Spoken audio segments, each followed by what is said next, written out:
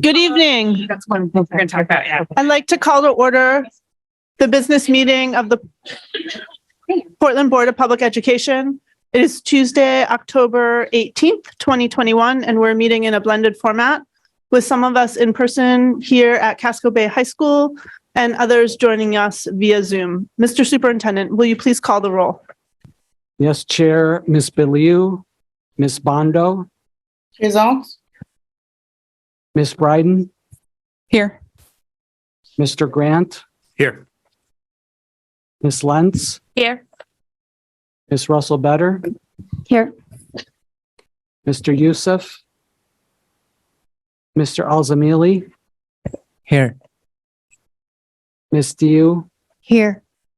Ms. Ellis, Mr. McLaughlin, Here. Ms. Santiago, Here. Co-Chair Burke, and Chair Figdor. Here.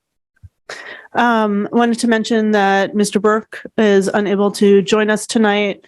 Mr. Youssef is sick and unable to join us, and Ms. Bellew is on her way.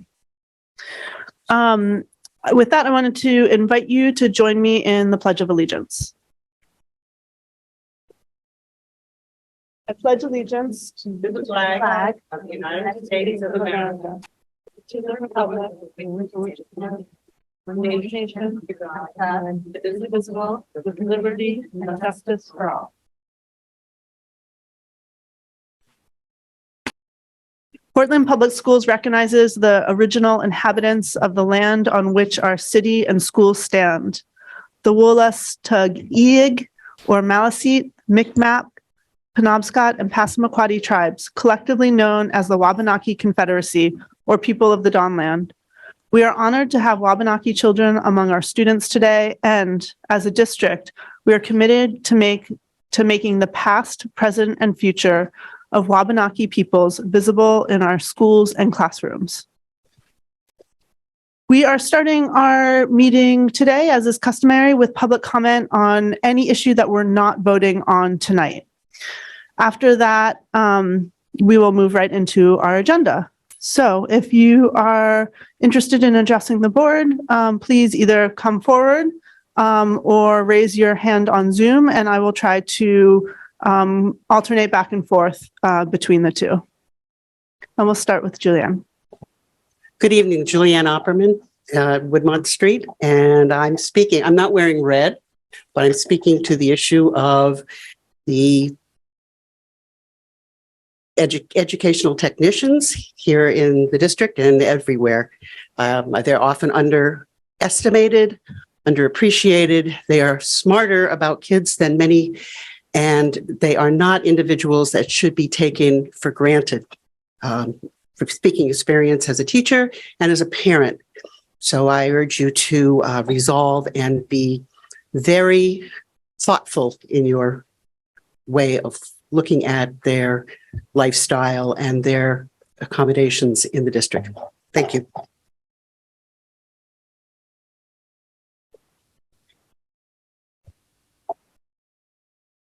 Thank you. Hi, good evening. Jen Cooper, Portland resident, parent, and new incoming educational technician union president.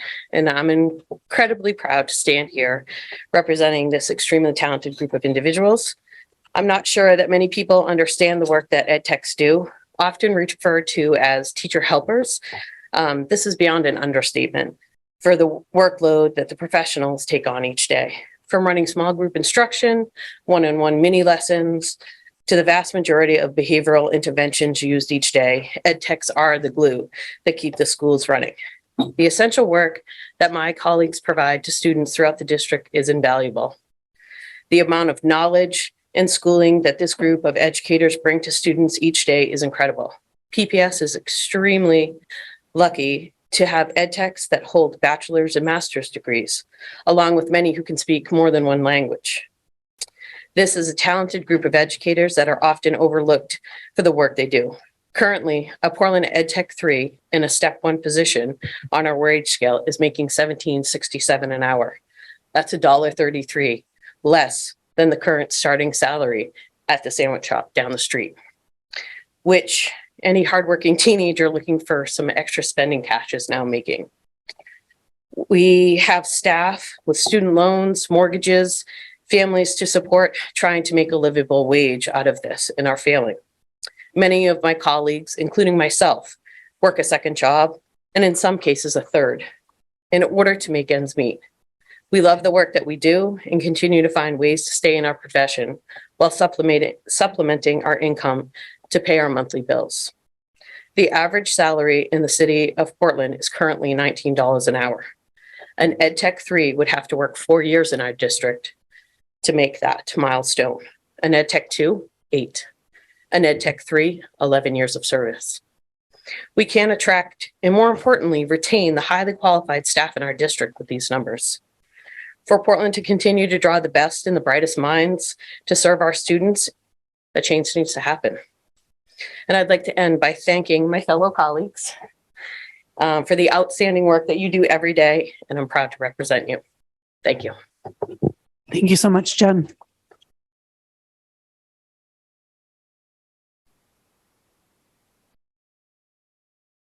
I should have said to please introduce yourself and let us know where you live before you start, and you have 3 minutes. All right. Bobby Shaddix, Portland resident, parent and ed tech. You need my street address? That's sufficient. Okay, thanks. Thank you.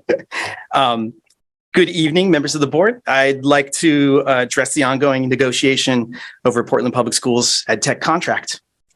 Tonight, I draw upon my unique perspective and experience as a parent, a teacher, and now an ed tech to advocate for a livable and competitive wage for all ed techs in our district. As a parent, I have seen the impact of ed techs on the lives of my own kids, students at Lincoln and Rowe Elementary. Ed techs like Mrs. Angelo and Ms. Rally. They've assisted my sons, Mason and Milo, in and out of the school building in so many ways, ensuring their safety on the playground and lunchroom and their happiness in learning in the classroom. As ed techs and oftentimes substitute teachers, my 2 kids have spoken often of the difference that ed techs have made in their day, that individual support that's allowed them to feel noticed and supported. As a teacher at King Middle School for 8 years, I worked closely with ed tech colleagues like Mr. Gaffer and Mr. St. Pierre. These invaluable teammates ensured that all students in my social studies classes, specifically students with IEPs and 504 plans, they made sure they could access learning and achieve success. Their presence in my classroom and work with students independently and in small groups was invaluable. Without Mr. Gaffer and Mr. St. Pierre, my job as a teacher would have been impossible. This year, I've transitioned into an ed tech role at Rowe Elementary. Switching into this job has provided me with so many insights into the many crucial roles that ed techs have played, or ed techs play in our schools. Ed tech colleagues like Mrs. Nee and Mrs. Becker, who are here tonight. You work tirelessly to get students to school with a walking school bus and provide a caring and accessible experience for Portland Public Schools' youngest students, sometimes even working without a lunch to get the job done. It is not overstated to say that ed techs are the fuel in the engine of our district's mission to provide an equitable and inclusive experience for all students. I stand before you now as a parent, a teacher, and an ed tech to advocate for the 200 plus ed techs across Portland schools. What is the effect of underpaying and undervaluing ed techs? Last week, there were nearly 30 open ed tech positions throughout our schools. As we enter our 2nd year without a contract and ed techs making between $15 and $17, we're losing good people. Attracting and retaining the very best ed techs improves the student experience for the most vulnerable children among our district's population. Retaining great ed techs is significantly less expensive Do you need than more? losing great ed techs. Do you need more time, or are you close to finishing? I have about 45 seconds left. Okay, go ahead, please. Okay. However, the current meager pay of an ed tech is simply not enough to attract qualified and committed folks to these jobs. And when ed tech roles are unfilled, students and teachers are unsupported. When we don't pay ed techs a livable wage, we undercut our district's mission of equity, inclusion, and achievement. What would it be like if ed techs were paid better? Sure, fewer vacancies, and vacancies that are easier to fill. But crucially, it would ensure that all students could access their learning, could feel successful, could receive consistent help, could see themselves as worthy of the support, and could learn alongside their peers, thanks to that individual attention. I call upon the members of this board tonight to come to the table with our EdTech union's leadership and show a commitment to Portland's promise. Show a commitment to the ongoing value and professional expertise that EdTechs provide. Thank you. Thank you so much, Mr. Shaddix.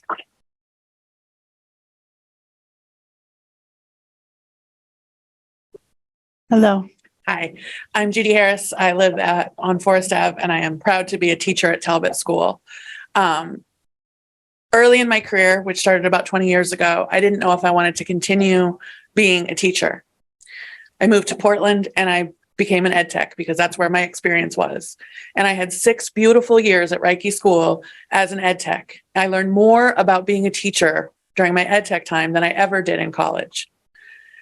When I transitioned into being a teacher, I realized just how crucial they are to the well-being of our students. Every student in our school deserves to have an adult that they feel comfortable with for whatever reason they need to talk about. And a lot of the time, those are our ed techs. They get to be with the children at the very beginning of the day, at the end of the day, through the most difficult times of lunch and recess, which is the hardest to maintain when you're 10 years old and you're just trying to figure out how to be a friend. I cannot do my job appropriately without their support. I am not able to adequately support my students who have different needs, whether that's being a member of Chapter 104 or being a special ed student. I need the help so that I can meet each student where they're at, which is part of our Portland promise, is to look at our students, meet them where they are, and then take off running. I see how hard the ed techs work in this district. We have a district program at my school. We have the Bridge program. And those adults are with those kids all day, every day. And they're some of the neatest kids you've ever seen, but they work hard and they deserve to have full staffing and to have the compensation for the hard work that they put in. And I just wanted to take a minute to show my support for them. Thank you so much, Judy.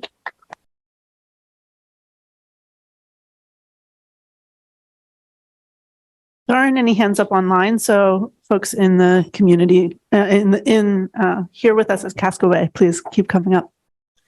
Hi, I'm David Aguirre. I live in Westbrook, but I've been working in Portland Public Schools going on 28 years now in special education.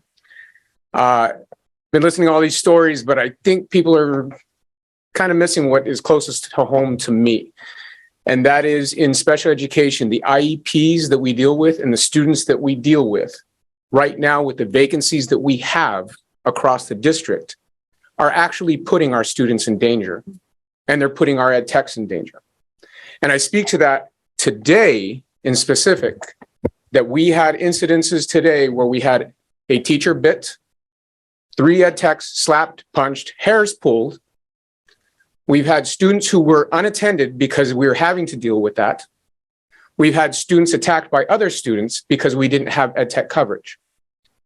It crossed over into the other district program in our building that was having issues with behavior and short-staffed, where I got pulled to go ahead and help in there, leaving our program even more short-staffed.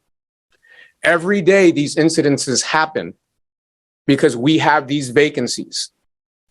So my question is, how much is it worth to you for our student safety with these kids on IEPs who cannot speak for themselves or defend themselves and only have the ed techs in the room to help protect them, keep them safe, and at the very least, try and drive their programs for IEPs and their learning?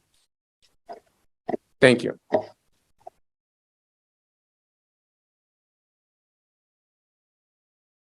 Thank you. Hi, my name is Rebecca Ayers. From 2000 to 2008, I sat in your seats and represented administration and the community. Today, I'm sitting on this side of your seat, and I'm an ed tech in the Breathe program, one of our specialized programs at Rowe Elementary School. We take on so many roles around the district. Ed techs are the greeter, they're the lunch server, they're the consoler, they are the communicator, they are the observer, they are the ones who keep our kids safe. And when we are understaffed, due to a lot of things, but I think part of it is validation and part of it is financial compensation.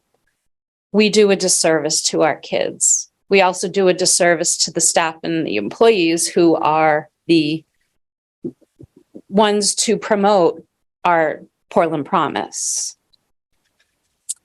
With rising inflation and the cost of living, one of the things that I'm not able to do is travel like I used to. I can't travel and hike to the mountains that I like to hike on. And I am unable to support myself in anything over an $800 a month rental.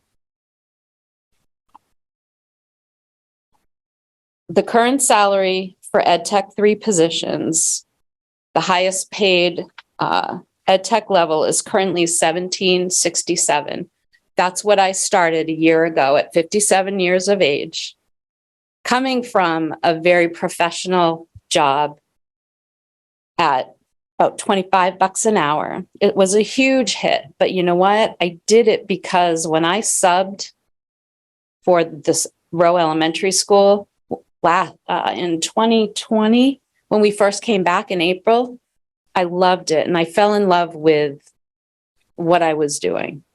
So I went through the training uncompensated to become a BHP. I went through the certification for a first aid CPR uncompensated so that I was safe and able to help our students as best as possible. I stay because I love the work. I love what I do. I'd love to become an SEL coach for the district at some point. I work with some amazing, amazing people in the district who are ed techs. The specialized programs, we kind of have our own little thing going on during the day, but we have to work with everyone and they have to work with us. And without their support and their commitment to kids and students, we would have trouble. I ask that you, as a board, take a really, really long, hard look at what value you place on the people in the trenches, the people who have their boots on the ground, who stuck with you through a pandemic and have been without a contract for going on their second year now.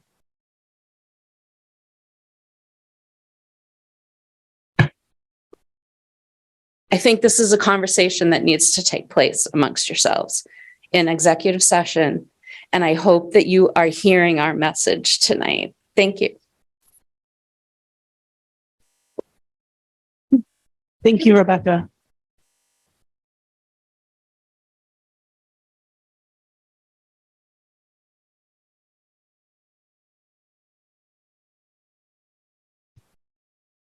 Hello. Hi, my name is Michelle Lawless.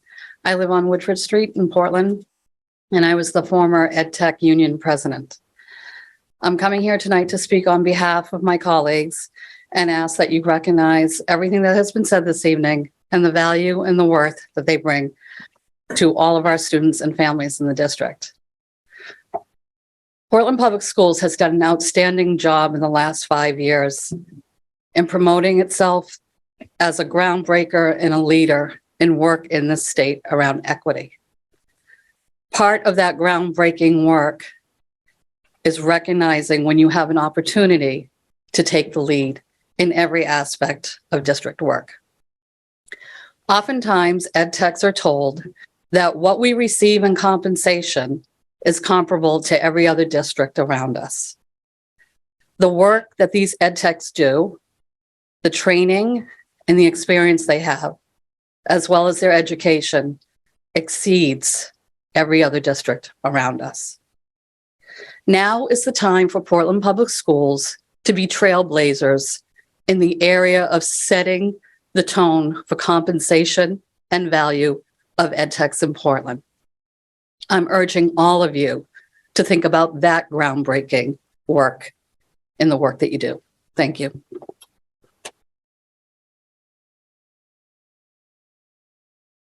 Thank you, Michelle. I should say, and I'm sorry I didn't say it earlier, that we actually have a policy against clapping. So I appreciate the enthusiasm and recognize the support you all have for those who are speaking tonight.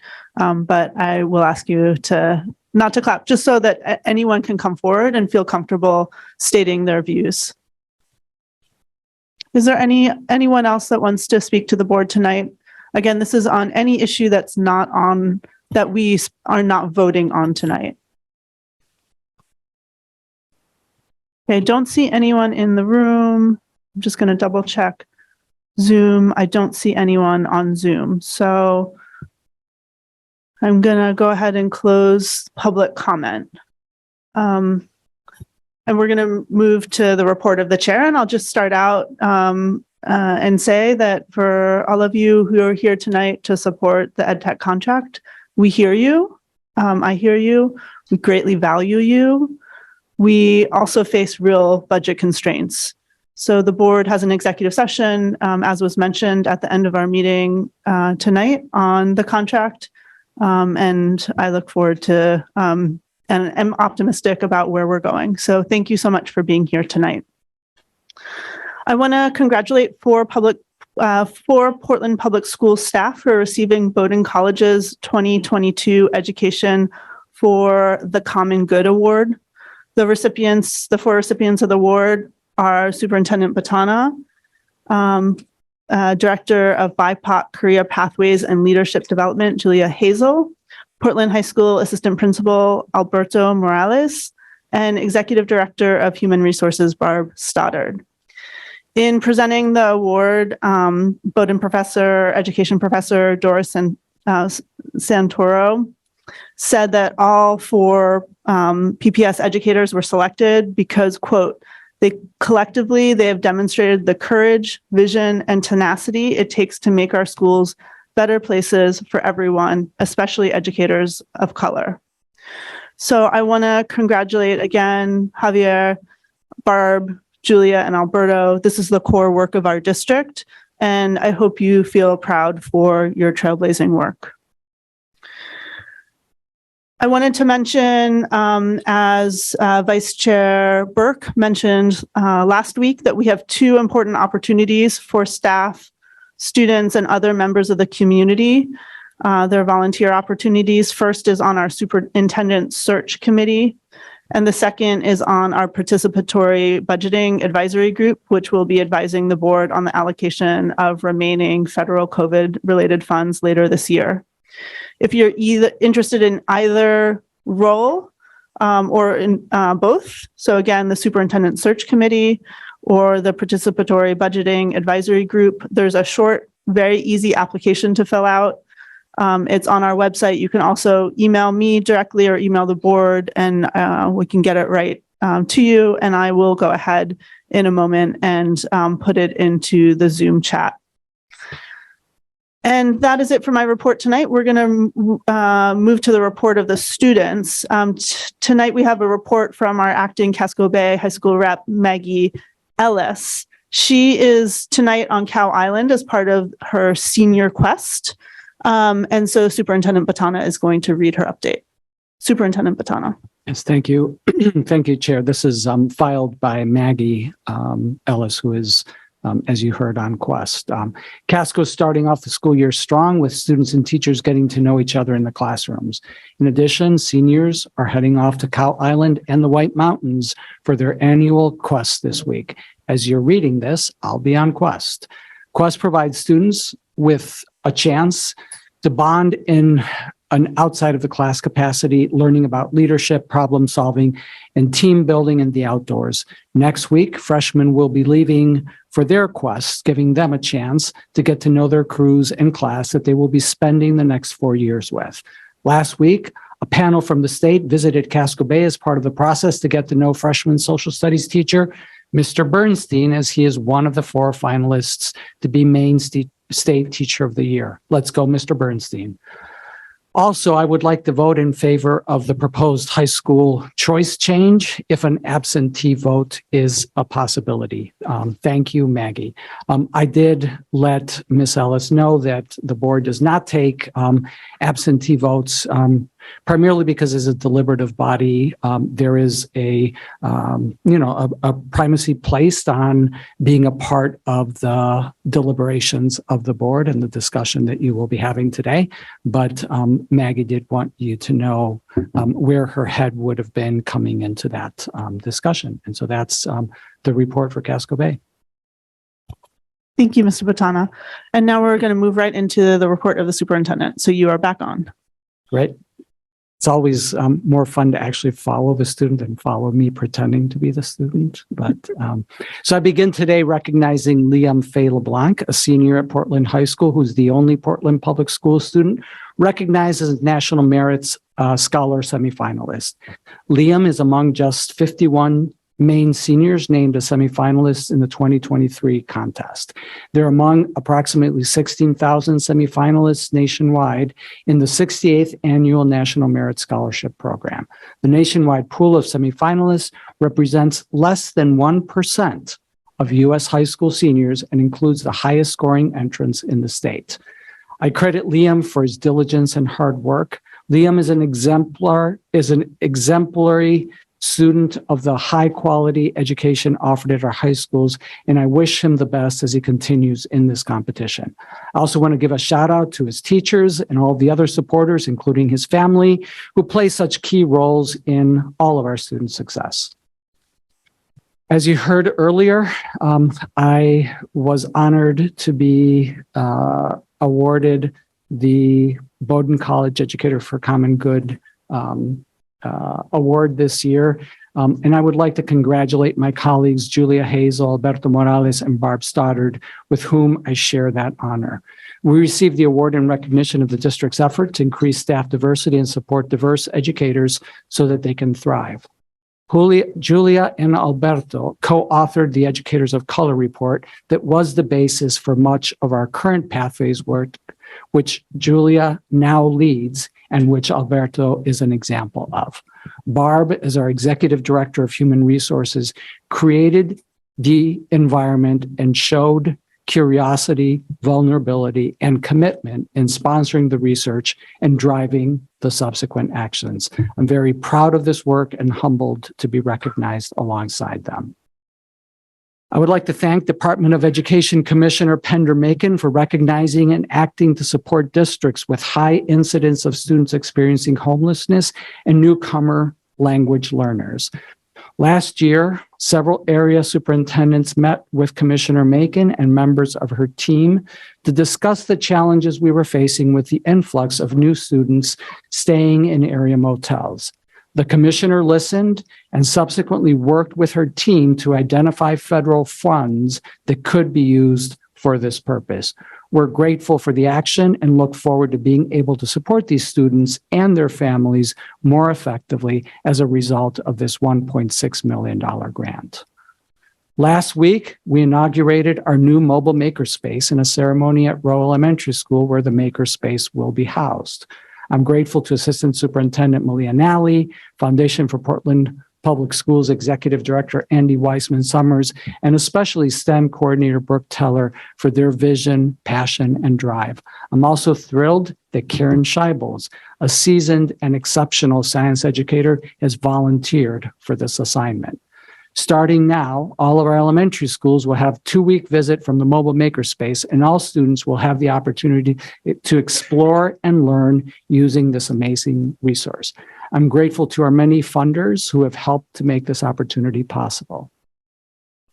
On Saturday, we hosted the Family Back to School Fair at East End Community School. Well over 200 families attended and had the opportunity to learn about our Infinite Campus portal, update their students' information, file their federal meals form, get flu shots, and learn about resources such as Maine Care and the PEBT cards that were recently reauthorized and provide cash for food to families. I'm grateful to our multilingual team for their tireless work to connect with and bring these resources to our families. Coming up a week from today, from 2 to 4 p.m., the Children's Museum is hosting a vaccination clinic in partnership with the Maine Department of Health and Human Services, the New England Arab American Organization, community pharmacies, and others. Parents and children will be able to get their COVID boosters and enjoy all that the museum has to offer. As you may recall, at the last board meeting, the board tasked the Appointments Committee with recruiting and vetting candidates to serve as the 7 community members on the Superintendent Search Committee. The link to the questionnaire for potential candidates was publicized in yesterday's staff and community newsletter and is also on our social media feeds. The questionnaire will remain open through October 3rd, so please take a minute to complete this to enable the committee to identify a strong slate of diverse candidates to serve in this important role. As you know, we're continuing to look for candidates to fill a number of roles in the district. In addition to the well-publicized ed tech shortage, which you obviously heard about just now, we still have some teaching positions, long-term substitute positions at several schools, and a desperate need for substitute teachers. In addition to these classroom positions, we still have multiple food service roles, including permanent positions, substitutes, and lunchroom supervisor positions. We have a handful of bus aid positions, and our crossing guard vendor is desperately looking for staff. If you have any interest in these roles, or if you know someone who would be interested, please pass along our information. Our HR department is anxious to hear from you and from them, and we'll follow up to get you into a role, full-time, part-time, job shared, that fits your interests, dispositions, and available time. Portland Public Schools is a great place to live, learn, and work, and we want more members of our community to be part of our work family. Finally, this month is Hispanic Heritage Month. This annual celebration is designed to make the contributions of the Hispanic community to our country visible to all. I was struck at this year's Family Back to School Fair, which I mentioned earlier, at how many Latinx families attended, over 70, and how many students that represented, over 200. Our Latinx student population is one of the fastest growing populations in our district. I'm hopeful that during this month, we will strive as a district to help our Latinx students to see themselves as part of a long tradition of commitment to an excellence in learning and community building. In my nearly 40 years in education, I've seen tremendous progress in equity and access for Latinx students, and I hope we will continue to see that across the country and experience that firsthand here in our district. And that concludes my report. Thank you so much, Mr. Superintendent. Okay, now we are moving on to the report of the secretary. Consideration and action to approve the meeting minutes of September 6, 2022. Is there a motion? Ms. Bilyeu, seconded by Ms. Lentz. Thank you. Are there any questions on the motion? I actually had a quick friendly amendment, which is just to clarify that Board Member Burke is the vice chair, and both in the note in attendance and then under the couple places throughout the text, just to clarify that he's a vice chair. And if there can be just a quick mention that he chaired the meeting for me due to the fact that I was sick, that would then better reflect the how that meeting occurred. Are there any other questions on the notes? Seeing none, I'll move to public comment. Is there any public comment on our meeting minutes from our last meeting on September 6, 2022? Seeing none, I'm going to close public comment and move to board Discussion, is there any board discussion on the meeting minutes? Seeing none, by roll call vote, please indicate whether you support approving the minutes from our September 6, 2022 meeting. Mr. Superintendent, will you please call the roll? Yes, Chair, Ms. Biliu, Yes. Ms. Bondo, Abstain? Ms. Bryden, Yes. Mr. Grant, Yes. Ms. Lentz, Yes. Ms. Russell Better, Yes. Mr. Alzamili, Yes. Ms. Diu, Yes. Mr. McLaughlin, Abstain? Ms. Santiago, Yes. Chair Figdor. Yes. So the minutes are passed with the vote 6 board members in support, 1 abstention, and the students joining the majority also with 1 abstention. Okay, and now we are moving into consent items. Mr. Superintendent, can you please speak to this agenda item, please?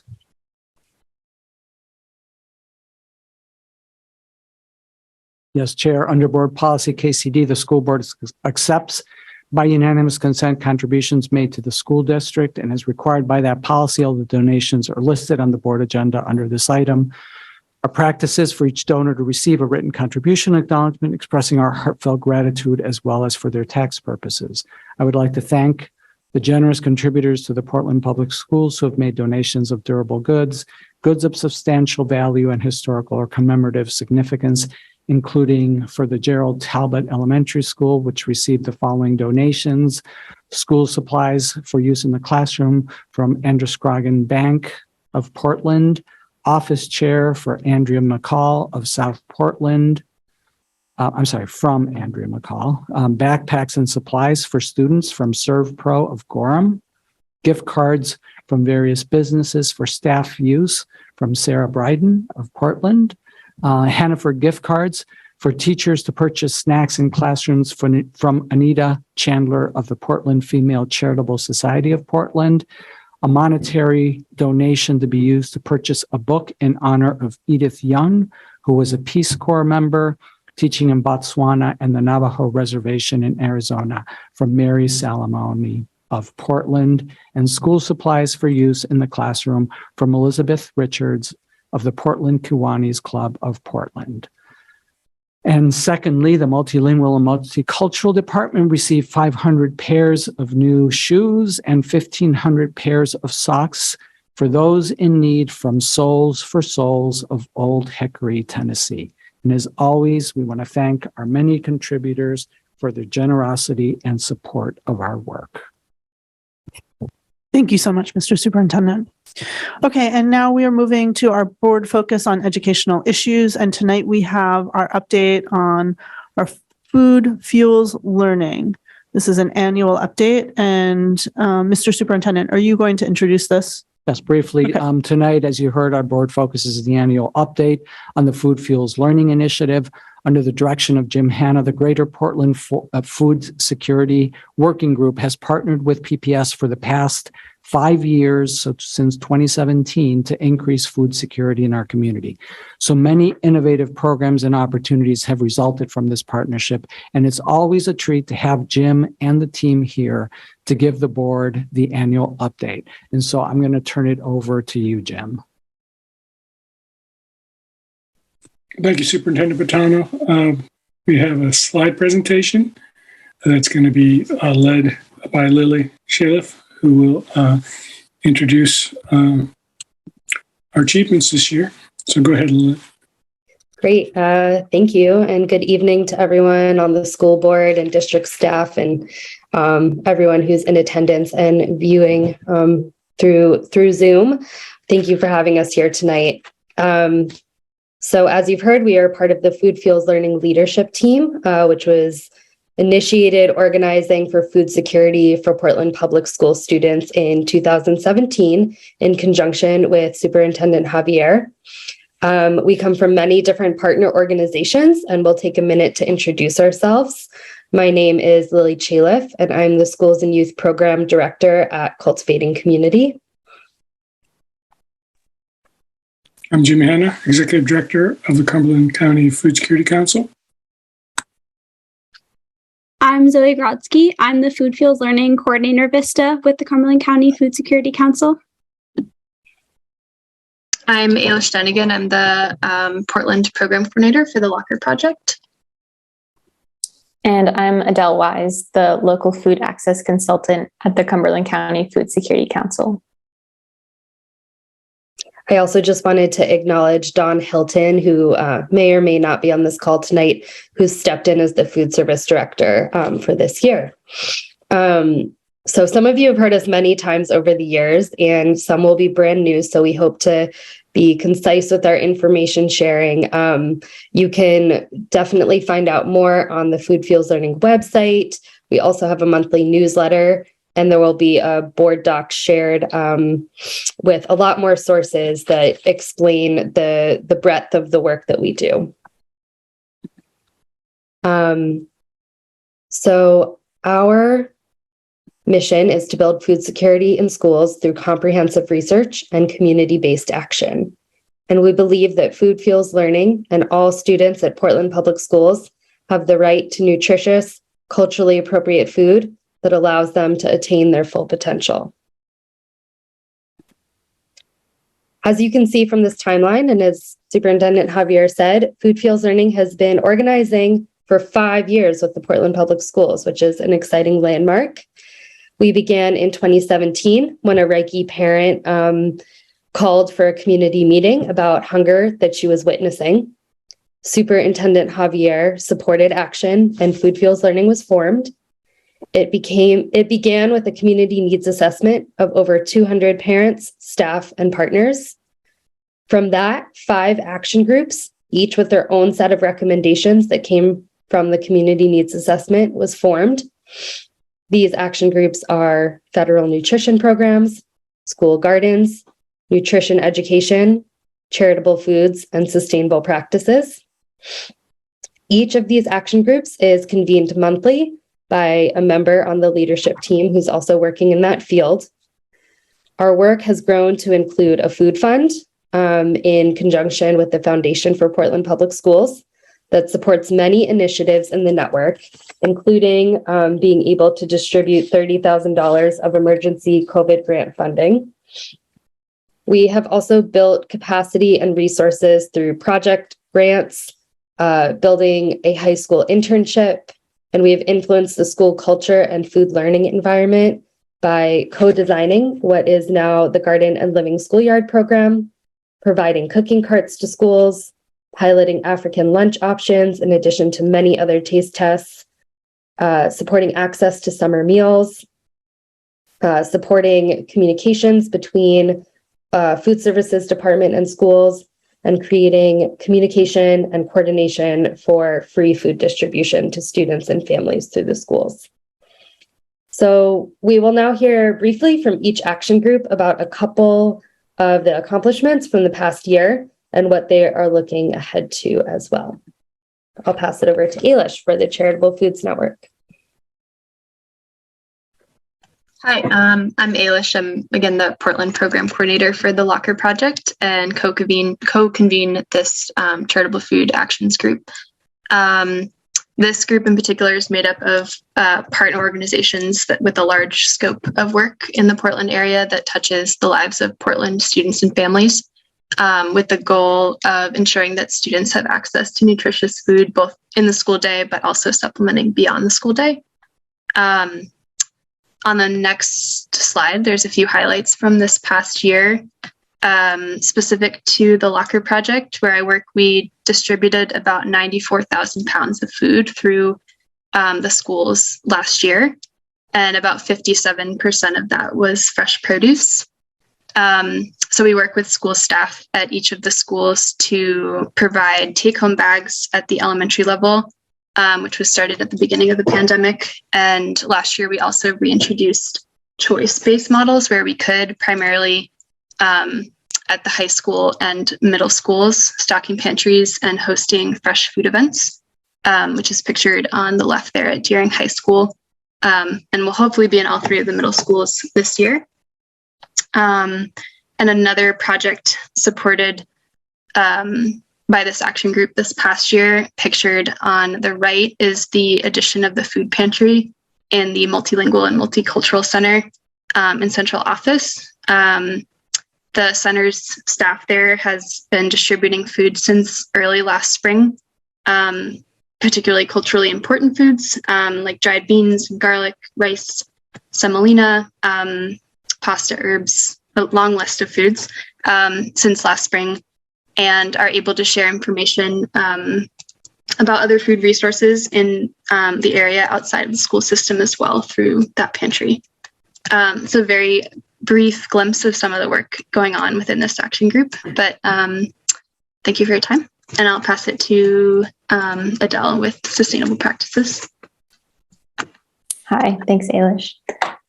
So I co-convene the Sustainable Practices Action Group, which supports schools, teachers, staff, and students in creating practices such as waste management that minimize environmental impact. So some of our partners include Natural Resource Council of Maine, Eco Maine, the UMaine Mitchell Center for Sustainability, and AgriCycle. And on the next slide, so one of our most recent projects includes the Cafeteria Waste Separation Best Practices Guide, which we've been working on for a couple of years now, and finally completed. And the intent for this guide is to educate students, staff, and community members on the importance of waste reduction, as well as to improve waste sorting and the use of share tables within schools. And finally, to create a school culture that prioritizes sustainability. We have now shared this with all Portland Public School custodians, as well as various contacts at each of the schools. And in moving forward for the school year, as cafeterias open back up, we hope to reassess the compost and waste management practices at each school to reduce waste and support food security within schools. We are also hoping to reach out and offer our support and resources in any other sustainability projects that staff, teachers, and students have interest in. So yeah, thank you.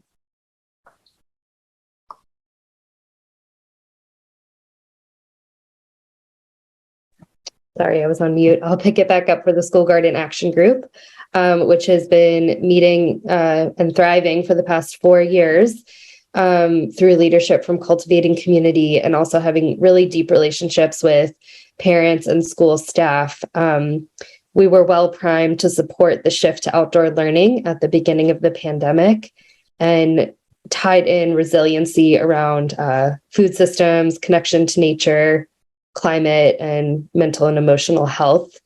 The success of these programs have taken off to be ingrained into the school district, what is now known as the Garden and Living Schoolyard program, which is at 5 schools overseen by Katie West, the outdoor learning coordinator, who will be hopefully speaking in the future more about what the Living Schoolyard program is. Currently, we are focused on partnering closely with her to help develop and keep the program at the center of the existing garden infrastructure and curriculum, which is a central tenet of the Living Schoolyard. We're also working to continue to support other Portland public schools with garden infrastructure who do not have staff dedicated to the program to help build it in as meaningful experiences and educational sites for students, as well as a place to understand food systems and have access to fresh food and distribute it by the families. One exciting announcement is that 14 out of the 16 schools do have an educational garden space now. And here's pictures of the 2 that were most recently built last year. On the left, you can see the new King Middle School garden, which shows that you can have garden space even when surrounded in more of an urban space. And these beds were built by Roberto Rodriguez of Fresh Food Gardens. And on the right is the newly rebuilt Lyseth Garden after the construction, and the PTO led the rebuilding of these beds. And the folks pictured in this photograph are 4 out of 5 of the living schoolyard teachers for this year. Pass it over to Zoe. Thanks, Lily. So the Nutrition Education Action Group coordinates school staff and community partners, some of which are shown here, to provide schools with tools and resources to bring nutrition education to all students. And on the next slide, it shows that over the past year, the focus of the Food Fuels Learning nutrition education work has really focused on launching a cooking cart pilot, where we have supplied fully equipped mobile kitchens to 4 schools in the district to be used by teachers to integrate cooking and nutrition lessons into their curriculum. We've also really focused on the website Cafeteria Classroom, which provides regular educational resources for students and families, as well as monthly content about Harvest of the Month. So I definitely recommend checking that out. Looking ahead to the next year, we're still working to figure out the best plan of action to continue meeting as a group, but we still have several projects that are in full swing. We're planning to provide 4 more schools with an updated, fully equipped cooking cart. We're going to partner with food services to create signage around the school salad bars to increase student knowledge and participation. And additionally, something for schools to keep on their radars is that SNAP educators have begun reaching out to eligible schools to start programming for nutrition education. So it's a really valuable resource for all eligible K through 12 schools. And I will pass it over to Jim now. Thank you, Zoe. Thank you, everyone, for listening to our presentation on Food Fuels Learning. We've always worked closely with Portland Public Schools Food Service, which is where the Federal Nutrition Action Group's body of work lies.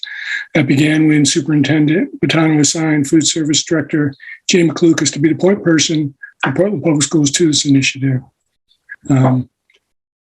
And while you may think that school meals only refers to lunch, it actually includes breakfast, after school, and summer meals, in addition to other programs in which Portland provides foods directly to students prepared by the kitchen staff, both satellite kitchens as well as central kitchen.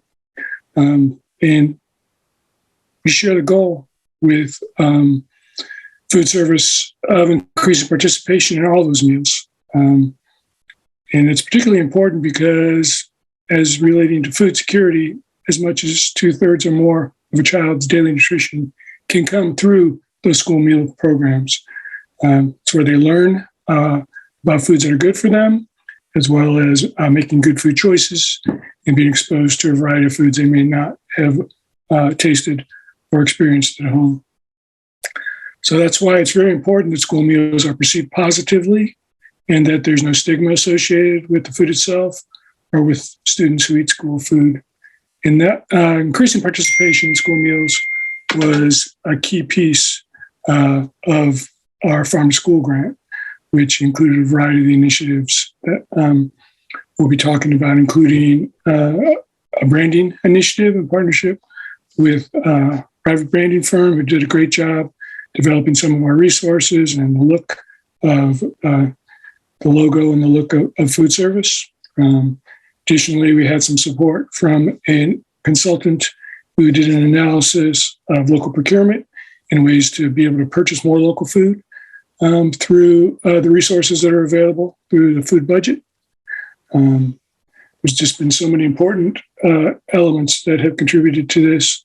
Chef Sam Gasparo, we brought in as a consultant to work with staff to help them create efficiencies in their food preparations and also identify additional opportunities for integrating more nutrition into the meals. So that's really kind of the core of the work of Federal Nutrition Action Group.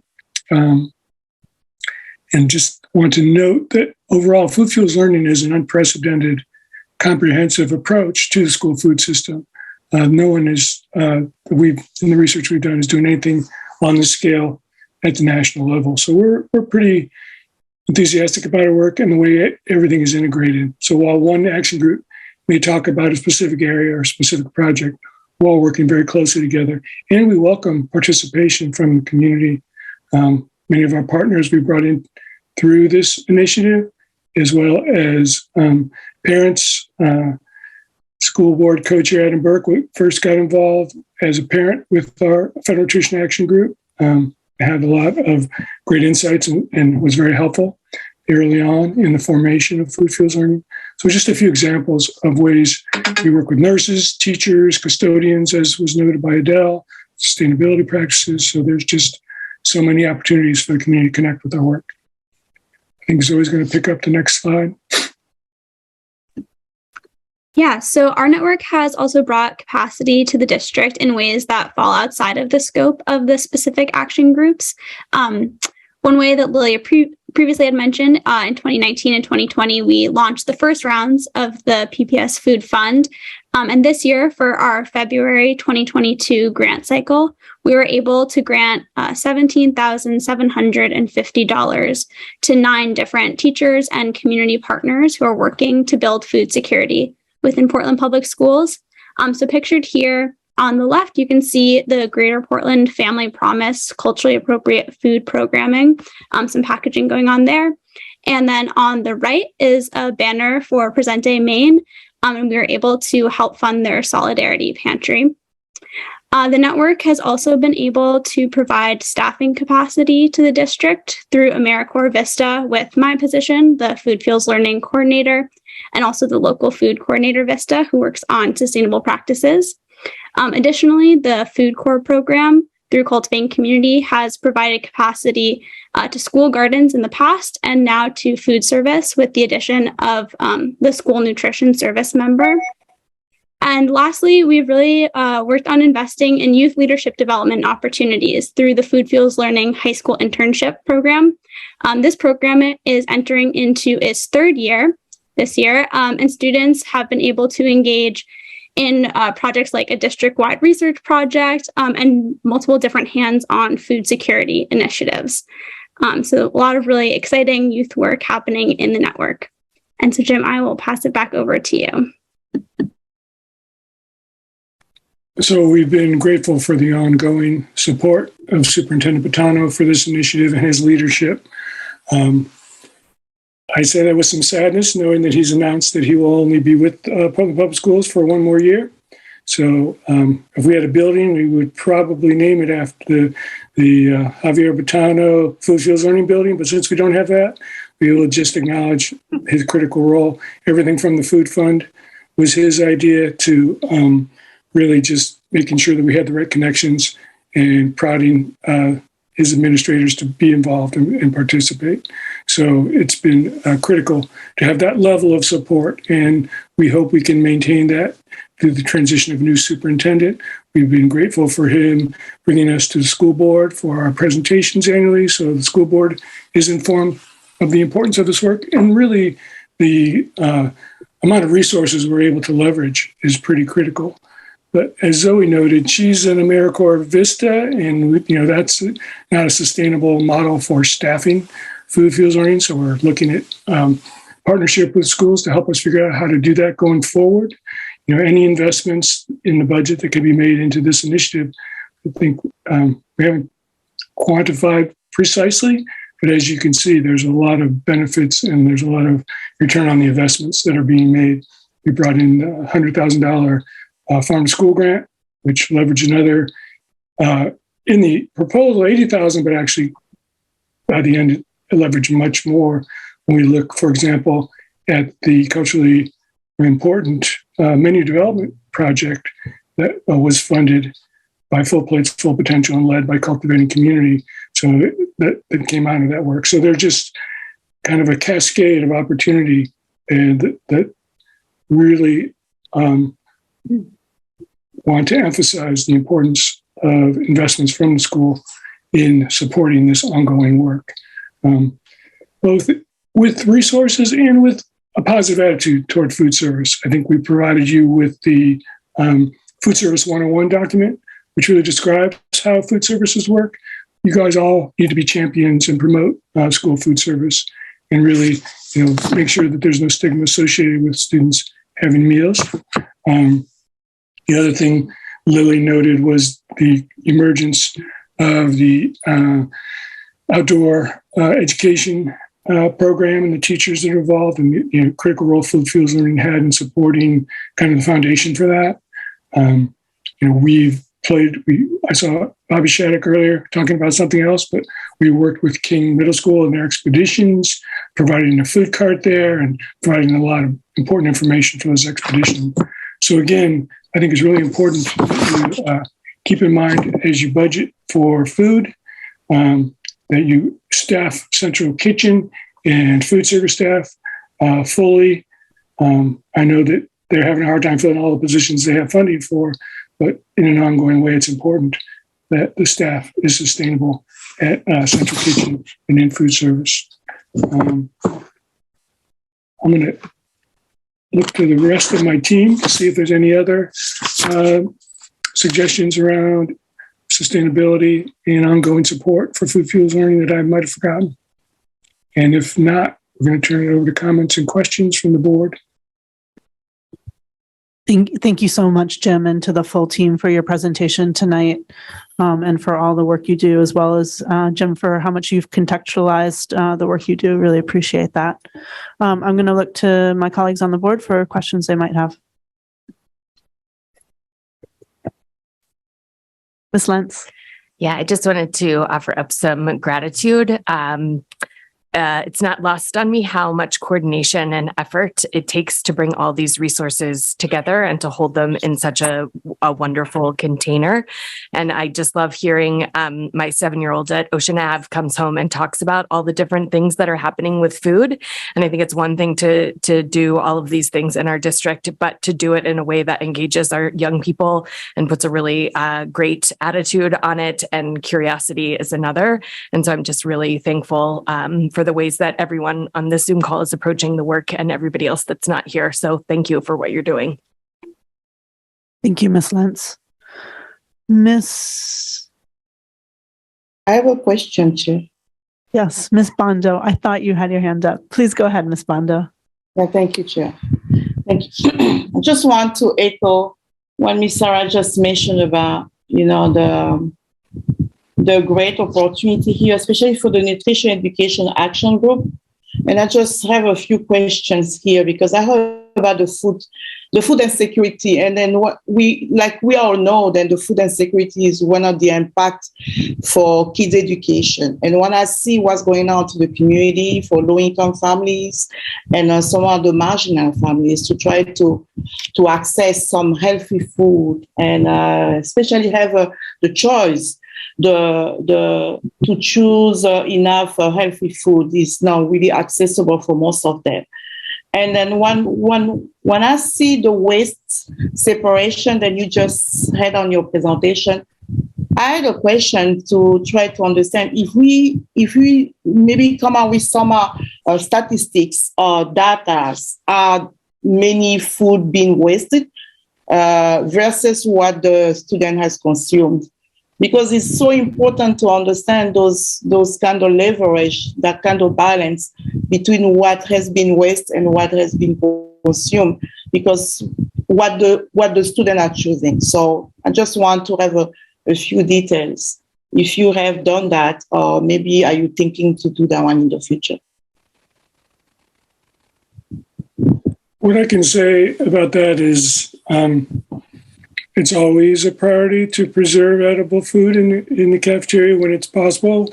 We went through a period with the pandemic when there were a lot of concerns about handling of food and being very careful and not passing on germs and viruses. I know that share tables, and now we're reinstituting the salad bar, for example, in the cafeterias. So those both provide an opportunity for choice, and also can lead to more waste, because children sometimes, especially younger children, don't know the proper portions to take, or, you've heard the phrase, eyes bigger than their stomach.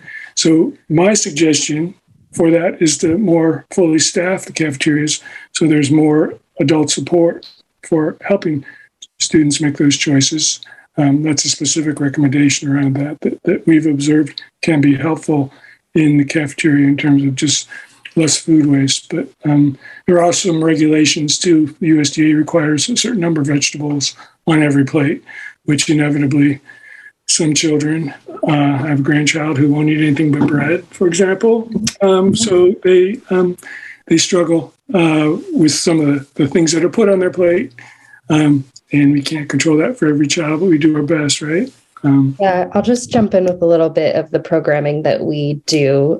So I think it's a great idea to be able to measure exactly what's being wasted and what's being eaten. That can be a very challenging study to do. So I think that we have our food corps members in the cafeteria.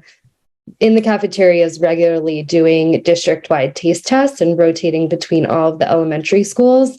And so there's just a lot of information gleaned from observation rather than like specifically being able to kind of like weigh or write down every child's waste and consumption. And I think what we try to do is be a communication conduit between what we're seeing in the cafeterias to our meetings with food services. And also that's a big part of what our taste testing program is for, is to introduce students to foods in maybe more exciting or smaller ways. Yeah, so we are always trying to look at the best practices and help shift that, and looking forward to hopefully getting more signage. School, the amount of time kids have to eat can really play into that as well.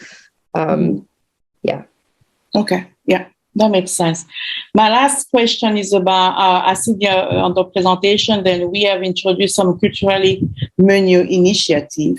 So I just want to have some feedback, because it's not like, all the students can eat semolina, having the fufu, have a different cultural diverse menu. So any feedback from students because this is a learning process, and I'm so excited because I heard really good feedback from the community and some of the families. And I think it was in King Middle School, they've been having some presentation, different menus. So this is so exciting, but I just want to make sure that we get some feedback from students, because they are the one on the front line, trying and testing those new dishes.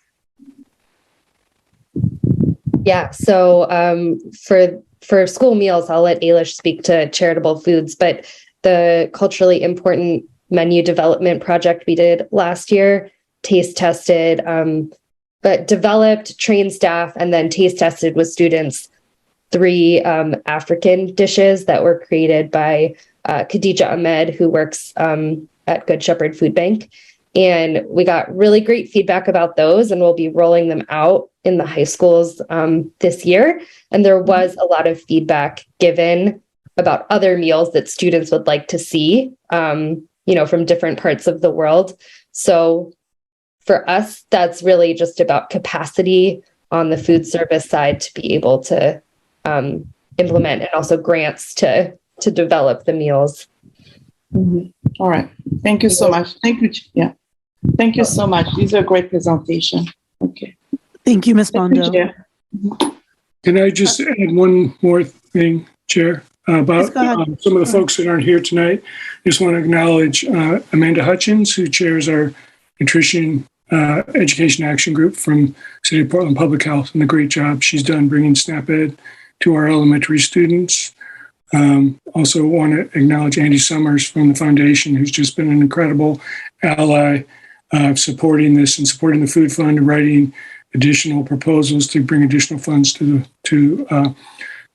food security for Portland Public Schools with the support of the superintendent. And then the new interim food service director, Dawn Hilton. We're excited to be working with Dawn. She's just stepped into that role. We were invited to help interview candidates, and Dawn emerged as the best person for the job at the moment. And we're very excited to go forward working with Dawn at Central Kitchen and throughout Portland Public School Food Services. So we're very grateful for all of our partners, but I didn't want to finish without acknowledging those folks. Thank you, Jim. We did have one additional question, I believe. Ms. Billiou? Thanks, Chair. Hi, Jim. Nice to see you again. And I'm so glad to be hearing from you all. being a former member of Food Fields Learning. I just have a couple questions that hopefully you can help me answer. But this might be a more sensitive question based, I guess, more on access. But I'm wondering if you all have done any study on the impacts of garden education on BIPOC students who don't have access to gardening spaces. Is it resourceful for them to learn something that they will not have access to, like essentially in most part of their lives? When I was at Lincoln, we had a gardening program there that I loved and utilized a lot. But because I live in multi-unit housing all throughout high school and after, I didn't have any access or capacity to access any gardening space and had to pay to access that space. So I'm wondering if you guys have done any research around the impacts of lack of access, but having access to the education, but not having access to the capacity to actualize the education that's being given to these kids. And also like emotionally too, like learning about something that you might not be able to access unless you're financially capable of doing it. Thank you so much for these questions. They're really important. I can speak to it in two different ways. First of all, we work to be really mindful with the curriculum that we offer and develop in embedding the values of equity, inclusion, and diversity, and just the language that is used and the way different topics may be presented.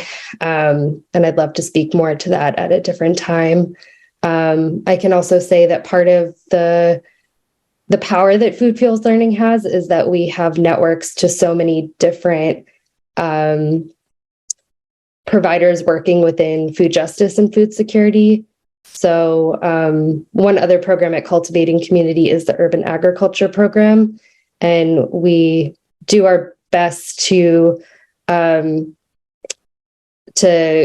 connect people with land access through having, we prioritize anyone who self-identifies as low income to get community garden plots first, and have 11 throughout the city, trying to have them close to people's home. It's definitely not a perfect system. But in our network fashion, we try to also let students and families know about those opportunities. So that's one way. And I'd be happy to keep discussing that as well. Thank you so much for that answer, Lily. Another question I had was, do you guys have any plans on incorporating climate action or climate change into any food gardening education, specifically just like climate change around like farming or growing food? Another amazing question. I hope that Katie West can have the opportunity to speak to this more in the future. Her vision for environmental literacy and climate change is definitely part of the Living Schoolyard program. And I would say the techniques that we use in the school garden, such as, building hugelcultures and season extension and using local resources. We definitely try to tie a lot of that into just climate resiliency and hopefully teaching folks really place-based and low expense resource ways to garden and get seeds. So another great thing for us to just keep talking about and incorporating. Thank you. Those were all my questions. Thank you so much, Ms. Biliou. All right, just taking one more look around. I don't see any more hands up. So with that, I'm going to hand it off to the superintendent who has a comment. Just very briefly wanted to comment and, clearly thank the the Food Fuels Learning work group for all of the work that you've done. I think, this presentation is, a great look into the tremendous amount of value that you have brought to our school district. I think of this partnership, obviously for what it does in this particular area, but also as an example of, what we can achieve as a school district when we are open and engaged in trying to bring the tremendous resources from our community to bear on our work. As I think you highlighted in your last slide where you talked about some of the additional resources, you've brought so much to the work that we're trying to do in the Portland Public Schools and have figured out how to become ingrained in so many aspects of our work. So I'm just incredibly grateful for the work that's happened in this area, and just, want the board to also think of it more broadly as the kind of partnerships that we're able to achieve when we, open ourselves up to saying, there's been a tremendous amount of advocacy and push, from this group for us to do things differently. And, it hasn't always been super comfortable, but, we are where we are because of that advocacy and because of our willingness to, sort of roll up our sleeves and try to figure out how to make it work, obviously with a ton of work that, obviously can still be done. But, I just want to highlight that. And then I also wanted to say that if you do get a building, can you make it a 2,000 student high school? That'd be awesome. Thank you, Mr. Superintendent. And I just want to echo my appreciations and absolutely the work you do to exemplify how how much expertise and networking in our community brings to our schools is so evident in your work. So thank you so much to the full team who presented tonight and those who members of the team who weren't able to join us. We're deeply appreciative of all you do. And with that, we are going to move to our old business. First, it's consideration and action to approve revised policy JLF, reporting child abuse and neglect. Is there a motion? Ms. Russell-Better, seconded by Ms. Bryden. I knew I saw a hand. Mr. Superintendent, Mr. Assistant Superintendent Townsend, would you like to speak to this motion? Sure, briefly. Thank you all. Good evening. We're excited to have before you finally, after some time here, the review to policy JLF, reporting child abuse and neglect, that incorporates some, state definitional changes, as well as adds a little bit of guidance from our own local experience in terms of training for our own staff and guidance to that end. So as we've discussed and been vetted and reviewed by the policy committee, we are excited to have that up for vote and approval this evening. Thank you so much. Are there questions on this policy? Let me check Zoom. Seeing none, I'm going to move to public comment. So this is public comment on revised policy JLF, reporting child abuse and neglect. If you're interested in speaking, commenting on the policy, please either come forward or raise your hand in Zoom. I don't see any public comments, so I'm going to close public comment and move to board discussion. Is there any board discussion? All right, seeing none, by roll call vote, please indicate whether you approved revised policy JLF, reporting child abuse and neglect. Mr. Superintendent, will you please call the roll? Yes, Chair, Ms. Biliou. Yes. Ms. Bondo. Yes. Ms. Bryden. Yes. Mr. Grant. Yes. Ms. Lentz. Yes. Ms. Russell-Better. Yes. Mr. Alzamili, Yes. Ms. Diu, Yes. Mr. McLaughlin. Sorry, Ms. Santiago, Yes. and Chair Figdor. Yes, so the policy is unanimously approved with the students voting with the majority. And now we're on to consideration and action to approve revised policy JICH, drug and alcohol. Is there a motion? Ms. Bryden, seconded by Ms. Lentz. I'll get you next time, Ms. Bondo. Thank you so much. Mr. Assistant Superintendent Townsend, would you like to speak to this motion, please? Yes, thank you. So we're excited as well to bring forward for approval this evening, policy JICH, the student drug and alcohol use. This policy is one that we worked on some time ago in the fall of 2021 with the policy committee. Our aim with this was to update the policy and make it consistent with changes that we had made to our tobacco and vaping policy, such that they were oriented towards providing a more a substance abuse support approach as opposed to more of just a punitive approach to be able to address the underlying issues that may be bringing students to be able to utilizing these substances. So we looked at other local exemplar policies, in particular the South Portland policy. We had worked with representatives from the city, the public health department, with the city that consulted with us on this, and looked at some national models in terms of guidance to get to this policy. So we're excited to have that up for approval at this point. I do want to acknowledge and recognize, appreciate Chair Figdor for her careful review of the policy. There were a few small amendments to though substantive, to the procedure that we had discussed in the final discussion in November of 21 with the policy committee. So those were included in the packet as the procedure, as well as the notes from that policy committee meeting reflecting those changes. So it is in front of you for approval this evening. Thank you so much, Assistant Secretary. I called you Secretary, Assistant Superintendent Townsend.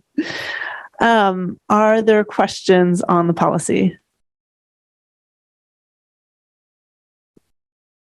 Seeing none, is there any public comment? So this is on policy, revised policy JICH, drug and alcohol. I don't see anyone coming forward, nor do I see hands up. So we're going to close public comment and move to board discussion. Is there any board discussion?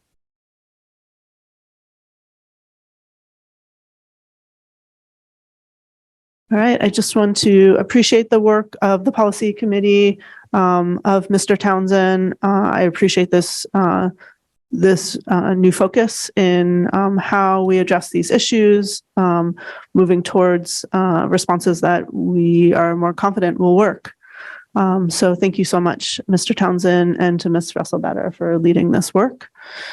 And with that, by roll call vote, please indicate whether you approve revised policy JICH, drug and alcohol.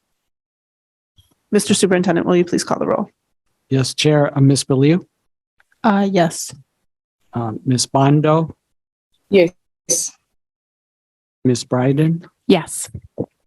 Mr. Grant? Yes. Ms. Lentz? Yes. Ms. Russell-Better? Yes. Mr. Alzamili? Yes. Ms. Diu? Yes. Mr. McLaughlin? Yes. Ms. Santiago? Yes. And Chair Figdor? Yes. So the policy is unanimously passed with our students voting with the majority. Next, we are on to consideration and action to approve a resolution to direct the superintendent to balance Deering and Portland High School enrollments. Is there a motion? Move. Ms. Bondo, seconded by Ms. Lentz. Mr. Superintendent, will you speak to this motion? And I believe you have a presentation for us. Yes. Thank you, Madam Chair. And I do have a presentation that I need to share.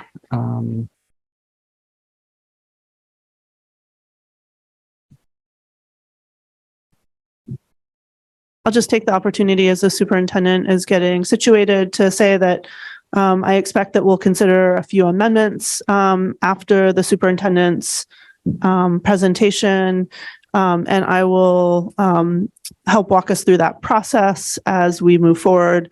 If anyone has questions as to the process, please just ask me, and we can make sure that we're all on the same page as we move forward. Yeah, thank you, Madam Chair. What I wanted to do,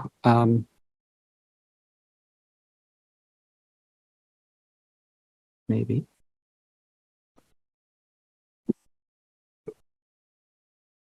I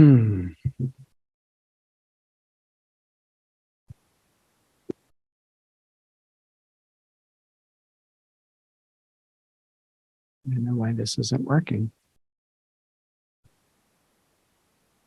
Anybody have any suggestions? There we go. Now it worked. Okay, great. There we go. So the goal for today's presentation is just to review where we are with this process, summarize what we have done to date to sort of just, refresh everyone's recollection of the work, what it is that we're proposing specifically, and, what has happened leading up to this moment. So, a lot of this is going to be review, so please bear with me, but I will try to go through it quickly.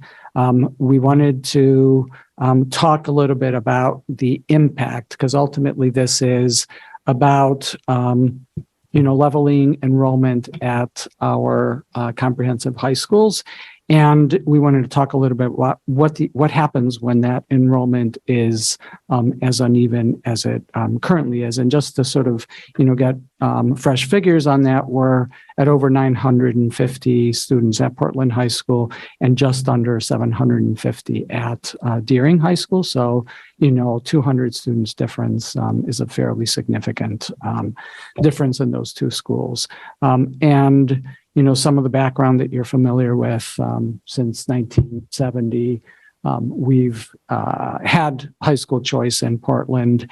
Casco Bay was created as a choice school with limited enrollment that has always had some form of a lottery associated with enrollment. So if you choose to go to Casco Bay, you may or you may not. So I think it's important to, as context for all of the discussions that we're having, that when you hear people say that we don't want anyone to be disappointed, it is built into our DNA that a number of students are every year attempt to attend Casco Bay and can't because of the way that the enrollment has been built and the way that that Casco Bay has is constructed. And so over time, we've seen these fluctuations. So, as I mentioned earlier, we're at about 200 plus student fluctuation right now between Portland and Deering, with Portland getting the larger share of the students. And that has, in the past been reversed. So it is not endemic to Portland and Deering. It is, endemic that we have these types of variations. And so the issue associated with that is what, brings us here. And that one is that the disproportionality of enrollments causes us to, have some pressures on the programming that's available at both schools. So I think that that's part of it. And also, and this is, frankly, why this, returned to the board, now after, a couple of years where we hadn't talked about it, is, the demographics of the schools have differed significantly over time. And I think that that's what prompted a reevaluation of this when we brought enrollment figures back to the board in April of last year. And the board was, somewhat shocked to see how disparate the enrollment was at our two comprehensive high schools. So just to sort of, give a little bit of details on this, you can see the fluctuation in those enrollment numbers. And, the biggest jump occurring in the 2019 enrollment cycle, where, a full 130 more students selected Portland High School than Deering High School, and that has, set us up for the situation that we're currently facing. Over the past couple of years, that has evened out somewhat, but still with a significant, significantly more students choosing to attend Portland High. And this shows you what the enrollment is over time. The numbers that I just gave you now are this year's enrollment, which is different from what you see here, which was, last year's enrollment. These were slides that we used before we had the start of the year enrollment at the two schools. And, one of the impacts that we've documented and you've seen before is that as a result of this, over the past 5 years, 4 years since this shift, that Deering has lost approximately 20% of its regular teaching staff, while basically the same number of teachers that Deering lost, Portland has gained. And, that doesn't quite cover all of the issues associated with it. We talked earlier about, for example, the caseloads for counselors at Deering are significantly smaller than they are at Portland High School. And the same is true for administrators or social workers or any of those other positions that we fund sort of with an even number across the schools. Recently, because of this, we've approved adding a counselor at Portland High School, and the way that we achieved that was by converting another position, the position that was previously dedicated to the mentoring program at Portland High School. Was converted into a 1-year only counselor ad at Portland High School to address the very significant caseload differences. And we've talked a little bit about the cultural impact of this, the loss of programming, the sense of loss that accompanies that, the sense of winners and losers, the requirement, the sort of pressure to be different in some way, to be more attractive, and how in some ways that affects our ability to collaborate across schools, and a significant amount of time and energy that goes into the recruitment of students that could be spent on other pursuits. So very briefly, you've seen this before, that there are, and we've shown this over the years, that there's generally 4 areas that drive what students are telling us that, helps them to make their decision. And it's things, the most important things are the academic program, the school schedule, their personal preference, and school safety and security. And so, I think in particular, school schedule and academic program are, those are places where there's differences. Obviously, personal preference is personal preference, and both for both schools, safety and security is a driving factor. So again, that's not different from one school to the other, and people select a school based on their perception that it is the safest and more secure place for them. So the solution that we are proposing is, in order to be able to reduce the disparity, both the size of the enrollment and the composition of that enrollment, is to, with the class that is going to be selecting, high schools for next year, so our rising 9th grade class or current 8th graders, that all students would complete a high school choice form, that we would continue to honor the way in which we've structured enrollment at Casco Bay with 100 students per class, and that we use the criteria that has actually been used as Casco Bay's filtering for how they do their lottery, use that across the board. So looking at diversity factors, and that ultimately we move as many students as we need to move to create more evenly distributed classes. And so, we will talk now about, some of the ways in which that happens.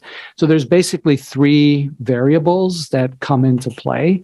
The size of the enrollment, how many students difference are you willing to tolerate between the two? And so, in the models that you'll see, we tried to limit it to a maximum of 30 students, which we achieved in all but one sample, because we were also trying to cap the percentage of students who did not get their first choice at 90% of students getting their first, or for those students who had initially expressed interest in Casco Bay, their second choice.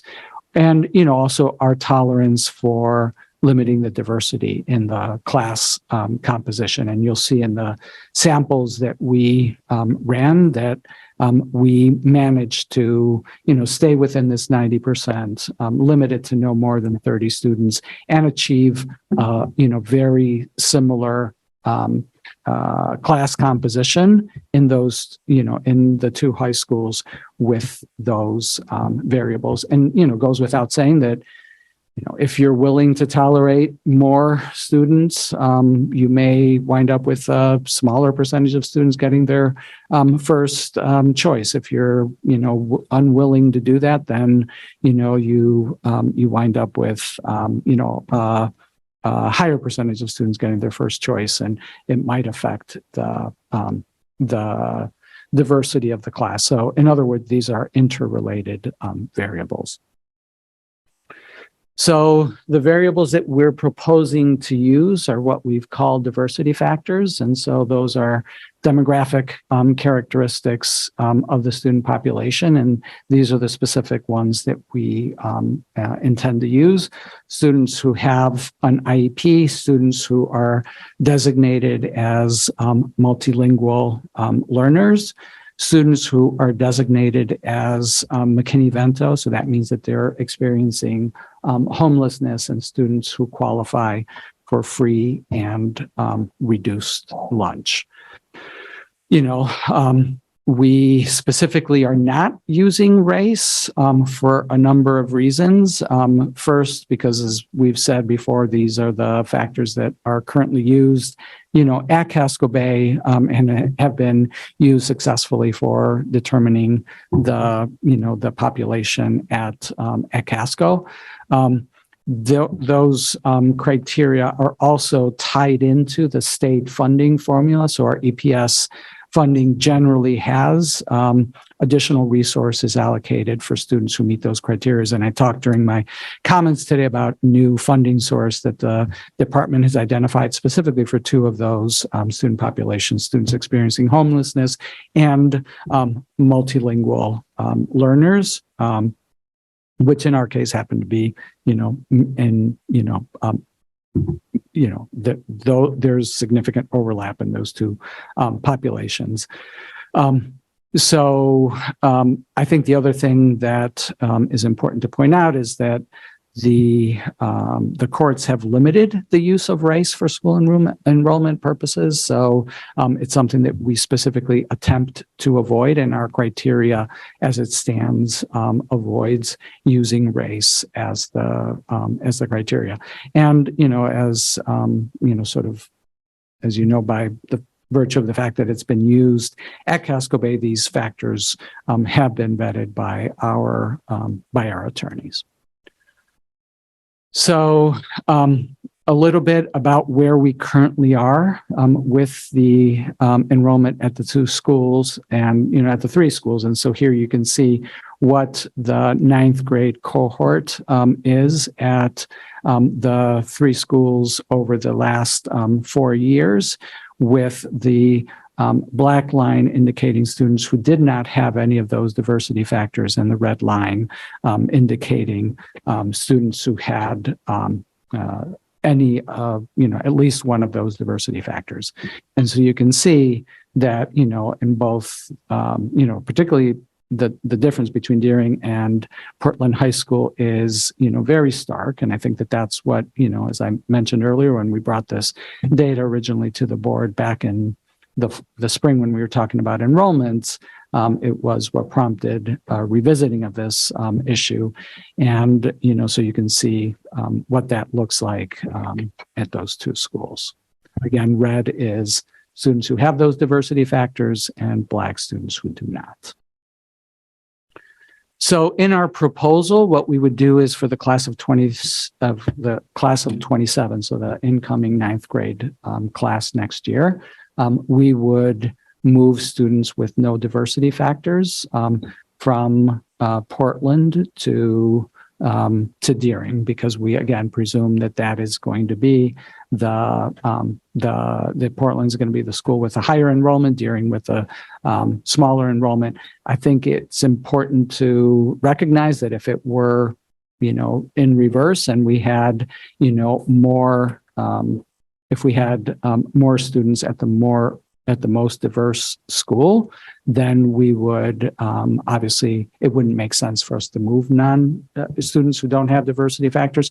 So this is not a monolithic thing. I think it makes sense given where we are, both in terms of the reality of enrollment and our focus on equity and wanting to, to sort of center the needs of students with diversity and giving them, allowing them to stay at the school of their choice and moving other students to the other school.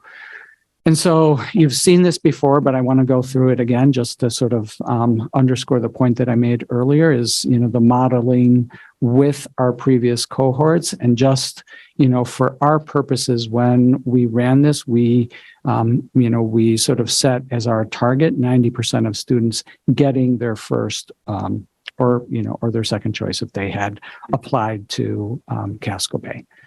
And so the most difficult one for us to achieve that with was the class of 2019-20, which again, that was the year where we had, a very dramatic difference in the number of students who opted for Portland versus Deering. And so in that case where we had 265 opting for Portland, 135 for Deering, we, for us to be able to stay at that 90%, we had to move 40 students, and we still wound up with a pretty disparate class in terms of total enrollment. So 175 at Deering, 225 at Portland.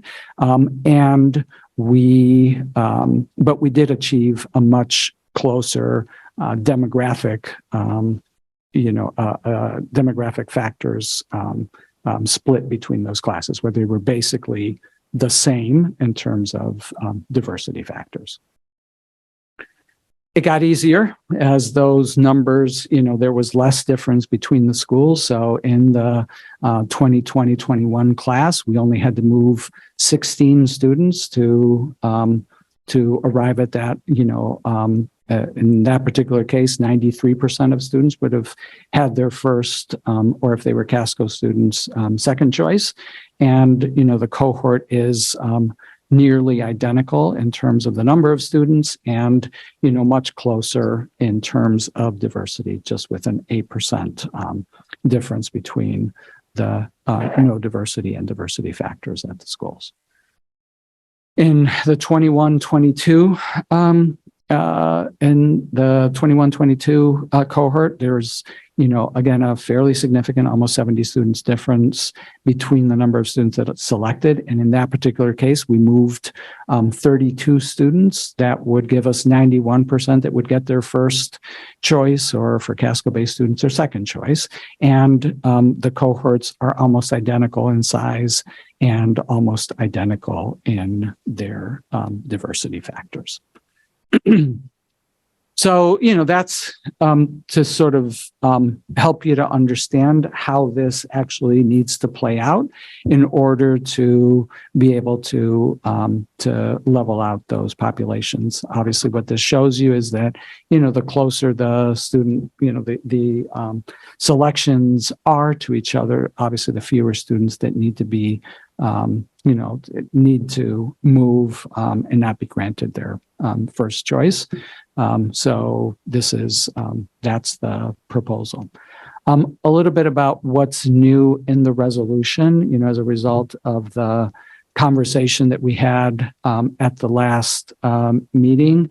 We added language to the resolution that is designed to very clearly make sort of central office responsible for the promotion and administration of the high school choice process. So, decidedly taking the, reducing the amount of energy and resources needed at the school level to be able to do that, including, sort of not having a on-school event until after assignments are made. So people would first choose, and then they would be given an opportunity to visit the school once their assignment is made.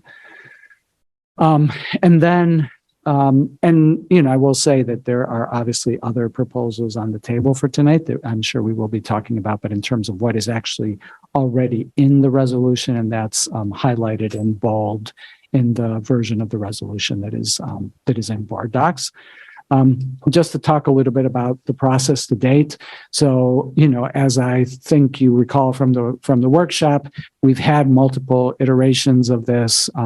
In 2019, as a result of the huge enrollment shift that I described earlier, I brought a proposal to the school board that was in place at the time to, in essence, consider multiple options that included the one that is in front of you today, as well as a geographic assignment to schools, and then sort of more moderate changes. At the time, the board did not express an interest in actually having the level of discussion that we've had this time around. And so it never was a formal decision for the board. It was, a temperature check. In 2018, as part of the enrollment and facilities study, there was significant work done around this particular issue, around consolidation of high schools and, what that might look like. And so, I outlined some of the options in the workshop back in the second meeting in August, which that presentation is also in board docs if you wanted to, reference that. And then, more recently, we made a plea to the Maine Department of Education and then the State Board of Education to sort of move Portland's request for a high school that is currently, sort of the top high school in the state new construction list, allow it to move into the school consolidation program, which was rejected, but, it was an effort to try to, create that 21st century high school that would accommodate all of our students and remove some of the, current challenges that we have, both with, one school being oversubscribed, the other one being undersubscribed. And, honestly, the fact that we have two lovely buildings that have, over $100 million in physical needs over the next 15 years, which is going to be extremely challenging for the district to be able to keep up with. So more recently, we started with a board focus in early August, the board workshop that I referenced. We had the first reading and a public hearing at the last meeting, and you're considering that resolution tonight. I also want to point out that we have added a second resolution regarding high school programmatic alignment that is here on a first read tonight, and that would be acted on hopefully at our next meeting on the 11th. And sort of the nature of that resolution is really pushing to achieve alignment between the comprehensive high schools. And that's work that, we have been doing with our high school leaders for the last 6 months, really trying to identify what are the elements that are, sort of essential to high school programming, and trying to learn from each other and achieve, closer alignment around things like schedule, the ninth grade transition, the ninth grade experience, the services to English language learners, and things along those lines. And so the resolution that is on today's agenda as a first read, which we're not going to get into specifically, is, sort of asserting the board's interest in in continuing that work and making that be something that is visible and accountable to the school board. So that's also in the packet today, but not specifically about this resolution. So that's it. Any questions before we, move into discussion? Thank you, Superintendent Batana. If it works for the board, I think we could start on any questions for the superintendent or his team on the proposal before us. And then we will move, I think, next to an amendment that Ms. Bryden has. That work? Okay. At what point does public comment come? So a very good question, Ms. Bryden, Ms. Lenz, the two Sarahs. The public will have an opportunity to comment on before every vote that we take. So we're going to take questions now, and then we're going to move to Ms. Bryden's amendment and consider her amendment. After the process there is we'll ask, Ms. Bryden will present her amendment, we'll ask her questions, and then we'll turn it over to public comment on her amendment. Then we'll have board discussion and we'll vote, and then we'll go back to the main motion. And then we'll continue to debate the main motion. There will be amendments. I believe Mr. Grant has an amendment on to the main motion, and so on each amendment to the main motion, there'll be opportunities for public comment, and then before the final vote, there'll be another opportunity. And can I just point out that I've asked Assistant Superintendent Nally to track these amendments as they're going through. So, we will have the ability to put those up on the screen and let people see them as they're coming through. Thank you so much for that, Assistant Superintendent Nally. Okay, with that, are there questions for the superintendent or the superintendent's team on the proposal before us? Yes, Mr. Alzin. So is there a list of classes that Portland High School is able to carry out that Deering isn't because they have less students and less teachers? I don't have that list. We do have the the Deering principal here who can provide some information around any classes that they've been unable to continue, or classes that are overcrowded or things along those lines, if that would be helpful. Dr. Ahmed?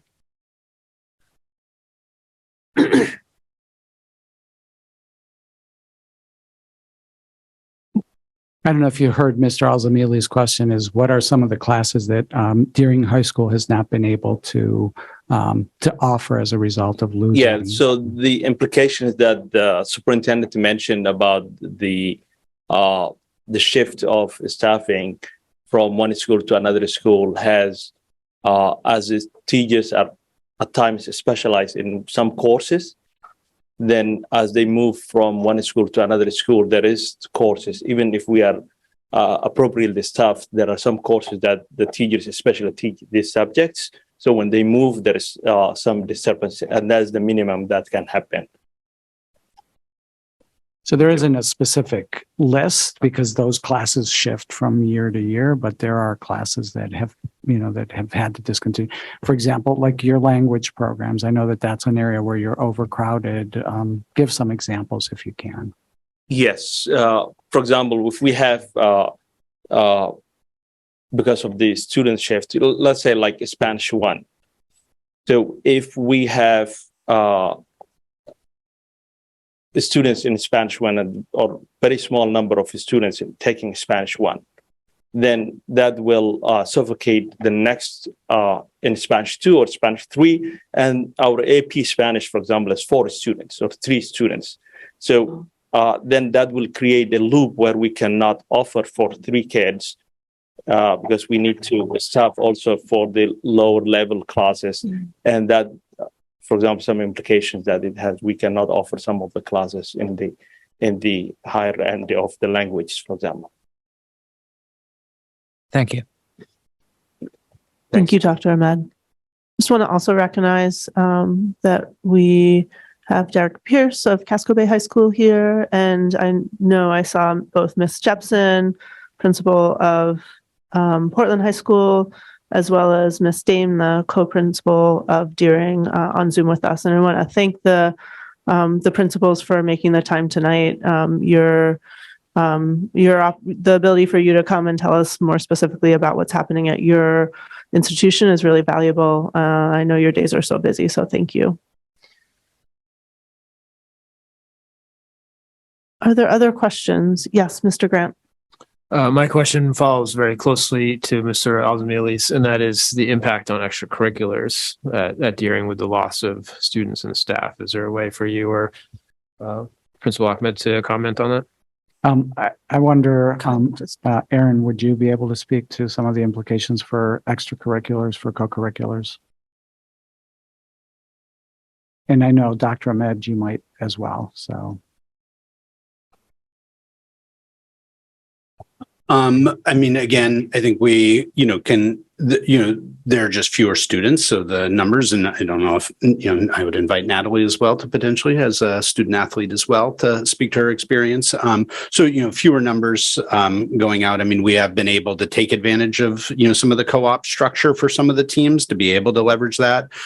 Historically, I guess an example I'm thinking of recent past was challenges around the golf team and being able to establish and sustain a golf team. And there was a more robust participation at Portland and fewer students at Deering initially. And so we weren't able to pursue a co-op in that context, in part because of some of the MPA guidance. We were fortunately able to drum up enough interest, and golf is a very particular example, I guess. Did you pick that one on purpose because I asked the question, or? No, I'm not familiar with any golfing interest of yours, but just one where we had challenges around kind of sustaining that programmatic. And I know, just the overall participation is a concern in being able to field ongoing kind of competitive teams, across the board. So. Yes, please, Natalie. I think I can personally speak to the sports aspect of it as a member of the girls basketball team. We had a very hard time running up numbers for the summer league, as every other team has, but this year I think we've lost a few people. We don't have any incoming freshmen that I know of that are going to be playing basketball. So I'm concerned about our numbers. I don't know if we're going to have enough people for a varsity team, let alone a JV team, which is really scary. Another thing, my sister is part of band at Lincoln Middle School, so that's very important to her. And Deering High School hasn't had much of a band program in the past couple years. So Portland has had a band, but Deering hasn't, which is rough. So I think looking at that, there should be a way that we can get the students at Deering to combine with the Portland students in making one band, because honestly, it's a little bit unfair to students looking to play in the bands. I'm sure that will come with the resolution.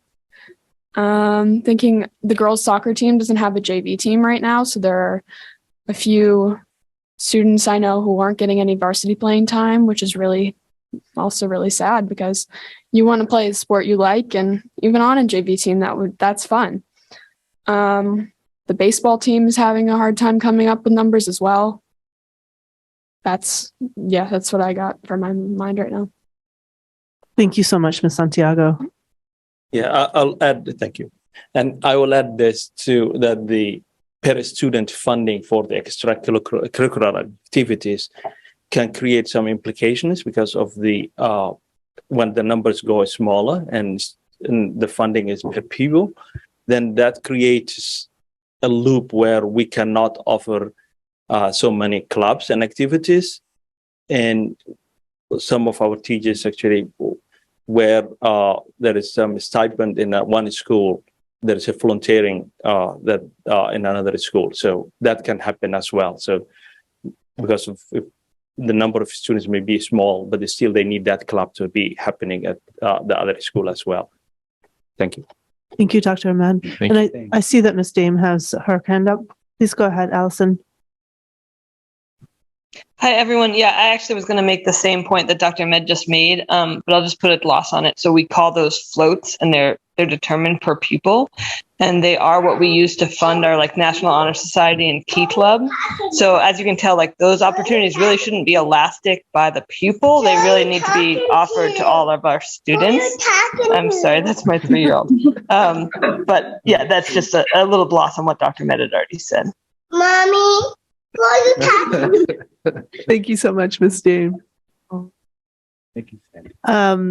And I'm going to go to Ms. Bondo in a moment, but I'll just say, as with my experience having a student at Deering, one just stark moment for me was my daughter's passion as an athlete is lacrosse.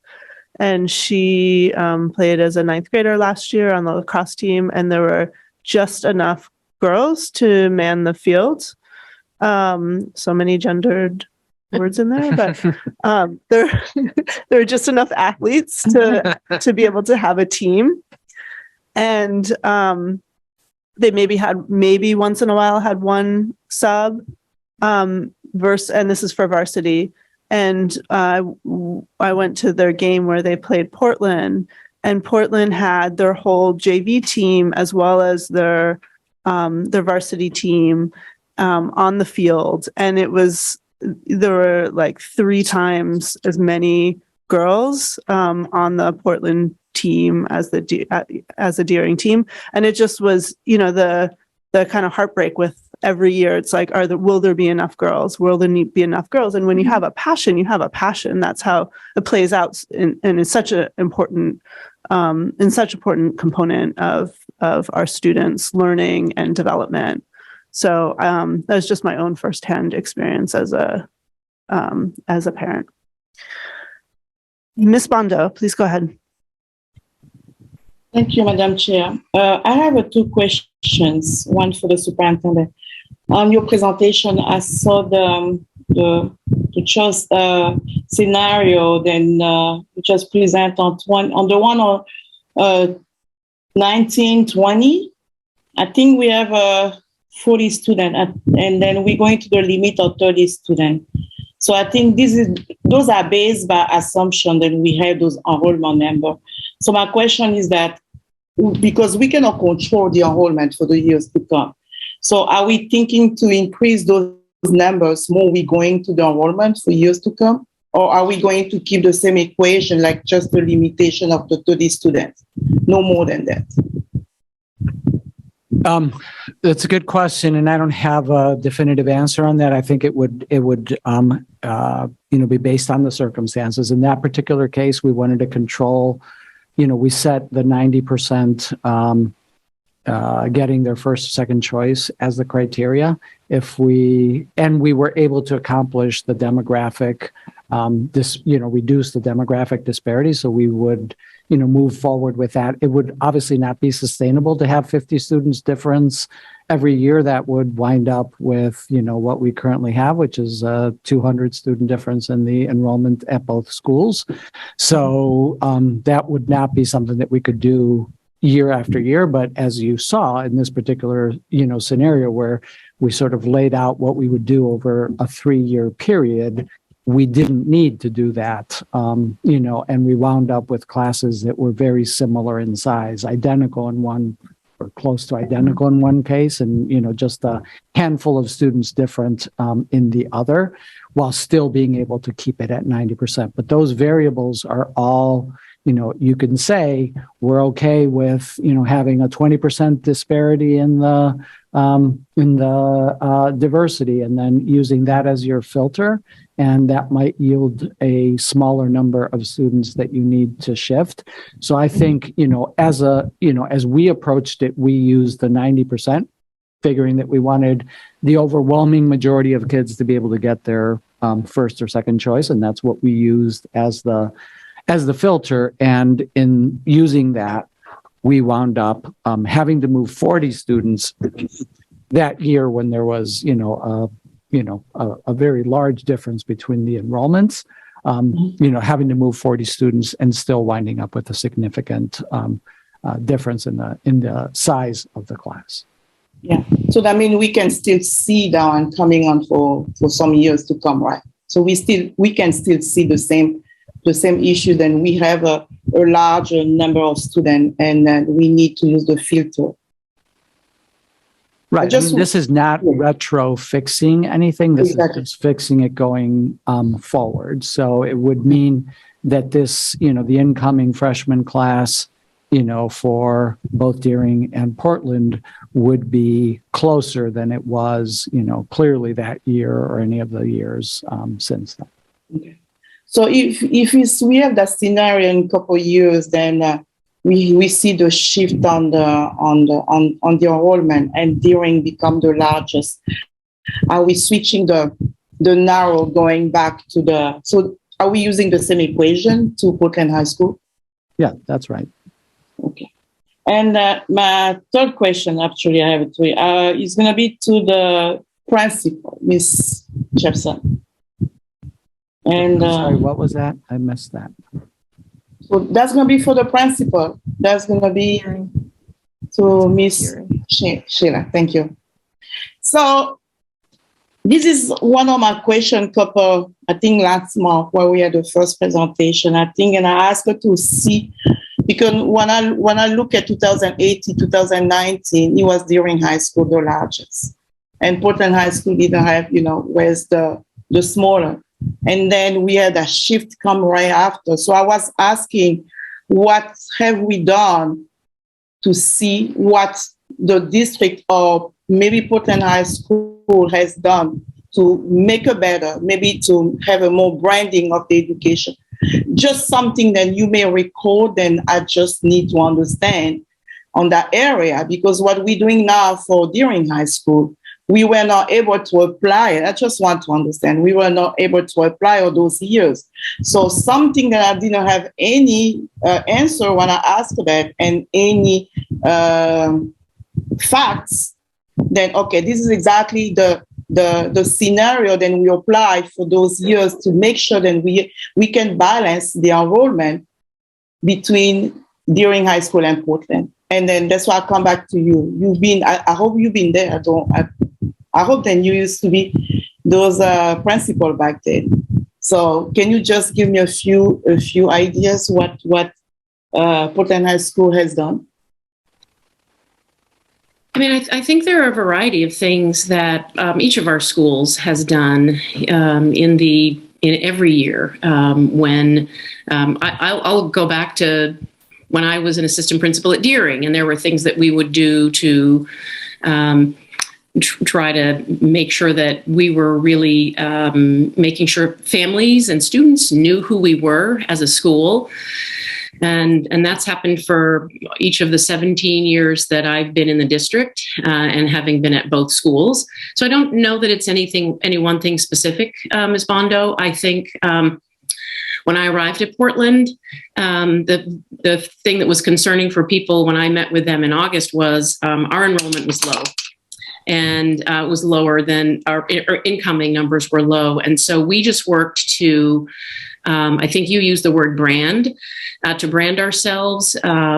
The school prior to my arrival there had done a lot of work with their model. Both schools, all three of our schools had spent time with looking at a model to identify ourselves. Deering was the International Study Schools model. Portland was a Johns Hopkins model. Casco Bay with Expeditionary Learning. So we just worked within our model and kind of refined the work that we did. And I think I think just presented that in a way that was appealing to students and families, and continue to do so. But I know that Deering has also done a good amount of work to make their brand appealing to their population as well. So it was not really what I was expecting, but thank you so much for trying, Jefferson. And so coming to this, so do you see, because I know those models on international and the John Hopkins came from the Nellie Mae Foundation back then. So do you think that those are the models who really hurts a little bit some of those Deering or privilege a little bit of the Portland High School? Because if we have more students really more comfortable with the John Hopkins model versus to the international on the other side. So I just want to get a balance, because those models just come a couple of years ago, and I know I was involved with that. And then I just want to see the results after applying to those models for both schools. I mean, I think that as the data showed, that Superintendent Botana showed, I mean, the reality is students go choose a school where their friends are going. And we see this happen all throughout the summer for students who choose a middle school, and then in August they change their mind, and can I come to your school or can I go to your school? And so we see it happen all the time because they want to go where their friends are going. I think the model that I speak to goes more to the adults, and not as to the students as much. We work when the students arrive at our schools, I think both Deering and Portland, or certainly at our school, then they understand what our model is with the teaming approach with ninth grade and the focus on career pathway and the opportunities that students have at each grade level. So the model is really what we as the adults are putting our energy into, and what the students choose based on where their friends are going to go, or based on what our open house is and where they might have a sibling or where they might have friends. Okay, thank you. So my sub question, coming back to Superintendent. Thank you so much, Ms. Jefferson. Thank you. When we have a new arrival, new students arrive to the district, where are we sending them most of the time? Because if we already closed the enrollment, we already have the numbers set up for Casco Bay, Portland High School, and for Deering. And then we have in the middle of the year, or maybe summer, and then like the new Mainers, where are we sending them if Portland High School already closed and Casco Bay as well? So they are mostly going to Deering, or we are splitting them to those three schools. I don't think so. Casco Bay is taking more students, the new arrival, or we spread those students between Portland High School and Deering. So traditionally, we allow students to choose which high school they want to go to, and that's what we've been doing this year. And then we reached a point when Portland got up over 950 students total enrollment that we closed it, and now any new enrollee is being sent to Deering. A few years back, we had to do the same in the other direction. In general, we allow people to move to the school that they want to go to when they come into the district. And you're correct. For the most part, they do not go to Casco Bay because Casco Bay has a waiting list.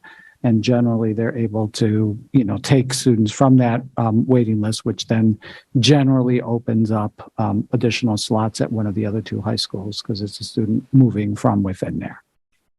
Okay, thank you. I'm done for now. Thank you, Madam Chair. Thank you so much, Ms. Bondo. Yes, Ms. Santiago. I was wondering what the transfer portal will look like in this new model, because I know right now it's very loose and you can sort of switch whenever you want to, or that's how I know it as. I'm not quite sure what that would look like with this model. It would be centrally controlled, so that would have to come through, central office. We don't have to call it a portal is giving it way too much credit. Right now, it's a concept, but at some point, it will become something like a portal that we will be able to have people, put in their applications to, and then manage those centrally. Okay. Yes, Ms. Billiou. I have some questions hopefully, questions. Is the ELL program the same at both Portland and Deering? No. What are the differences? Could you? I don't know. Assistant Superintendent Nally, do you want to try to? Good evening. I don't want to try to explain it in detail, and the principals can comment on it a little bit, but what I can say is that we have not had consistency, and so it's been identified as something we want to have more consistent based on research-based best practice and the guidance of our Allow plan. And the place where we've made a step forward in terms of consistency is around the SLIFE programming. Educator Kimberly did some incredible work last year to create a model for that. I would say we're not fully implementing that model consistently at the two high schools at this moment, but we're moving in that direction where we have agreements. This is the model based on our plan, based on research for that portion of our ELL or ESOL programming. Can I just add to that? That second resolution that's on the agenda today, for first read, is attempting to address those types of issues, those other inconsistencies that exist, whether it's the schedule, whether it's the programming for English language learning, whether it's access to AP classes and things along those lines. So that's what that second resolution is attempting to identify. What are those characteristics that are different in the two schools that we need to try to achieve alignment around? Okay, thank you for that. Another question, I guess, just to elaborate on that, I'm wondering if the low enrollment percentages have impacted the ELL program's capacity to have teachers or to sustain teachers. Because I mean, they have more BIPOC students, right? So they would need more resource within the ELL program. We have a separate staffing allocation formula for ELL and special education separate. So that's when, if you see in our presentations, we've talked about Deering High School losing 20% of its regular education staff. Regular education meaning, folks that are teaching non-specialized classes such as English language learners. I don't remember exactly what the staffing is at both schools, but it's based on their actual enrollment of ELL students. And, our formula, if you may recall from the budget process, is not just the number of students, but also the complexity. So there's more staffing associated with students who are in the lower levels of English language learner than in the higher levels and so on. Thank you. I just wanted to reflect on some of the things that have been said today.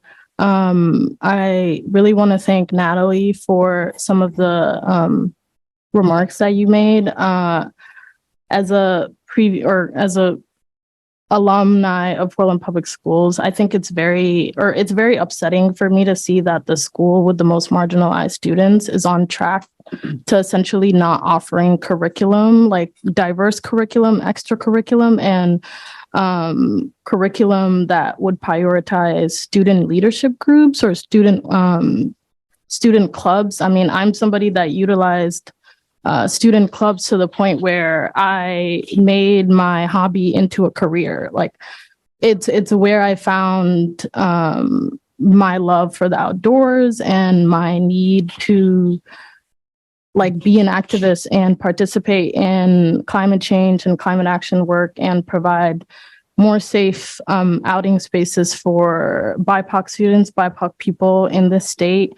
And I think that to me is the most important part of the aspect that we don't even have students to show up. We don't have teachers to hold these spaces, or we don't have capacity for teachers to hold these spaces. I think that's the most important part for me. I also want us to really reflect on white supremacy culture and what that looks like, especially in the concept of high school choice, where Portland is at the brink of a gentrification crisis. We're being rapidly gentrified, and even our public housing units are being radically changed and or they're being updated to where they're not housing BIPOC people anymore, or Front Street is being updated, which is insinuating that those kids have to relocate and find another place to live.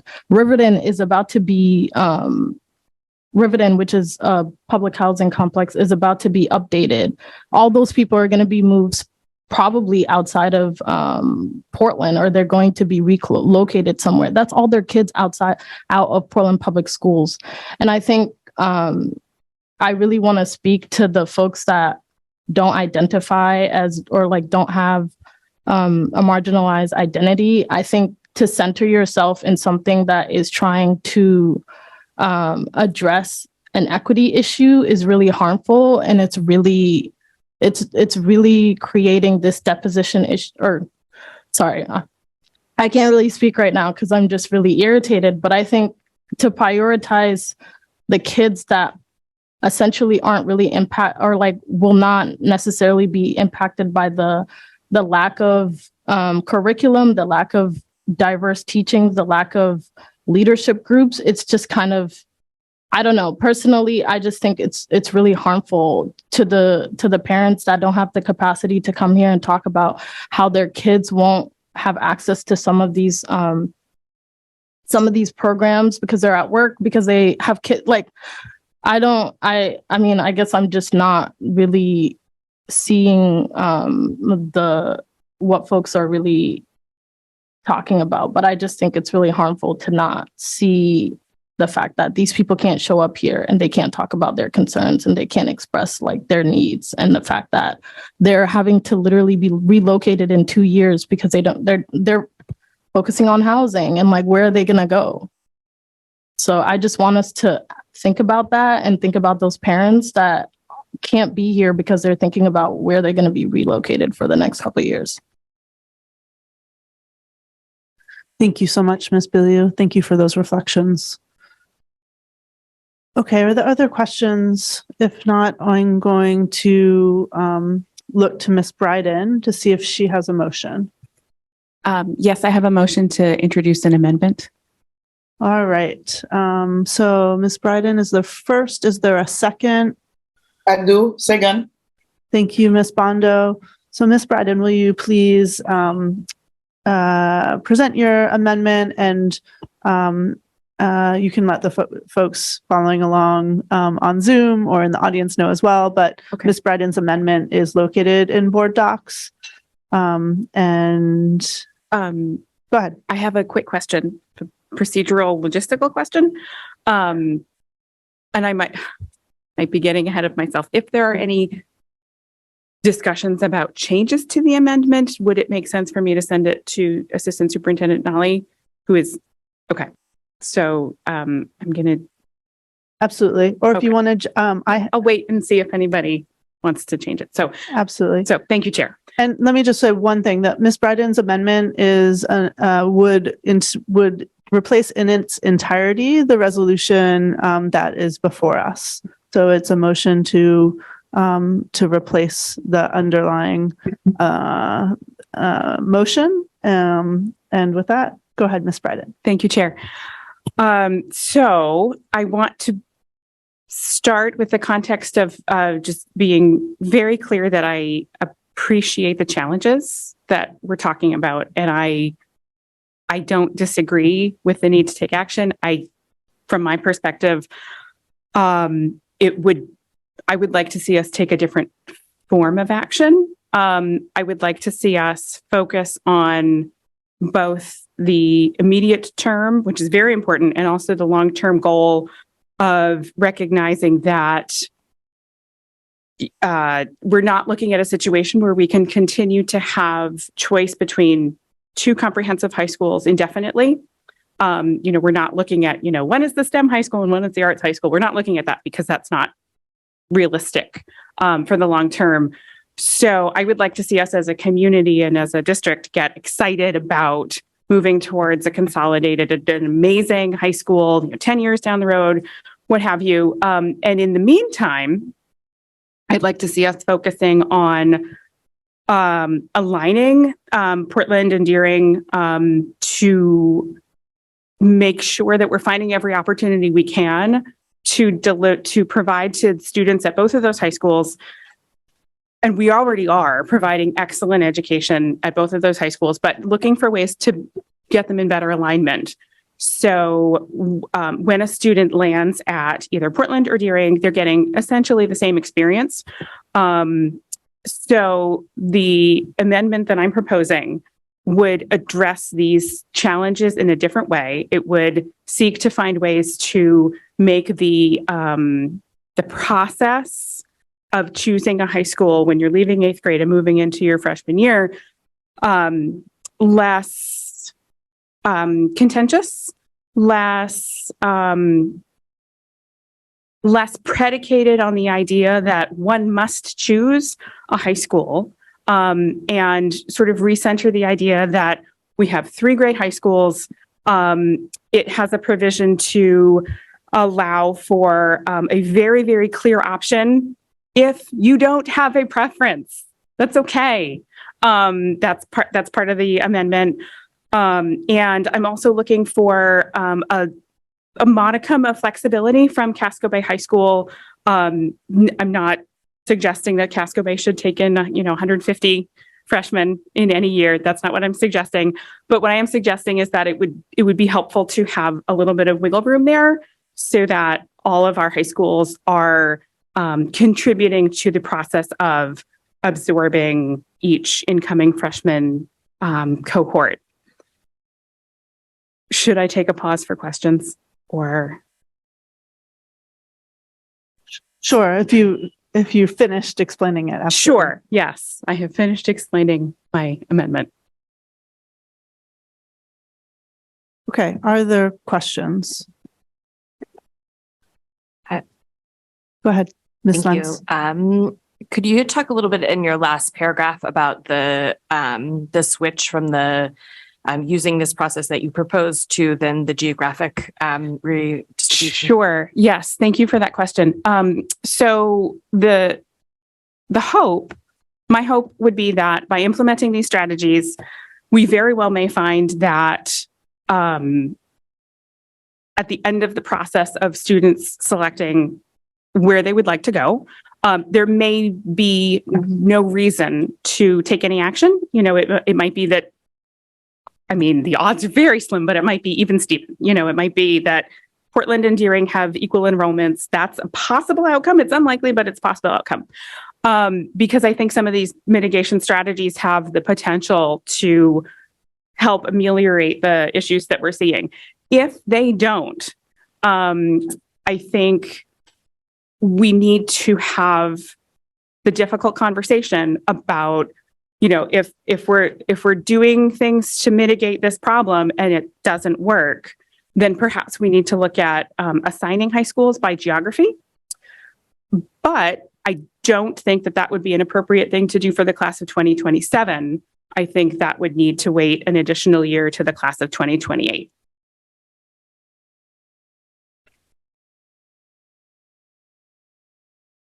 Ms. Lentz, do you have other questions? That's not at the moment. Okay. I have a clarifying question, seeing that there aren't other hands up. So just to the provision requiring that communication to 8th graders about the different high school options happens centrally through the superintendent's office is also in the underlying motion, as is the opportunity for students to assert that they have no preference, which is also in our lottery rules. So just to clarify that those two elements are in the proposal that we have been considering. So the ways in which this is different is it allows students to specify a single choice. And I had a question for Mr. Pierce about that, if you don't mind. So I'm wondering if students are allowed to indicate just a single choice, how you think that might impact Casco Bay High School. and specifically, I'm wondering if you think it will hurt enrollment numbers because it forces kids to really decide up front. And sometimes, it's hard to know up front. Yes, I think there are several complexities that emerge for me for that notion. One is that I think it means it's likely that more kids will not get their choice, because if you're saying that the people who don't get the Casco choice then have no choice beyond that, you may be that puts people who, there may be a bunch of those people who really would like to go to Deering who then get put in Portland arbitrarily, and a bunch of people who really want to go to Portland who get put in Deering arbitrarily. And so fewer people would have that choice. I think you'd have trouble meeting your 90% piece. How this would impact the Casco Bay numbers? Yeah, I'm sure they would drop significantly. We have, to be clear, right now the supply and the kind of the number of folks interested in Casco Bay and the folks we're able to serve, the numbers, it's pretty decent balance. Like right now, we're probably at about 90% of the students who say they want to come in April, 90% of the kids who say they want to come get offered a spot by September of the year that they apply. So it isn't a massive overlay. Right now, we have a fairly short wait list for interest in the current 9th grade. It's a bit long. It's a bit larger in the 10th grade, and it's gets down to very small by senior year. So the balance is about right.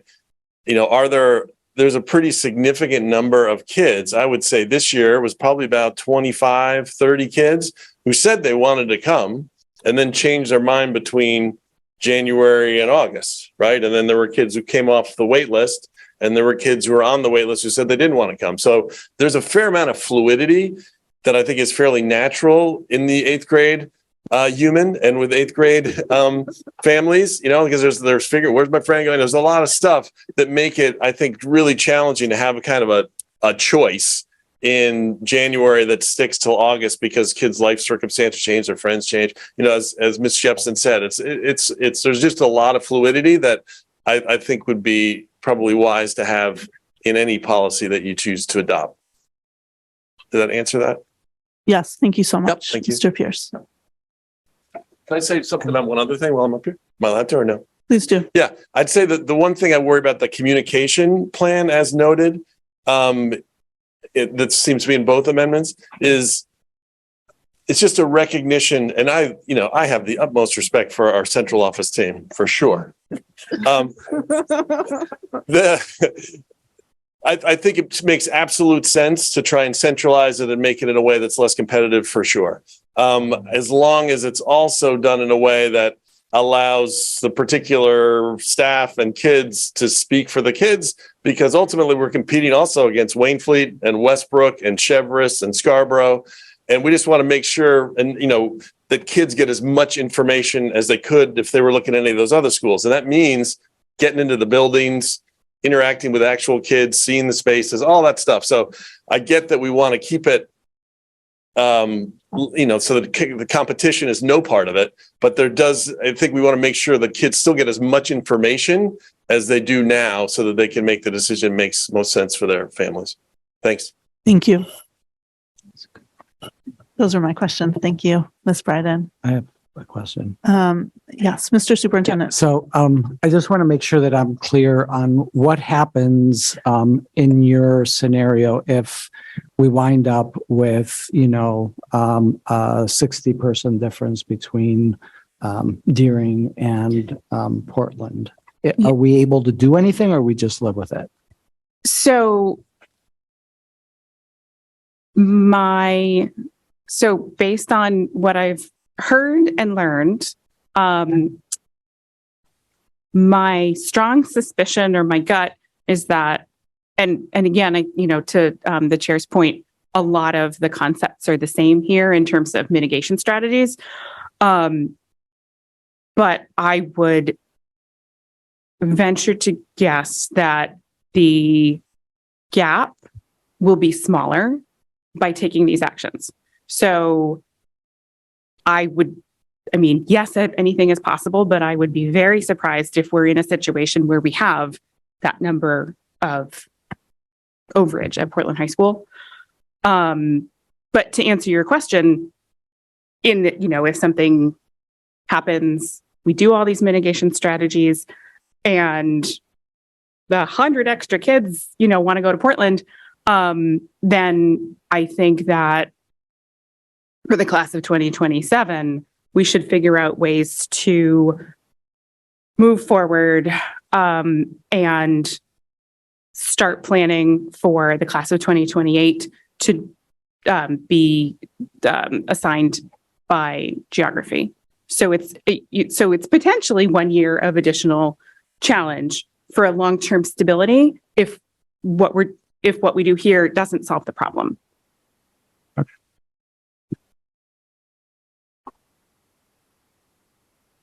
May I follow? Do you have a follow-up? Yeah, go ahead. What happens if in the following year there's a large gap? So do we? Oh, I see so to make sure I understand your question, are you saying, let's say for the class of 2027, everything's fine, even Steven, wow, how did that happen? And then next year, there's a big gap again. That's an excellent point. What I did when I drafted the amendment was I was trying to use class years for clarity, but this could certainly be amended to revised, edited, whatever the verb is, to make clear that the intent is that class of 2028 geographic trigger would come into play anytime in the future that we might need it, giving folks the year plus heads up. So if there's a big disparity if there's a big disparity in enrollment similar to the level in 2019, 2020, then the following year, you'd leave it for that next school year, and then the following year you would have, and then you would move to geographic on from there, districts. Okay, thank you, Ms. Russell-Better. You had the same moment. All right. Are there other questions for Ms. Bryden? Yes, I have some clarification. Yes. Please go ahead, Ms. Bondo. Thank you, Ms. Bryden. I have just a little clarification question on one of your paragraph. When you talk about the communication, does the communication, when the student has to choose, the family has to, so they just have a chance just to choose once, one of the two comprehensive high school. And then, so all the communication should come from the central office, but not from the schools. Is the question just confirming that your understanding is correct on that, or? Okay, yes. So what I'm envisioning is that rather than having, to use Ms. Jepson's term, a lot of branding activity, it would be more, factually here's the great education that you'll get at Portland. Here's the great education that you'll get at Deering. Delivered to families and students so that they factually, can look at their options, and then also communicated in a way where we acknowledge both of these schools are fantastic. So if you don't have a strong preference, that's okay. I feel like right now there's a level of, well, you have to make a decision. If you're not, investing a lot of time and energy in this decision, then there's something, wrong with that. And I think part of what I was trying to achieve is an approach that will normalize families and students saying either school would be okay. Yeah. Okay. So when I was reading your resolution, I was in favor going to that direction. Mm-hmm. And then, but I just want to make clear then we on the staffing and just the process, how those communications should be done with the number of students that we have for enrollment. So I just want to have those pipeline of communication the way it's supposed to do. So are they going to do it? So they have to figure out the way to do it, or we are putting a little more details on that resolution. what specifically communication wise should be. I mean, the branding. When I'm talking about branding is why I talk about branding of programming. That's what I really care about. I mean, the model, the choice of the model should be applied before a student choose the school. Like my kids, they have done it. When they choose daring, they choose the challenging by choice, and they choose the model. So I mean, what I want to see in that communication, Ms. Brother, is that how we can specify a little bit. I think we may find a line to clear a little bit the line for communication from the central office. When I see the staffing and the time frame and work then should be done to put for all those communication purpose on the table to apply to families. I apologize. I think I understand what you were saying, but could you clarify the question? Yeah, I see. You see that paragraph on the when you mention about communication. So I mean, when I see missing, if we can find some language to add on that, a little more specific on that communication, what we expect from the central office, because if they are the one need to start sharing to the families about those high schools. So how are they going to do it? They're going to do by flyers, by forms. So just that little clarification on that paragraph, because I'm in favor of that. But I just want to make sure that we're going to the right direction and communicate with families for them to make some choice between those two schools. All right, to make sure I understand what you're saying, are you suggesting that the bullet point that talks about ensuring communication to middle school students be done at the district level instead of at the high school level, say something like add in a clause along the lines of via electronic, in-person, that sort of language? Yes. Yeah. All the different options, then the central office and those two high school can put together to be able to communicate with parents, instead to be just centralizing by the main office. Sure, I would support that. Absolutely. Chair, I'll look to you for how we handle changes to the text. If you want to make a friendly amendment, it was, you made the motion and it was seconded by Ms. Bondo. So you are in agreement. So you can just go ahead and make that change. Okay. So I'm going to, well, first of all, I just, Assistant Superintendent Nolly, I just shared the document with you, the Google Doc. So the friendly amendment would be to say that language is being inserted in that bullet point we were just referencing to say, ensure that communication to middle school students be done at the district level instead of at the high school level via electronic, printed, and in-person communication for the purpose of reinforcing the strength of all the high schools and avoiding school-specific recruitment activity. Right. That can help out. Yes. Malia, did you get that? It's the first bullet in the therefore be it resolved section of that resolution. I can say one more time. Sure. Yep. So ensure that communication to middle school students be done at the district level instead of at the high school level, electronically, in print materials, and in person, for the purpose of reinforcing the strength of all the high schools and avoiding school-specific recruitment activity. Thank you. Excellent. Are there any other questions on Ms. Bryden's amendment? If not, I'm going to move to public comment on her amendment. Oh, Ms. Bilyeu, I'm sorry. Go ahead, please. No, it's okay. So I had a question about the demographic aspect or the geographic aspect. Sorry. I guess I want to kind of go back to this gentrification piece about how Portland is being gentrified and the public housing complexes are being updated, which takes 2 years, which will require like those families to be relocated for 2 years. And then with after the 2 years, they would then have to reinstate themselves back into Portland housing to then be given a place in that housing complex. That's Front Street is going through that right now. Riverton and Sagamore, I believe, are scheduled to go through that. And that's essentially all of the Riverton or like the backer, more residential area.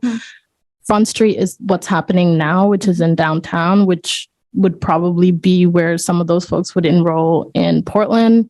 And then Munjoy Hill and Munjoy South are also like that. That housing complex has been sold, like as in like 20 years, it won't be a public housing complex. And so those people are being relocated as well. There's the city of Portland said that they're not going to be allocating like housing stipends to asylum seekers. And so with all that impacting geography, how are you going to ensure equity in any way when one, people are being pushed out of the city, and then two, the public housing resources are basically slim to none, which is essentially going to ensure a very lack of equity or a very lack of an equitable or segregated Portland, essentially, which is obviously an outcome of the gentrification. But I just don't feel with like all of those very big ongoing implications, I don't feel like a geographic base is going to be helpful for us to like, especially that equity piece. So I'm wondering if you thought about that. And if yes, thank you. Geographic assignment is not my favorite. That's it's not what I would pick. But I included it as a mechanism of assigning default schools in a way, if the other strategies don't work. So, I wouldn't necessarily advocate, geographic just assignment of schools is like, what I'm excited about. It was a mechanism of saying, if this problem doesn't get better with these mitigation strategies, we have to put people somewhere. And that's a way to do it. And can I just add to that, obviously we'd have to draw boundaries. They don't exist now. And, and that process would be one that would be visible to the board to say, this is how we would draw the boundaries, and, using diversity factors in the same way that we use them for the, for the high school, for the proposal that's, for the middle motion school that we're not considering right now, would be the same criteria that we would use in drawing up those lines. Okay. Just to also add, I think I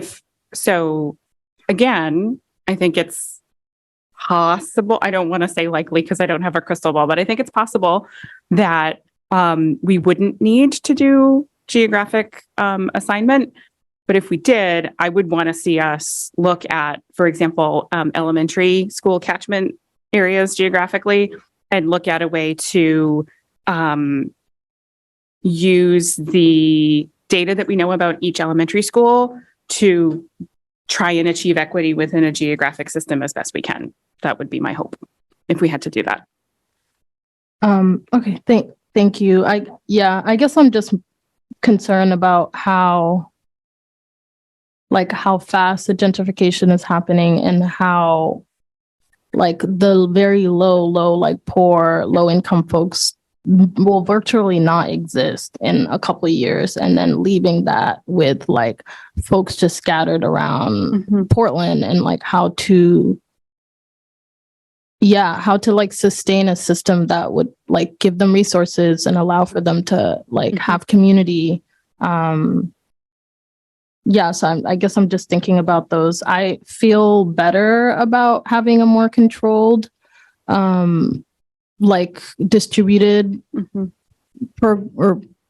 process, because I think then it's easier to ensure the number of students if we're if we have a controlled method, I guess, if that makes sense. And that's kind of where I'm going at. I think my concerns for this resolution, not this whole process is definitely the fact that like I wasn't here before whatever, like the processes before me and what was decided, and just like the time frame. But I definitely like am very specific about that controlled piece, because I think that that is what disrupts culture. That is what disrupts people's norm and people's norm around like comfort. And comfort, we all know, can go back to like racial implications and what you're comfortable with as a white person or as a person of color. So yeah, those are just my remarks. Thank you. Thank you. Okay, so Chair, I have a question. Do I need to make a friendly amendment about clarification of the class years and what the implications would be moving forward if needed, or? If you like, I mean, right now your resolution's really written for one point in time. Okay. And it's hard to see how it carries forward without, I think, without the board and the superintendent and his team really making a lot of assumptions. Sure. So maybe you can work on that as we go to public comment. Okay. Does that work? Mm-hmm. I have a question for the superintendent, just following up on the geographic assignment issue. And I recognize that we can make that we can look at diversity as we draw those, if we were to draw those districts for high schools. But I just want to ask more about it, because I know there aren't quite. It's not the same type of disparity among our middle schools, but I do think there are disparities among our middle schools. For instance, I think that King is a more diverse school than Moore. Yeah. So can you talk about the process for setting those boundaries and how those boundaries are reassessed? And is there a way to update them to ensure, like in the proposal that you brought to the board, that we're making adjustments? Because one thing that Ms. Bilyeu is really pointing to is the fact that there's a lot of fluidity in our population, and there's a lot, and I want to ensure that we're being responsive to that movement in our population.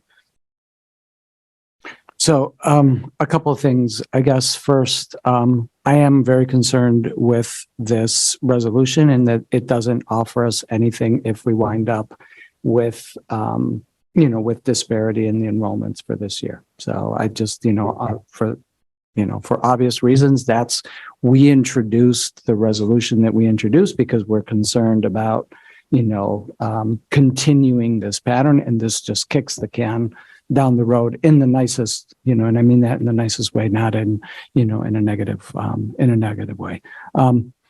So having said that, we've not given a lot of thought to the geographic assignment approach, because that was, absolutely, sort of rejected outright when we brought this to the board, back in 2019. So we've not given it, and the proposal that you have is one for a different approach that is, keeping choice, but doing, using the diversity factors. The process of drawing those lines is one that we haven't done, under my administration, probably hasn't been done in a long time, to redraw, school boundaries. We fiddled a little bit with the boundaries around Ocean Avenue, East End, and Row, just to bring a vision that had been previously articulated and, enshrined by the board, but had not actually been brought to the actual lines, 4 years ago. And so we have the methodology for doing it. It's basically looking at, the distribution. We have maps that have, every student in the district. And so we would be able to look at that using diversity factors and then, drawing the lines in such a way that you wound up with roughly equal numbers of students on either of the default enrollments, which is the way that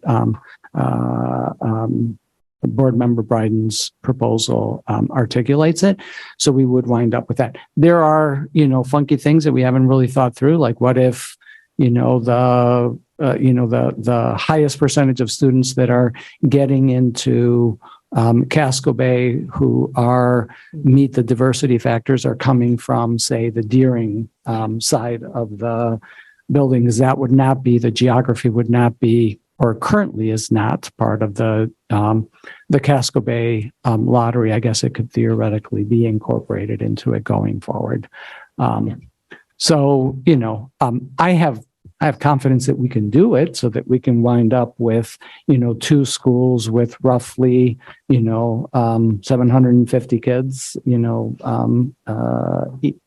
each, 800 kids each that are similar in their diversity factors, and the lines will be, they will not be straight. It won't be like geographically.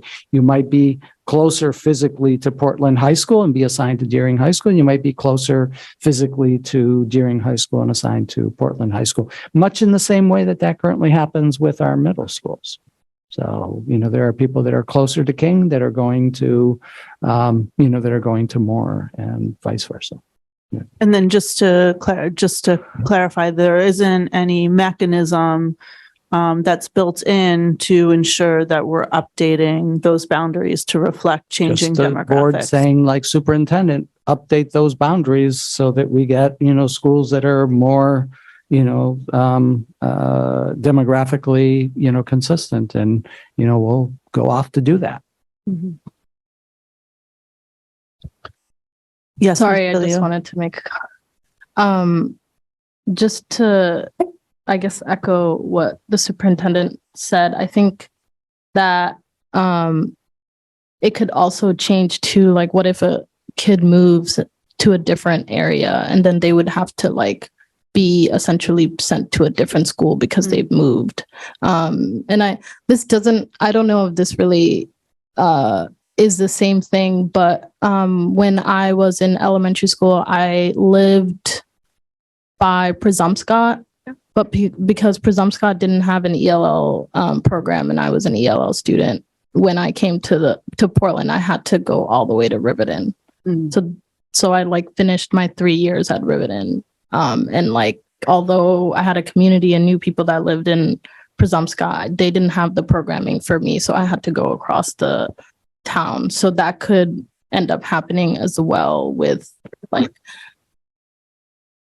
we'd have to build controls to prevent that. Yeah. I mean, definitely, like, that doesn't happen now. We don't send, ELL, kids who are multilingual learners off to another school because we don't, have programming, but it does for special education, for low incidence, special ed programs and things along those lines.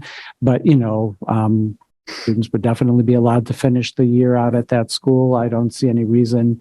We have turnover, but not that significant that would require us to do anything, sort of dramatic, like saying, oh, you moved and now you're in the Deering neighborhood, so now you have to go to Deering, because there's probably as many moving in the other direction. Without any data, it's hard to really tell you that.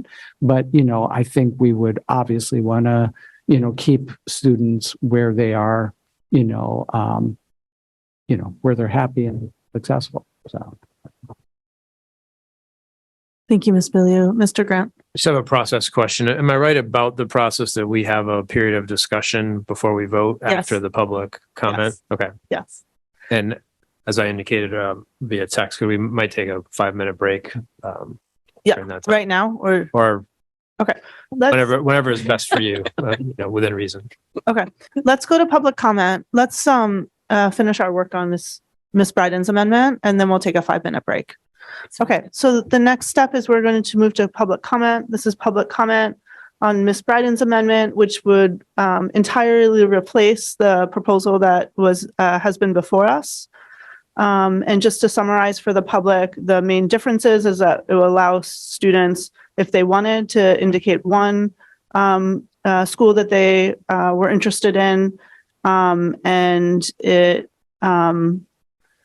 would, if the mitigation strategies aren't successful at reducing the disparities in enrollment and diversity, it would move to geographic assignment for the class of 2028 and beyond. Is that an adequate summary? Yes, with the addition that while the hope is that the mitigation strategies would resolve the problem for the class of 2027, the intent is that no students would be moved at the end of the selection process for the class of 2027. Mm-hmm. Hopefully they won't need to, but it wouldn't happen. Thank you. Okay, so if any members of the public are interested in commenting on Ms. Bryden's amendment, please use the raise your hand feature in Zoom, and you will have 3 minutes to address the board. Please tell us your name and where in Portland you live. And right now I'm not seeing any hands, but I will give folks a few minutes or a minute or so. And I'll just specify that there's no one in the room coming forward either. So if there's anyone on Zoom who would like to speak either for or against Ms. Bryden's amendment or comment on it more generally, this is your opportunity.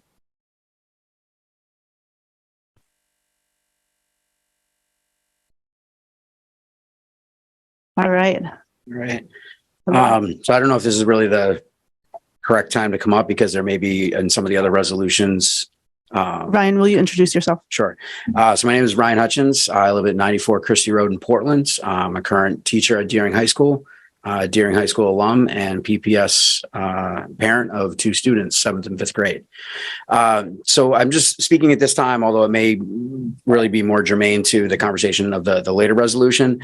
But just in terms of Ms. Bryden's amendment, I certainly agree that the mitigation strategies of alignment, that really, I think, so this is kind of more to a general mindset.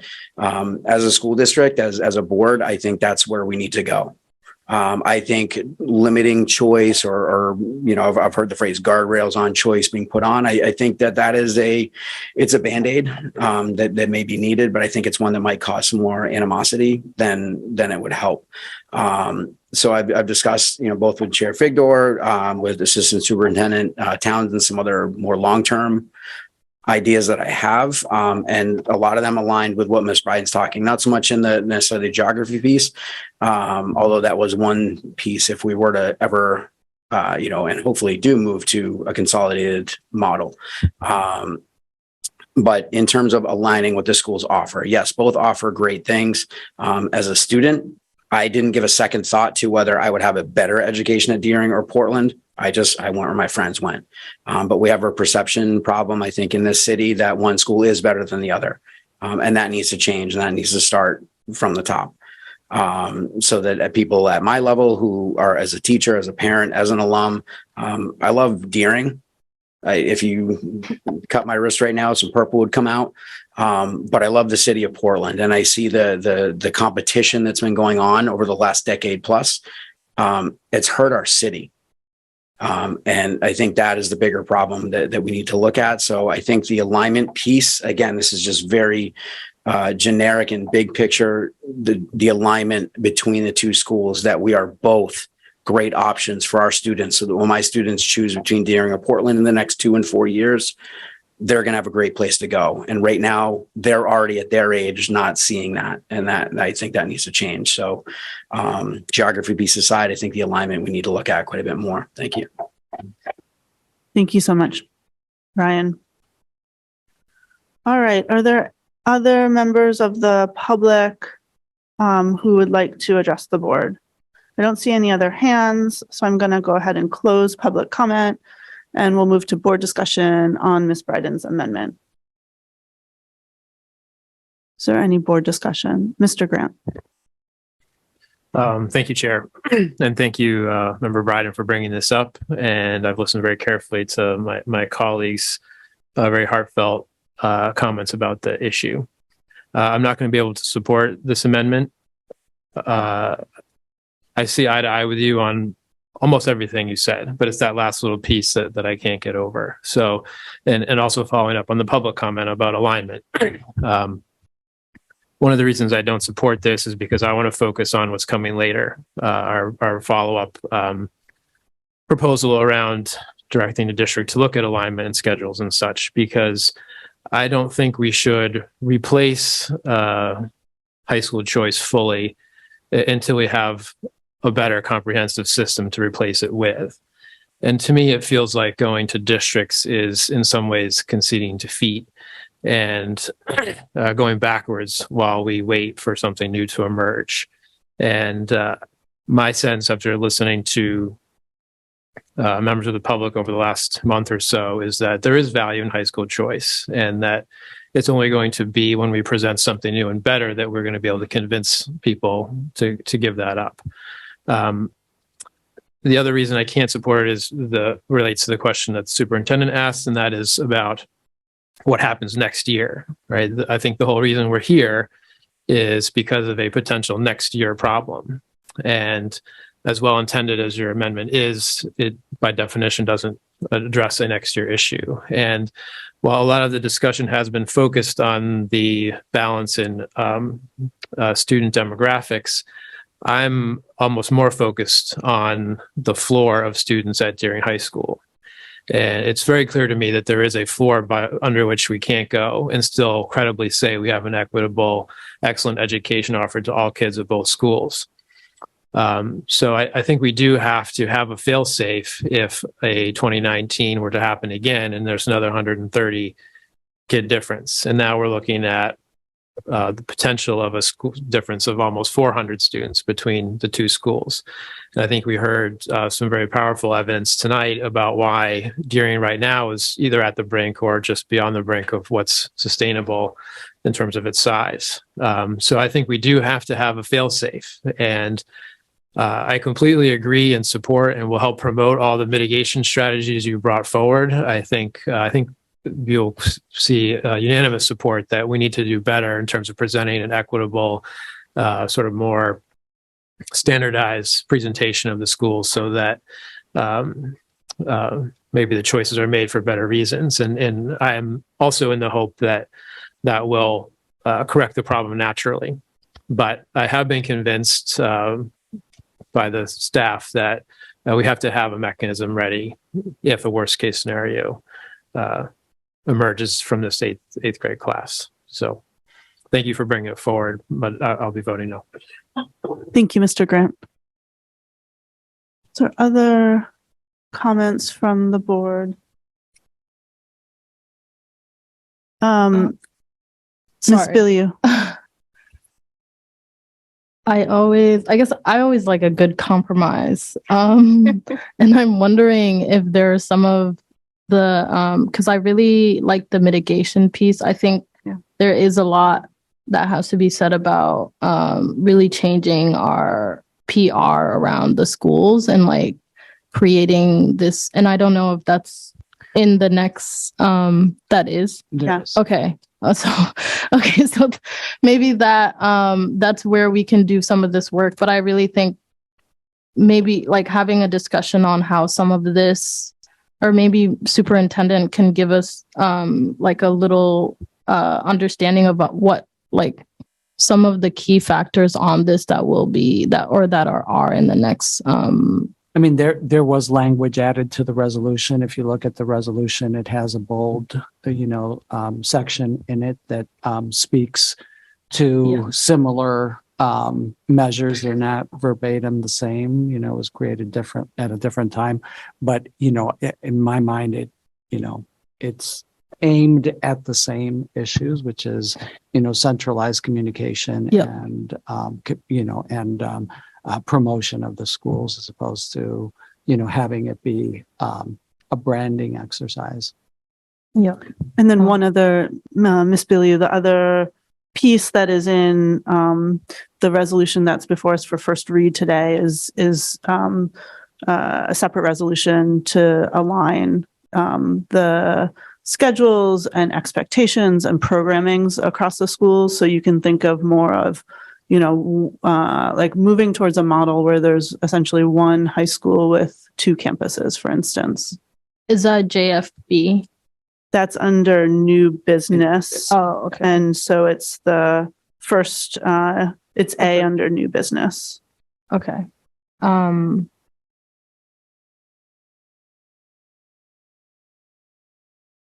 Yeah, that was the piece I was going to present on. Sorry. But I think I really also to I guess get deeper into communication.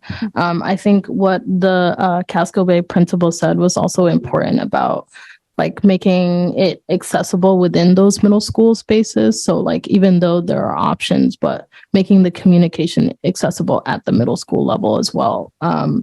Because I know that a lot of folks don't have a lot of connection with central office and don't really interact with central office a lot or like interact with their schools more. So maybe I can bring that up in the conversation we have about the other policy. So thank you. Thank you, Ms. Bilio. Ms. Russell-Better. Thank you, Chair. Yeah, I just wanted to share some of my thinking and appreciate Member Bryden's work on this. And I think the process of just talking about all these ideas is so helpful, right? And this process of being together and going through all the details. So I think that really brings us to a better answer tonight. So appreciate the work you put into this. I think the pieces that I'm struggling with, the geographic placement piece, I feel like is this bigger piece of work, but I think highlighting it here and then the superintendent's explanation of how we can direct the district to work on those boundaries. And I think Ms. Bilio's point about our changing community and how we really have to be thinking about if we're doing districts, like what does that mean? What is that going to look like for what our student populations will be in our schools? So I guess I'm feeling like that feels like a big change in a direction that may be where we go, but that feels like too big of a piece of work that clearly the superintendent is saying we're not prepared to do. So it kind of feels like that may be something that comes, but it doesn't feel to me like a place that I'm ready to support, even though that was really sort of your fail-safe piece. But I think it just feels like a larger piece of work. And then I just wanted to say that I feel like the other piece we're gonna touch on, that alignment work, which I hope will end up being policy curriculum committee work. I think that can be going, simultaneously with whatever decision we make tonight is. And so I guess I just, even with Mr. Pierce's commentary about the Casco Bay piece, I just feel a little bit hesitant about how that might play out and don't feel clear that that piece is adding something different enough than what the superintendent has proposed that it feels like it would solve our problem. And I guess just one other point I want to make is just about the language we're using. And I appreciated some of Ms. Bryden's language kind of addressing the piece about competition and Mr. Pierce just mentioning information versus competition. So I think just the language we're using is important, and also even just like thinking maybe preference versus choice, because I think we have this real understandable connection that people have about having choice. Like that feels really important, but I think maybe we need to talk about our reshifting to a different language, that maybe we are saying you have a preference, but choice may not be the right language at this point, because we're finding that giving that full choice is resulting in an inequitable system in our schools. So I think that's just saying that there are pieces that I'm seeing coming up that I feel really hopeful. But altogether, I think there's pieces that I don't feel like I can support tonight. Thank you. Thank you, Ms. Russell-Better. I also will not be able to support this amendment tonight. Want to echo much of what my colleagues have said, but I'll add a couple of additional things. One, I heard Mr. Pierce say that by enabling students to name only one preference, that it may result in fewer students actually getting that preference. So that is a big concern of mine. If the goal here is to not move to something like geographic districts, which I agree with Ms. Russell-Better that I would be open to in the longer term, and think that it could make sense, but I don't think we're prepared for that now. My other concern is that I worry that without a mechanism to address a disparity, a major disparity in enrollment that we've seen in the past few years for this current 8th grade class, that we're kind of kicking the can down the road, which I feel like as a board member, I've already done in 2019 when this issue was before us and the board chose to not take action, and the superintendent simply kind of took the board's temperature and changed the kind of recruitment process a little bit. So as a board member, I feel an obligation to actually see change happen and put a mechanism in place to address a problem that as a board member I've seen ongoing for my entire time now on the board. So that's my own feeling of responsibility as a board member to address what has been a problem throughout my tenure on the board. Chair, I have a question. In terms of process and procedure, I'm not clear on whether.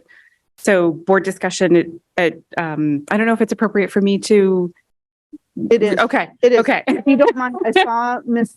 Santiago's hand. Of course. And then I'll go to you. Sure. Yep. Absolutely. For who, if you're going to, it's typical that people will say whether they support or won't support the resolution or will make additional comments. Sure. One other thing is I just want to thank you for taking the time and putting the work into this. I think that as Ms. Russell-Better alluded to, that having a broader conversation about kind of different options, I think has enabled us all to think through it and hear feedback from more people in the community, and it's been really valuable. So thank you.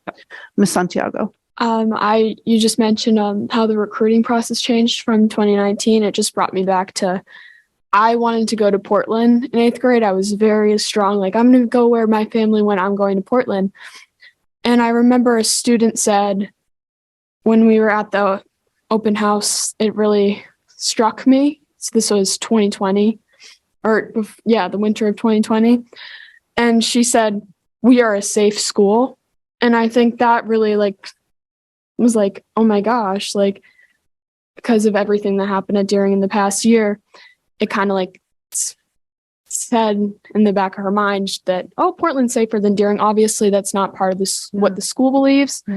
But it's that idea of we're two separate schools and we are against each other. And it's more of a competition versus we're an alignment, we're one city. And it's just too bad. And I think, just going back to that recruitment thing, it made me kind of turn off.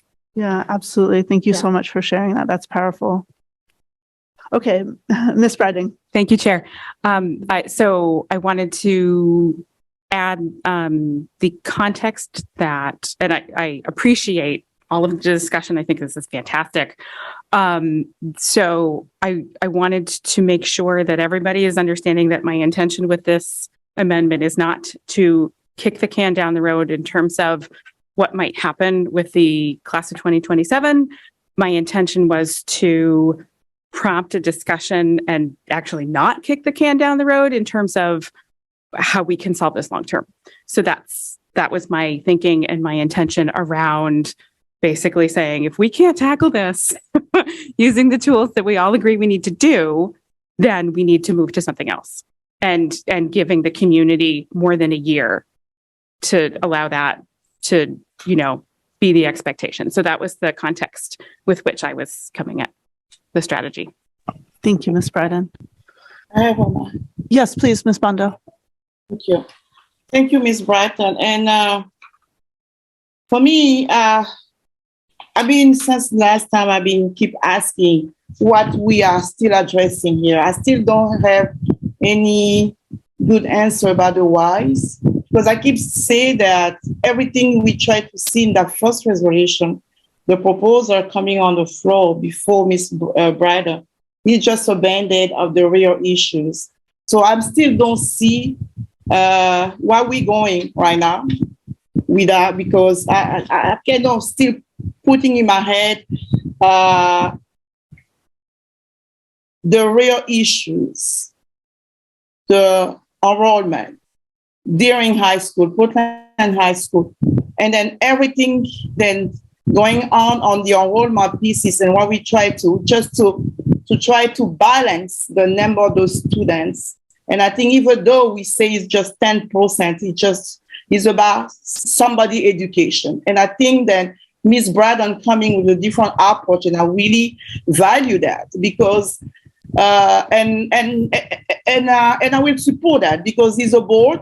And I think if we cannot solve, we cannot even addressing the issue, just restart from the beginning. I mean, trying something new, having just one choice for the school and have those different mitigation, then we just asking for different alignment. And I think we can incorporate some other language that she has proposed to the previous resolution, so we can start building something new. But just adding the Band-Aid on those issues, then we cannot really address and find the deep solution and open up more strategies and voices. Adding all that, we're still adding, because what is going to happen? We may see the enrollment keep increasing for the years to come. So what are we going to do? Are we going to keep increasing the number of the students to be shifted on the other side? And if we're going to do that way, why students without any diversity factor need to have the first choice? Because education, then we coming together, is for all of us, is for all the students. And I think I don't want to go by the race, I want to go by the value of education. So that's exactly what we need to promote. This is my opinion. And I think I will go in favor for the resolution than Ms. Bratton just putting forward, because that's a bold one for me. And then I feel like she really put a hard time to go and listen to the community. And that's what I have done when I was in the United States, because people have been asking why we have a lot of choices, why we need to have the first and the second choice, and having also the lottery. So I think it's all open up a bigger conversation, then we need to go a little deeper.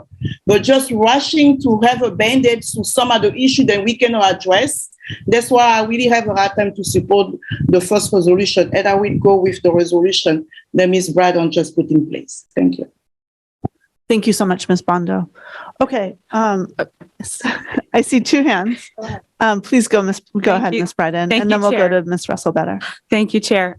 So I think this is a friendly amendment. I'm just letting you know that I updated the Google Doc to clarify that the resolution now says essentially that, to your earlier question, Chair, if the class of 2027 enrollments is Steven, then we just carry on. But if the class of 28-29 goes back to a problematic outcome, then the following academic year would be when we need to start assigning based on geography. So it just clarifies that.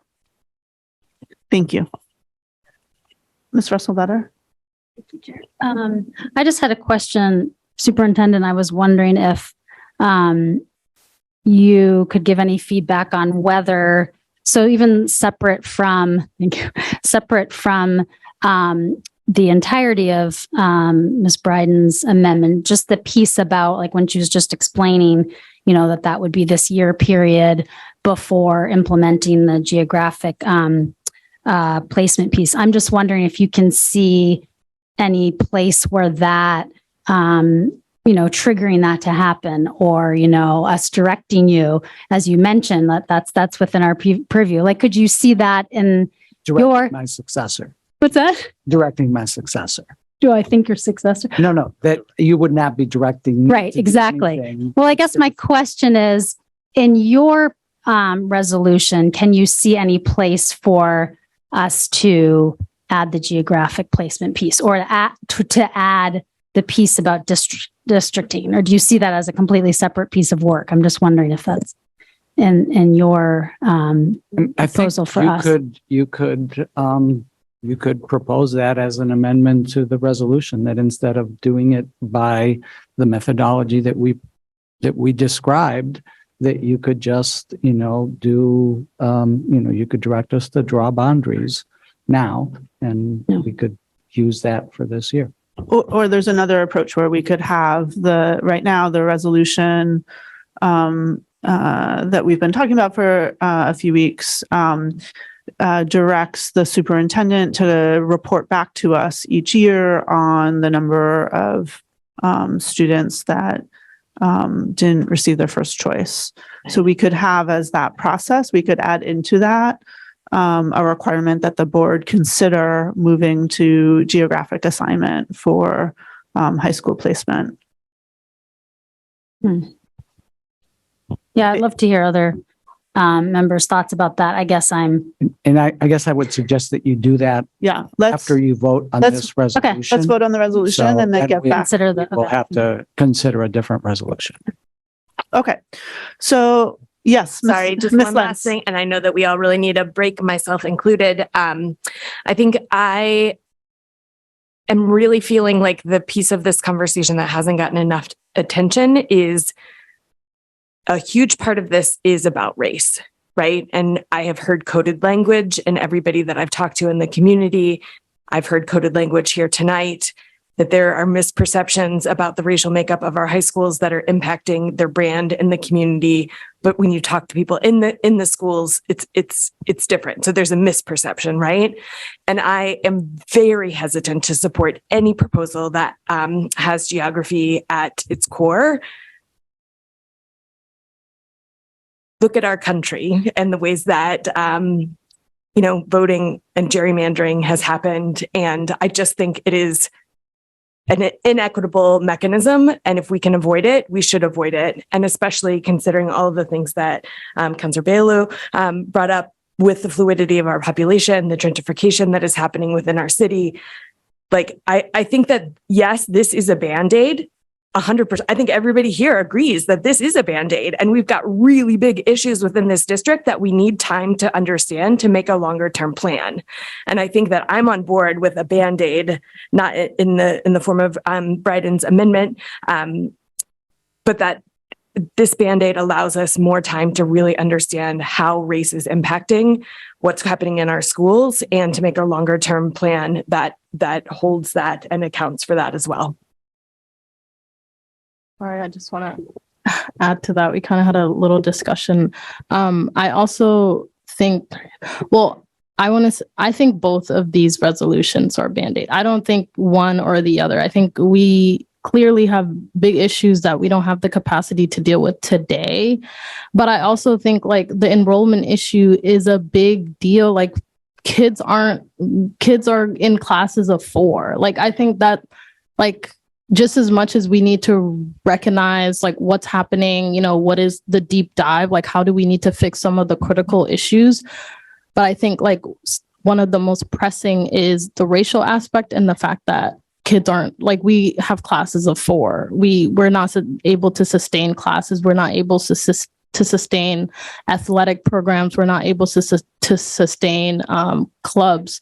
And I think if this addresses that, then we'll have more capacity to then address the race aspect, right? If we get through the enrollment, okay, we have great enrollment now.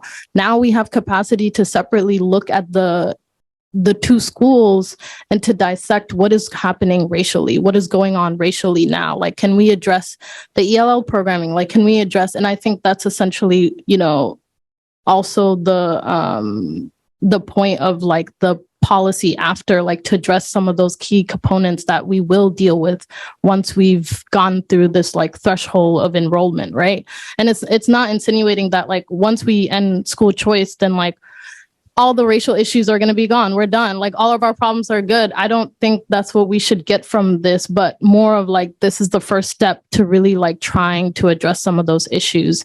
And it's clearly not perfect because our city is not perfect, but it's just like, I think we really need to look at some of like the most immediate pressing issues and then go from there on how do we create a more comforting process that allows for us to, or allow for all of our schools to have dignity and all of our schools to be different in their own way, but also be great programs to for anybody to go to.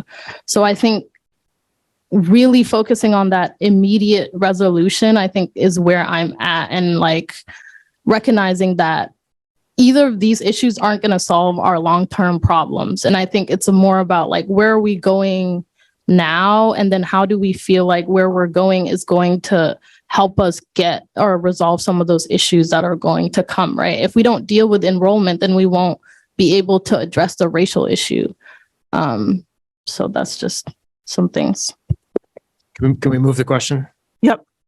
So by roll call vote, please indicate whether you support Ms. Bryden's amendment. Mr. Superintendent, will you please call the roll? Yes, Chair, Ms. Bilyeu. I will not be supporting this resolution. Ms. Bryden. Yes. I'm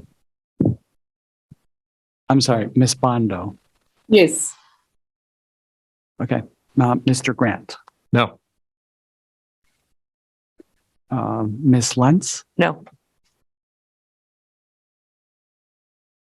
Mr. Alzamili. Yes. Ms. Dio. Yes. Mr. McLaughlin. Yes. Ms. Santiago. No. And Ms. Figdor. No. You forgot me. Oh, Ms. Russell Better. I'm sorry, Ms. Russell Better. Sorry. No. So the amendment fails by a vote of 2 to 5 with the students split on the The students amendment. were not split. The students voted No, minority. Well, okay. 3 students voted for the amendment, so with the minority, and 1 student voted against the amendment, to be more specific. Okay, Ms. Bryden, thank you so much for bringing that forward. We are now going to take a 5-minute break, so that means we're going to come back at, let's say, 9:40, 8-minute break. We're all good. Oh, was that your speedy report? All right, we are back, and we are going to go back to the main motion, which is the proposal before us, brought by the superintendent on high school choice. We're at the point where I think we're going to move to an amendment by Mr. Grant. So unless anyone objects or prefers we take a different route, I'm going to look to Mr. Grant to introduce his amendment and make a motion. Sure, I'd like to move my amendment as drafted in the board docs, and I'd like to speak to that motion. Is there a second? Seconded by Ms. Bryden. Okay, Mr. Grant, please tell us about your amendment. Sure. My amendment is fairly simple in its language. It's a process-based amendment. All it does is insert a school board vote in the middle of the process by which we may trigger the moving around of students after the school choice numbers are known. So to be specific, my concept here is that the students would go through the choice process, they'd make their submissions, the district would tally all the results, and at that point would have to report to the board what are the numbers.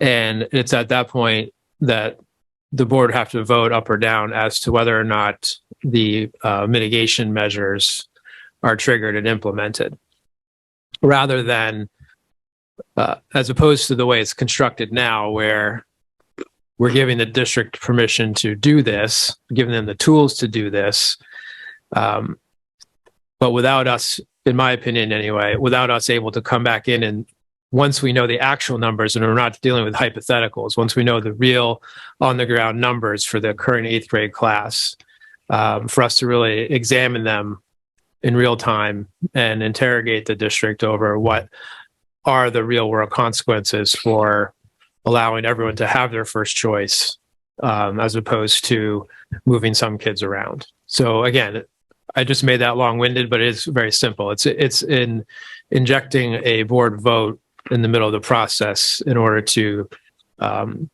allow the district then to implement the concepts we've been discussing now that are the subject of the underlying resolution.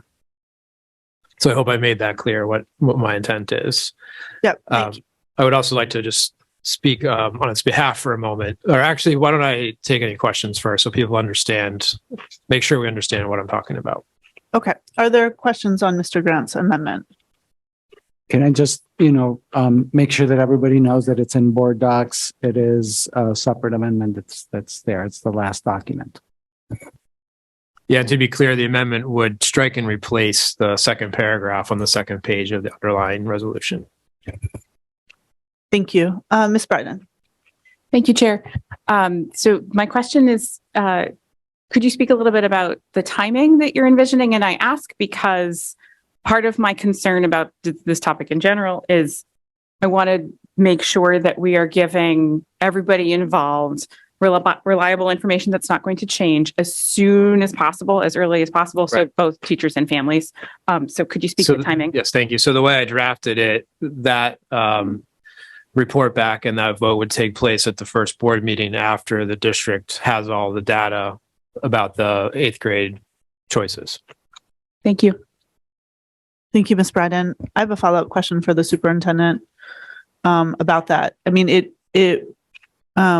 would you see us being able to achieve a vote on the night that you make the report? Typically, we would need to go through first read and a second read, and there would be, there might be a presentation before the first read that that provides the basis for, for an action.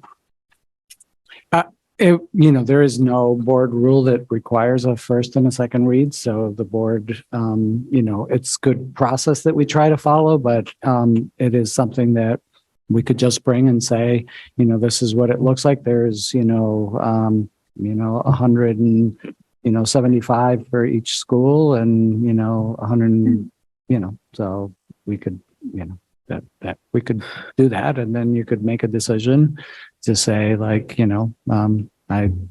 whatever it is that you want to do. If I may, I'm not wedded to the one meeting concept. I mean, even if it does require 2 meetings, that's still a 2-week time frame. It doesn't seem to, well, maybe you can answer that. Does that really set the whole process back? I think that the timing around this, and I haven't, and I'm going to look at, Assistant Superintendent Townsend to help me think this through in terms of what the timing would be for, bringing this. We're envisioning a process where, the choice is made by the end of January, and under our current, scenario, it's made by the end of January. Casco Bay runs its lottery, and then we are, we run our other lottery sometime in mid-February in order to be able to do staffing for the budget, which is in, early to mid-March. So it would get tricky to do 2 meetings on it, in all likelihood, but, we haven't really talked it through, but we could potentially bump the selection to the beginning of January, or something like that. We'd have to get rolling with communication and things along those lines now, but that would probably be right. Yeah, off the top of my head, I believe this year our deadline was not quite the middle of January, but not the end of January, because I believe, and correct me if I'm wrong, Principal Pierce, we ran the lottery, Casco lottery, at the end of January this year. Yeah, I don't know, potentially depending, looking at the calendar, that could go to January than early February meetings, but yes, would be tight. Without having the whole process, kind of, I mean, I guess we need to factor in, part of the time that went into the process was, making space for the different, the school-based open houses. We've had different structures for school visits, and, what's contemplated in here is obviously a curtailment of some of those things. So maybe that condenses so we had about a 6-week window or more that stretched over the winter holiday period. So potentially that window could be, tighter on that end in terms of we typically do or we have done the kind of district-wide open house, which I think in the spirit of what we're talking about here would continue in some fashion following the Thanksgiving break. So anyway, there's some potential to tighten up that 6 weeks to potentially 4 weeks, but we'd have to look at the dates specifically. Thank you. Are there other questions on Mr. Grant's amendment? Yes, Madam Chair. Yes, please go ahead, Ms. Pondo. Thank you, Madam Chair.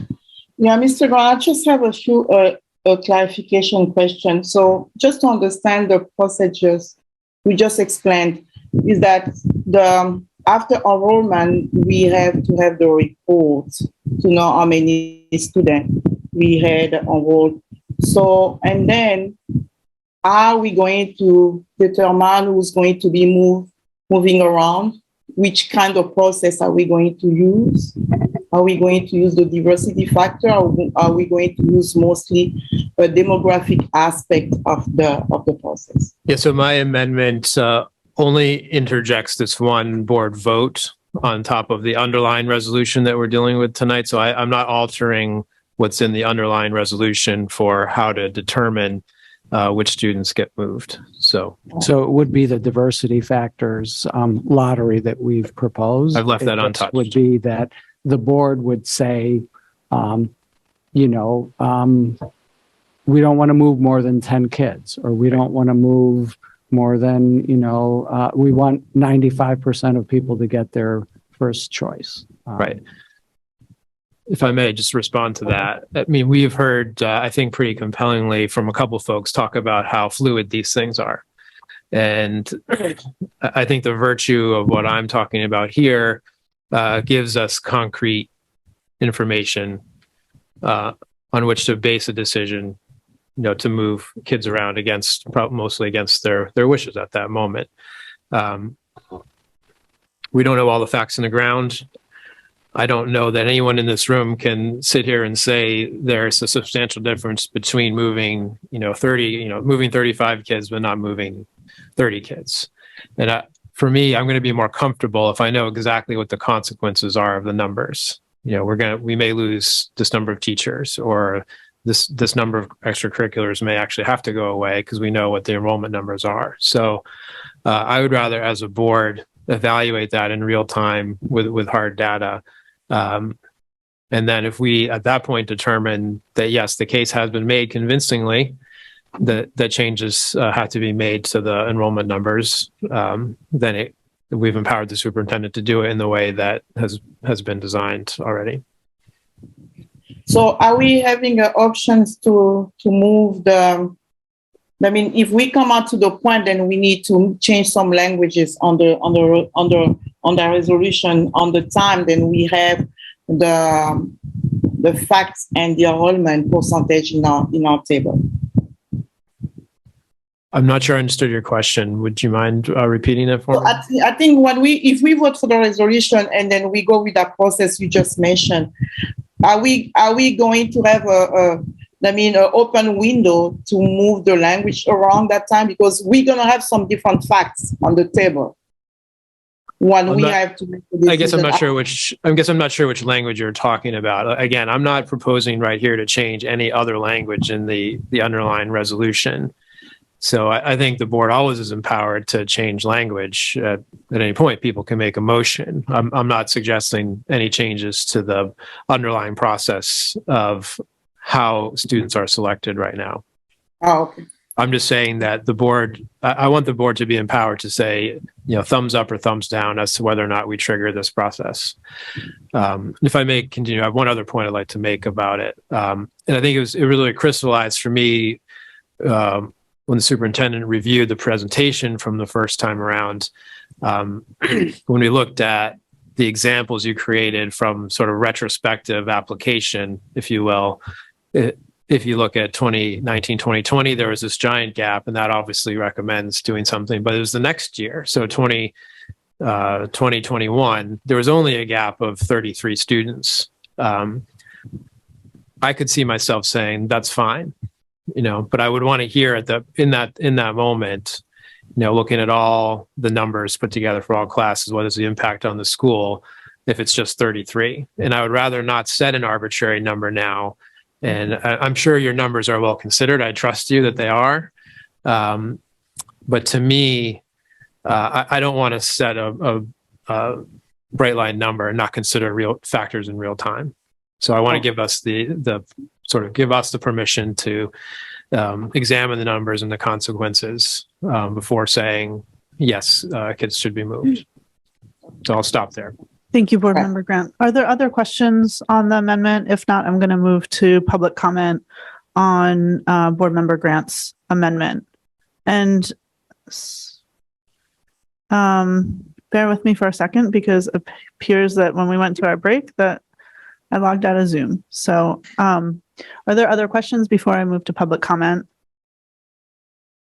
All right, I'm going to... Sorry. I just need a clarification. Are you... you're trying to hold off on the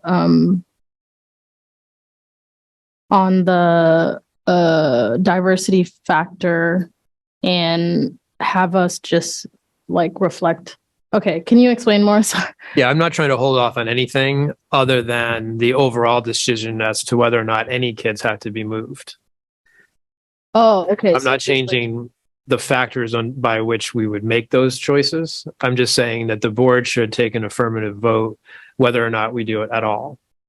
Oh, okay. Okay. So still, okay. I hope that answered your question. So the superintendent would bring the specific number of the disparity in enrollment and diversity to the board. And each year the board would look at those numbers and determine whether or not and how many kids should be moved. So still have high school choice, but figure out what the difference is within those numbers? The underlying resolution that we're going to be voting on in a few minutes is what outlines how we would move kids around. Yep. I'm not changing that at all. I'm only saying that rather than it happen automatically through the staff, that at the moment that we know the numbers for the 8th grade class, the rising 9th grade class, that the board would have to take a vote to allow the superintendent to implement the moving around of the enrollment numbers. But I'm still not gonna. Isn't that the same thing as here? No, the difference is in the underlying proposal. The district, the staff would be empowered to implement the enrollment changes themselves. So automatically decides what the numbers are and then the district or the schools themselves implement that. The district would, not the schools. Yeah, maybe I can. Yeah, maybe you can clarify. Under the current proposal, once we had all of the applications and we knew what it was, the staff would go ahead and make whatever changes were necessary so that we could accomplish a leveled enrollment. And then we would come and report it back to the board and say, we had to move 16 kids in order to achieve this. Under Mr. Grant's proposal, we would come to the board and say, this is what the enrollment looks like at both schools. We would recommend moving 16 people, and the board would say, makes sense. And I think Mr. Grant would also want us to come and say, if we don't, it means Deering is going to lose X, Y, or Z. Yeah, absolutely. And, Portland is going to need X, Y, or Z. And then the board would make a decision based on that versus the current proposal, which is we go ahead and do it using the filters that we've described. Yep. So the wanting to have, close to parity in the, student composition, both in terms of the size and the diversity factors. And so, basically this takes it away from the superintendent and puts the board in the situation of having to make this decision publicly every year. Okay, that's the every year part is what I wanted, because it's like if we give you the permission now, then that would be the district's policy to continue on their own versus like if we take his resolution, we would have to make that decision every year, which would go back to what Ms. Bryden was saying about making changes every year, or like if we felt it necessary, there would be changes essentially every year to the policy. Because we would have to decide. I don't think it changes the or not policy, sorry, it changes but the number whether you actually make, how many and whether you do it at all, I guess is what it does. Or whether you need to do it at all. But I guess I'm confused because if you don't do it at all, then the choice is still there. But if you do it, then that would take away a choice. And then the next year, if we decide not to take away a choice, so like, I don't know, do you see the inconsistency? So, I think it might be helpful to look at the examples, that we walked through. So the first year, which was the 1920, huge disparity in the class. And in all likelihood, we would come and say like, hey, you've got, 135 more students going to Portland and Deering, we would recommend moving 40 under this scenario. Maybe we'd come and say, we recommend moving 60 and making it, more, even more comparable. And then you would say like, yeah, okay, that makes sense because it's really big and, you're going to lose a lot at Deering and so on. Then the following year, in 2021, where the classes were, about 30 students difference between the two. And we might come and say like, the classes was 30 different, it's 18%, diversity factors difference. And the board might say, well, I'm okay with that. Last year we had a level class. And so it's not, we would be able to say like our projections is that a 4-year enrollment would look this way. And so I think that that's what, that's where we would, okay, how it would. I'm sorry. I was going to add on to that. Okay, go ahead. That example illustrates my point because in 2020-21, there were still 2 classes in the high schools that were actually bigger at Deering than at Portland. So the overall numbers wouldn't have been super out of whack. So we might have said, yes, there's a disparity of 33, but that's actually fine given the overall numbers in the school. So I just think we as the public officials should be the ones to say this is necessary or not. So. Yep. But thank you, Superintendent, for the example. That was very helpful. Okay. Mr. Superintendent, did you have another question for Mr. Grant or you were? I think, let me ask it just in case. I was under the impression that the board would set the number, but you're just saying the board would look for a recommendation from us for a number and then either vote it up or down. I guess I just answered my question. That would be like a dumb thing to do. You would want to be able to say like, no, I don't want to do 30. I want to do 15. Yeah, I guess I had just assumed that way, but I didn't write it one way or the other. Yeah. I actually didn't think we'd actually just invent our own number. We'd look to the staff to say, here's the advice, here's the best recommendation. And we say, great. We also have to apply, what is the public perspective and what's fair and right in the larger sense. So, yeah. Okay, I'm going to move us to public comment. So if there's any public comment on Mr. Grant's amendment, which would have the board vote each year whether to trigger the movement of students to balance enrollment and diversity. If there's any members of the public who want to comment, please either step forward or use the raise your hand feature in Zoom. I don't see any public comments. I'm going to go ahead and close public comment and move to board discussion. Is there board discussion? I'll go ahead and I don't see any hands, so I'll go ahead and say my view, which is I'm not going to support this amendment. I appreciate the thought and effort.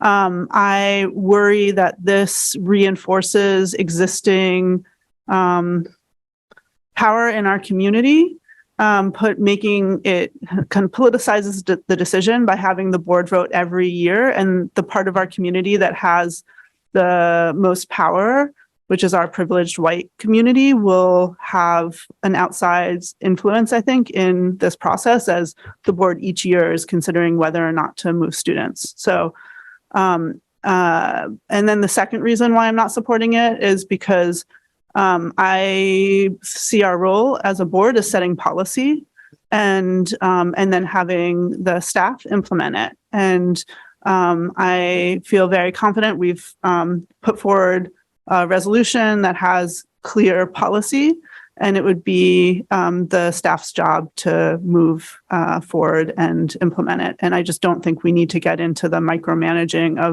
of decisions like this. So that is why I'll be voting against the amendment tonight.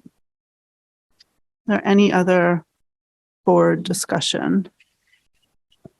Ms. Russell-Better, who I do not see sitting next to me. Thank you, Chair.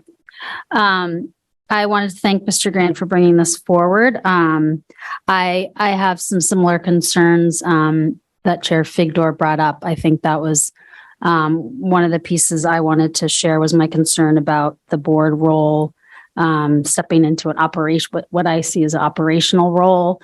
That really reiterating what Chair Figdor said, that if we're setting the policy, I do want to trust that the superintendent and district staff will follow through with that. And I do think it gets really close to us directing kind of day-to-day operational work. But the piece that I do appreciate, what I think is the intent Mr. Grant was bringing forward, is really trying to understand the number of students affected and then the subsequent programming effects. So I do think that piece, I'm not in full support of the proposal, the amendment, but I do think some piece of reporting the programmatic effects would be helpful, I think, in this new system of doing a change in our choice process. So I think that piece I am in agreement with, and I think that would be helpful. Thanks. Thank you, Ms. Russell-Better. Ms. Bryden. Thank you, Chair. I also want to echo the gratitude for the amendment. I think it's a really interesting idea. I'm not going to support it. And the rationale in my mind is that I feel like it introduces an additional level of uncertainty for the community. And I would rather see us move in a direction of folks being able to, know what's coming and have fewer curveballs. So that's my rationale. Thank you. Ms. Lentz. Yeah, thank you. I think I just want to echo what Ms. Russell-Better said around like the piece of this that is attractive to me is that it creates a moment of pause and reflection and really understanding about this policy and its actual effects. And I would like to hold on to that. So I don't know like how there is a requirement in the underlying resolution that requires that the superintendent annually report back on the number of students who were impacted by the policy. There isn't also a requirement about how it impacts programming, but hopefully if we're equalizing resources, we are moving with that forward with the second amendment that's on our agenda around aligning the high schools, we'll see that less and less coming. That. Yeah. And that report out would come within that process as well. Okay, thank you. Anyone else like to speak to this amendment? Mr. Grant. Is this obviously I can read the room, but I'll make one last ditch effort to a persuasion. That's what I do professionally. even in lost causes. So just to take the points, I was just jotting down the points you all are making. First, I have every confidence in myself and all my colleagues to understand the different types of influences that are on us, and that we can separate out the people who show up here from the people who are silent or unavailable to come. And I think we can hold those people in our hearts and minds when we make decisions. So I'm not concerned that a resulting vote from this body, especially in this board construction, will be overly influenced by people with one perspective. Second, the notion, I will push back gently on the notion that this politicizes the issue. We were all elected. Every decision we make is political. Every decision we don't make is also a political choice. I think I would push back on the notion that this is getting too deep into operational roles. I think we answer to constituents, we answer to parents and families who have kids that will be affected by this. And all I am saying is that we should be the ones to put our name on it if a kid has to be moved against their choice. The last thing I would say is more about my view on how people interact with their government. And I think it frustrates people when it looks like government's on autopilot and the real world consequences are subverted beneath a theory or a number. So I think everything the staff has presented is well-intentioned based on their best knowledge, but to say that we need to have 90% of the kids get their first choice every year is a random number as best as I can tell. And I think we should go out of our way not to have that happen to any kid if we can. And I'm previewing, I will support the underlying motion as well. I actually do believe that we have to do something. And if that's all we have, then that's what we should do. But we should give ourselves every opportunity to mitigate.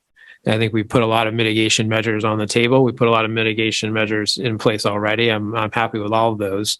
This is one last moment where we could reconsider and say, yeah, it may be outside the boundaries of what the district says is good, but we haven't been shown the goods that it really will make a material influence. So I'm more than willing to stand up and be counted at that moment. So that is I'll stop there. That's my attempt to address some of the points that my valued colleagues have made.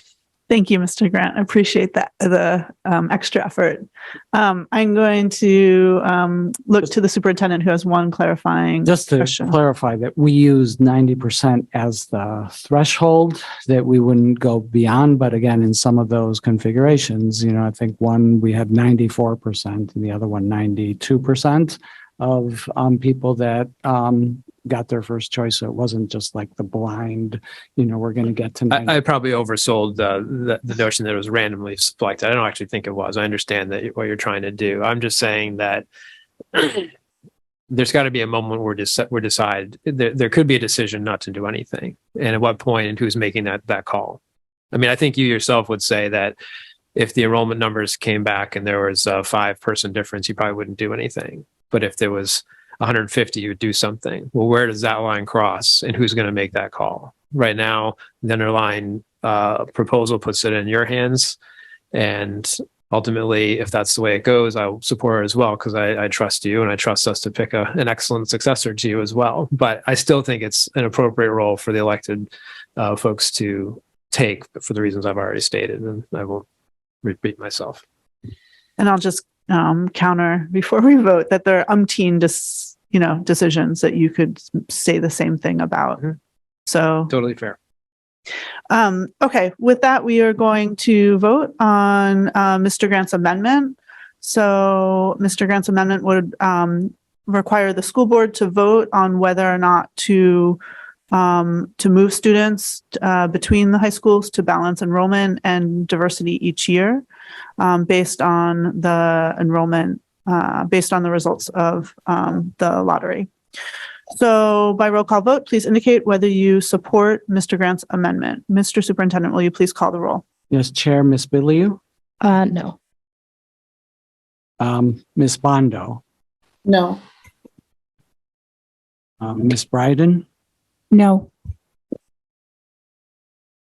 Mr. Grant, Yes. Ms. Lentz, No. Ms. Russell Better, No.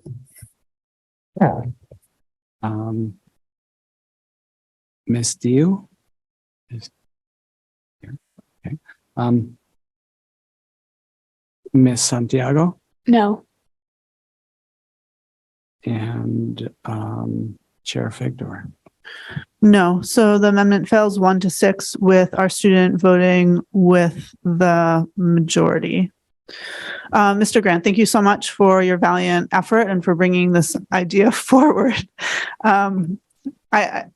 Yes, I said that with a laugh, but I wholeheartedly meant it. Just appreciate the full discussion, and you're making your case.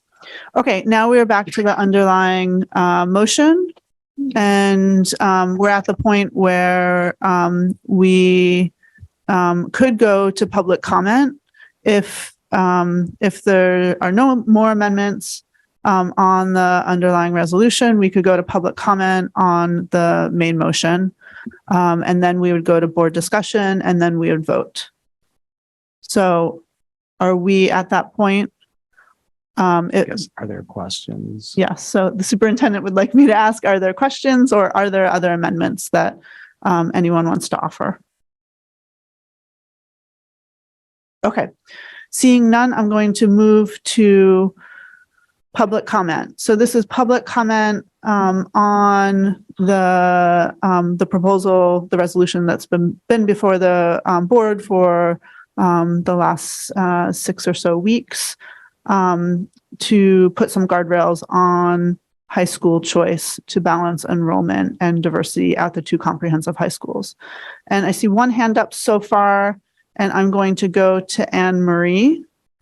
So Anne Marie, please introduce yourself, and you have tell us where you live, and you have 3 minutes to address the board. All right. Can you hear me? Yes. Okay. This is I'm Anne Marie Griven Bouchard. I live at 54 9th Street in Portland. All right. So as I listen to everyone tonight, I don't believe that anyone is ready to make any decisions tonight. Not exactly sure why this decision needs to be made for the class of 2027. As I spoke before, it really doesn't make sense to me that if you're homeless, you're free and reduced lunch, have an IEP, or you're an English language learner, that you get to your first choice. So let's all remember that the definition of discrimination, the unjust or prejudicial treatment of different categories of people or things, especially on the grounds of race, age, or sex. This will be discrimination against the population that doesn't fit this criteria. As I, listen to people tonight, it seems like some people, board members, are either for or against Portland High School or Daring High School. And to me, this should not be the case. We're in the same town, and we should all be equal. I'm ambivalent, when I think about, we've talked about, people, let's say like 16 kids don't get into the school that they want.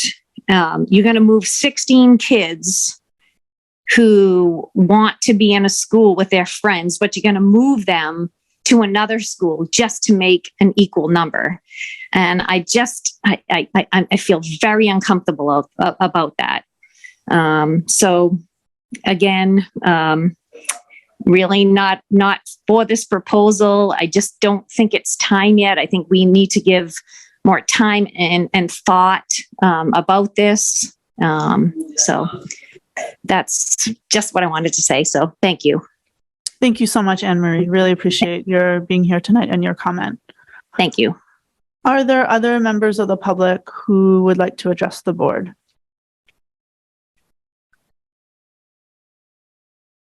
I'm not seeing any hands up, so I'm just gonna, nor am I seeing anyone come forward from the audience. So I'm going to give people another few seconds. And just to reiterate, so this is unless something happens, and I see a couple hands have gone up, this would be the last opportunity to comment on our putting some guardrails on the high school choice process before we vote tonight.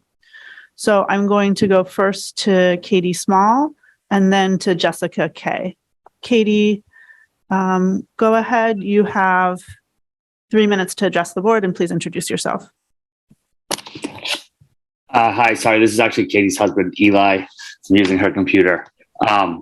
So same household. I live on Ludlow Street. I've got a Portland High School senior. We have a Portland High School senior and a Portland High School, a Lincoln Middle School 7th grader.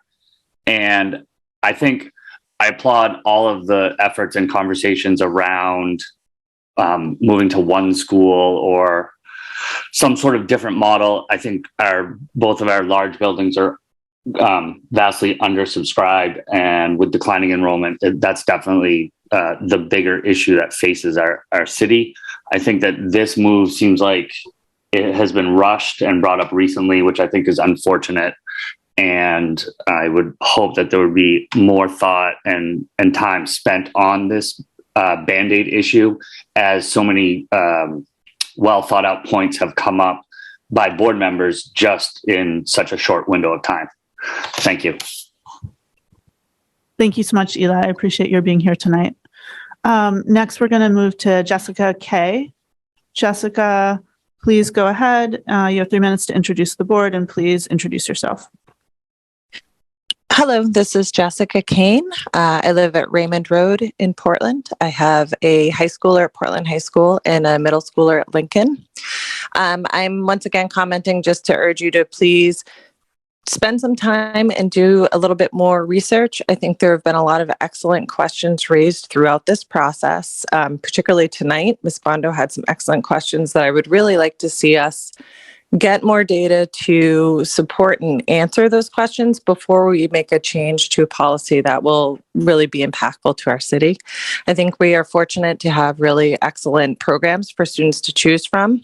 And I'd really like to see all students benefit from the option of being able to put the thought, the time, the effort into their choice and feel good that they're making an informed decision and will have an opportunity to attend their school of choice versus shifting numbers around each year to meet some criteria without actually getting to the root cause.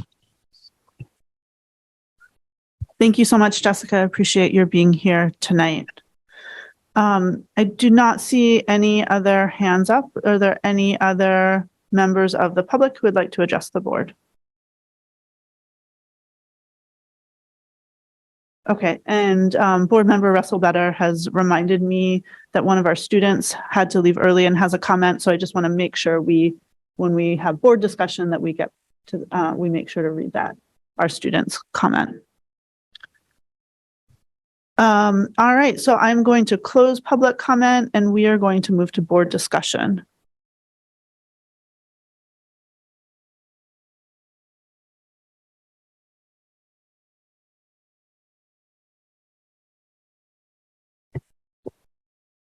Thank you.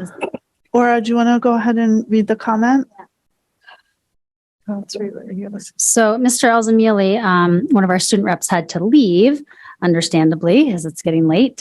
So he shared a statement with me that I'll read on his behalf. I'd like to speak on school choice. I'm the Portland High School representative and have spent very little time in the Deering building. In 8th grade, coming from King, I was very motivated to go to Casco. When I didn't make the lottery, I quickly chose Portland. Deering was never on my radar, and that's the problem. The board's making this decision very quickly. First, we should analyze why it is students preferred PHS. I know for myself, I thought PHS had the better presentation, and I found DHS's unmotivating. We should be focused on improving the school to make it a more inviting place, rather than this artificial way of changing the numbers. This decision is rash. The board has not taken long enough to debate it. With Superintendent Botana leaving next year, it will be up to his successor to deal with the consequences, which is not fair. This decision takes away, it doesn't add. Families with traditions in either school will not be able to carry them on. My brother will go to Deering, but I think he'd prefer PHS. You talk about winners and losers. I felt like a loser when I didn't make the lottery.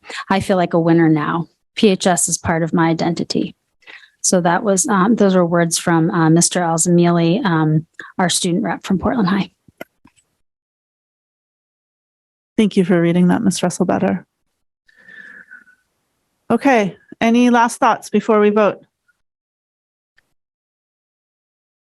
Mr. Grant. I did prepare a little bit to say. I promise it won't be more than a couple minutes, but I think it's important given the amount of attention that's been on this issue and the amount of comments we've received. So I'll start by saying that there's a fundamental contradiction at the heart of this issue. We have a system of unfettered choice and also a system that has two high-quality high schools. What we're facing now is the prospect that one of those values damages the other rather than supports it. Fairness to me dictates that we first have to ensure high-quality education to kids at both comprehensive high schools. If that's threatened, then the other value, free choice, is the one that needs to change. At some point, we have to put our faith and trust in each other. Right now, that means trusting the administration and the staff in their determination that allowing one school to get too small makes the education at the smaller school less equitable and less excellent. We heard some powerful reasons earlier tonight as to how this problem is already manifested at Deering and could potentially get worse soon. We're here discussing the policy tonight because we're on that trajectory and it could be there as soon as next year. The nature of free choice is that it can produce random results that we can't control. For 40 years, Portland has randomly broke down into high schools of sufficient size to offer equitable, excellent educations to all. But that streak could end this year. So it's for that reason I believe we do have to act now. And that action is to create the fail-safe that's in the policy proposal before us. And it's all one that we hope not to have to implement, but I do believe we have to have it ready. At the same time, I have absolutely heard the calls from people to examine the bigger picture issues. We've heard them even just in the last few minutes, and I agree with those as well. But again, what we're doing here is providing a fail-safe for this year. While at the same time, we can engage meaningfully in a longer, more drawn-out process to answer the bigger question. Can we do high school better in a different configuration in Portland than we're doing right now? I'm ready to dig in and answer that question and be part of the solution if the answer is yes. And it also implicates the other resolution we're going to talk about in a few minutes to start us down that road. So I'm willing to support this because I believe it will be a short-term fix to a potential problem, one that we've taken measures to try to mitigate and hopefully not have to use, but I am convinced that we have to have it ready just in case. So for that reason, I will support the underlying motion, and thank you for allowing me a few extra minutes. Thank you, Mr. Grant. Ms. Bredin. Thank you, Chair. Again, I'll try to be brief. I don't feel like I can support the resolution, but I did want to say that I am looking forward to working with the group and the community to do the hard work that we need to do to get our high schools aligned so that hopefully this is a moot point moving forward. And I look forward to working with all of you on that. Thank you, Ms. Bredin. Ms. Biliou. Miss Bondo was before me, so she can go if that's okay, but I'm happy to go after her. I'm sorry, Ms. Bondo. Thank you for the heads up, Ms. Biliou. Ms. Bondo, please go ahead, and then we'll go to Ms. Biliou. Thank you. I'll be short, and I think I already expressed since last time, then I won't be able to support the resolution on the line because there's a lot of whys that have never been answered for years. And making those change, I look at the 90%, the 10% is that I want to value all our students. And I think a choice of the student is what the students going to the school, then it's going to make a difference for this either high achievement. And I think then I can say we're just putting the Band-Aid, but I think even though we have more deeper work to do that, I think we need to analyze mostly why we have these low enrollment at the Deering High School, then at Portland High, and try to figure out different strategies. And I think just that Band-Aid is not good enough for me, because I had 3 kids in our public school system for years, and I've been all the time trying to understand those whys, why we have those are different. And then we never come up with any strategy to put forward. And then balancing the number of students. For me, we're increasing more stress, and we just don't pay attention for any social emotion than the pandemic already created. So I would be voting no for that resolution on the line. Thank you. Thank you, Ms. Bondo. Ms. Biliu. Forgetting my thought.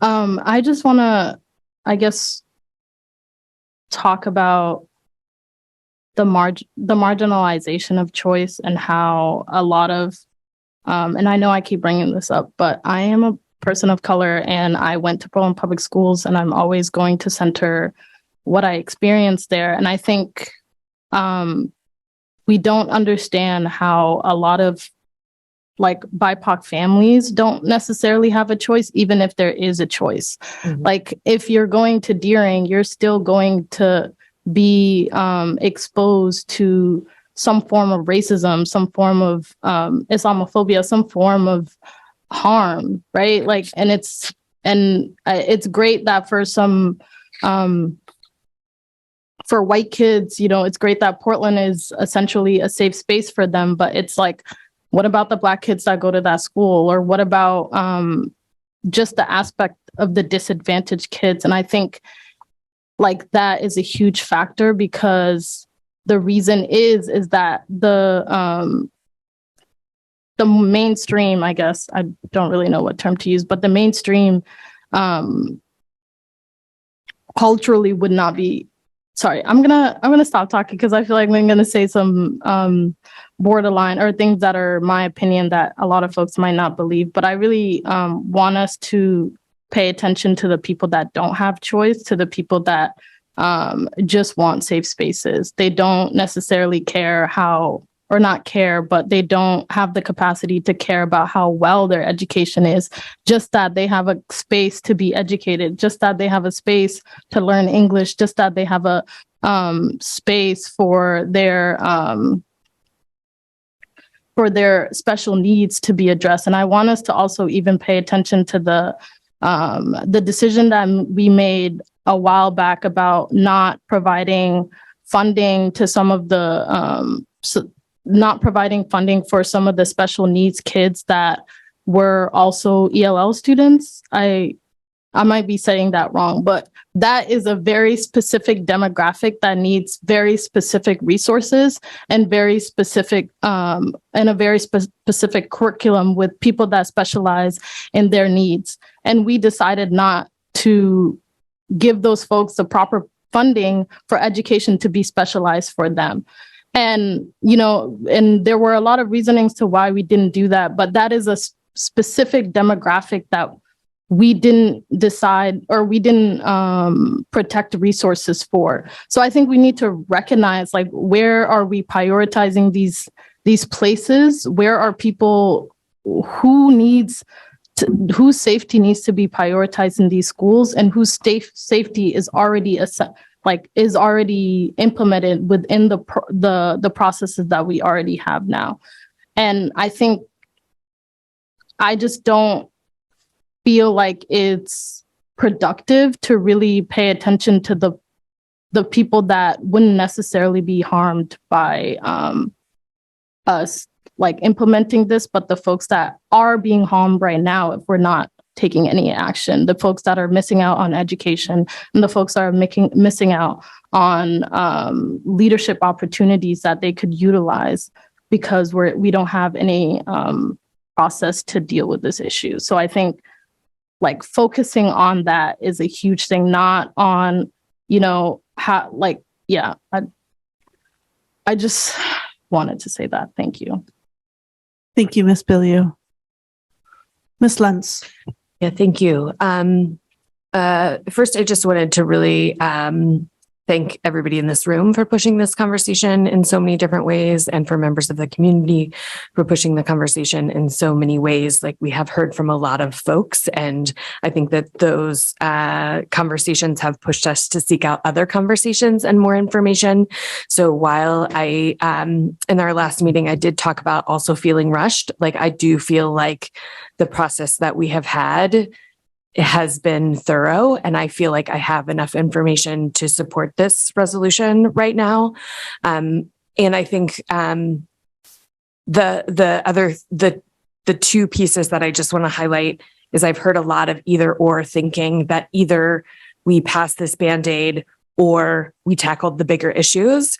And I do really think that we are putting forward tonight a both and situation, where we are putting a Band-Aid on this and we're looking at the bigger pieces. So I just want to like say that loudly, or just put emphasis on that, because I think our community has expressed that and we hear that, and that's what we're doing. We want to do both and in this situation. And, I think before coming into this meeting tonight, I was really thinking about kind of with this change, like what loss would come to students in their choice. And I wasn't really thinking about the loss that was coming to the students that are already in the schools, and the students that might be going into the schools if we don't take action. And I really, Ms. Santiago, I feel like your comments were really, really helpful with that. I think also Board Member Belu, and just really thinking that like a student not being able to follow their passion is just as important as a student not getting their first choice. And so really weighing those things, and just that passion piece and not being able to find your space in your school is really, really important too. Thank you. Thank you so much, Ms. Lentz. All right. I think we're ready to vote.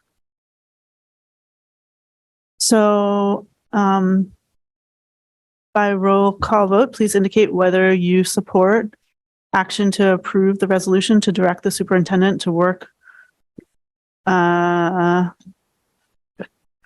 to approve a resolution to direct the superintendent to balance Deering and Portland High School enrollments. Mr. Superintendent, will you please call the roll? Yes, Chair, Ms. Belew. Yes. Ms. Bondo, No. Ms. Bryden, No. Mr. Grant, Yes. Ms. Lentz, Yes. Ms. Russell Better, Yes. Ms. Santiago, Yes. and Chair Figdor. Yes. So the motion passes by a vote of 5-2, with our student voting with the majority. Okay, thank you everyone for a considerable amount of work tonight and over the last many weeks now to get to this point. Thank you to the superintendent and to the superintendent's full team for the work that's gone into thinking how we are going to move forward.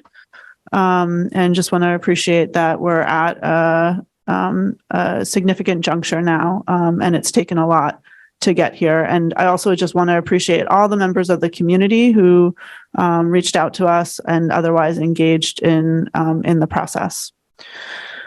So now we are moving to new business, consideration and action to approve a resolution to direct the superintendent to work with the Policy and Curriculum Committee to develop a plan for alignment of the comprehensive high schools. And this is just a first read, so we will consider this resolution next week, but it builds on just what we were talking about, looking to a more comprehensive solution to address the issues raised tonight. Can I just make a quick comment? Yes. I know that we normally don't make comments, or I don't introduce these topics, but we also oftentimes do a workshop, and we obviously are not doing that tonight because we still have significant work to do. But I just wanted to make a couple of comments about this, which I think I've said before, but I think it's important to reiterate because we have heard, and I know I've heard Ms. Bondo loud and clear, and I think that everybody on the board at some point has recognized that what we just did now is addressing a symptom and not the underlying issues that we need to address. And so this resolution that we've added to the agenda today is attempting to address that. You know, as an administration, we've been working with school leaders to develop more closely aligned approaches to multiple aspects of high school programming, which include but are not limited to things such as the schedules at the schools, the transition experience for students, programming options for language learners, and access to rigorous curriculum. So the resolution, what that will do is will bring visibility, accountability, and enduring importance to that work by making it subject to ongoing review by the board's policy and curriculum committee. The resolution specifically tasks staff with developing and delivering a report to the full board on the elements, on what are those components, and the timeline and benchmarks for the successful alignment of those elements across schools to the board, you know, by the end of this academic year. So I just think it's important in the context of so much discussion that has been about, like, this is a Band-Aid, this is a Band-Aid, agreed. This is, you know, work that is ongoing and that we are committed to continuing, and, you know, believe that it's very helpful to have the board engaged and committed to seeing that work through. So.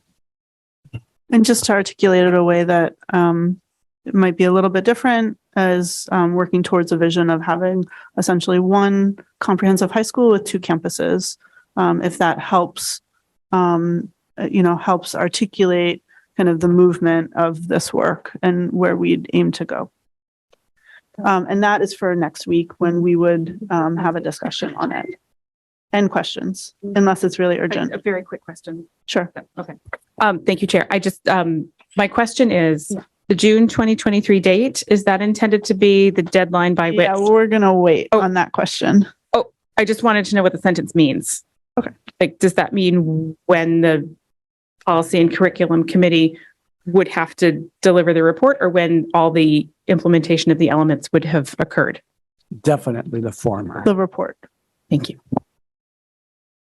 It gives you a sense of this is a big chunk of work. Big chunk of work. Take a few years. Okay, so next we are at consideration and action to ratify a 3-year contract with the Portland Education Association Teacher Unit. Is there a motion? Ms. Russell-Better, is there a second? Ms. Bilyeu. Mr. Superintendent, will you speak to the motion? Very briefly, and then I am going to turn it over to Barb. And I believe I saw our lead negotiator. Oh, there he is. I was like, you've been here for a long time and now you're gone when we need you. So I'm glad you're here. So we're asking you today to ratify the 3-year contract with the Portland Education Association. This is an incredibly important step forward for us as a school district. I think we're going to walk through the key provisions of this, but I think the piece that is most salient to me, that this really is, it's my 3rd contract, and it's the one that I think moves us forward as an organization to something that we've, talked a lot about and, prize and value, which is, how do you create a environment where we are one and there is collective efficacy. And collective efficacy, as you know, when we talk about it, it means that, we have a common vision and people feel that the organization is aligned around moving that common vision forward. And I believe that this contract in front of you actually helps us to do that. This is about trust on both sides, that we are on the same page and that we're working collaboratively towards the same goals. It was a intense negotiation process. I want to recognize the team that worked on this, led by our chief negotiator, Campbell Badger, who's going to be going through the details. But, you know, a huge shout out to Assistant Superintendent Nally, Assistant Superintendent Townsend, Executive Director for Human Resources, Barb Stoddard, and to the two board members, Chair Figdor and Vice Chair Burke, who put a tremendous amount of time and energy. There was a very strong team on the PEA side, and I know Carrie Dowdy is here representing the PEA, and we're incredibly grateful for the spirit in which the team came forward to these conversations. They were intense, and you know, I know Malia described them the other day as, you know, there was crying on both sides as we did this work. And you know, I think that the outcome is, you know, a really important step forward. So really excited to turn this over to Campbell to walk us through the key elements of the agreement.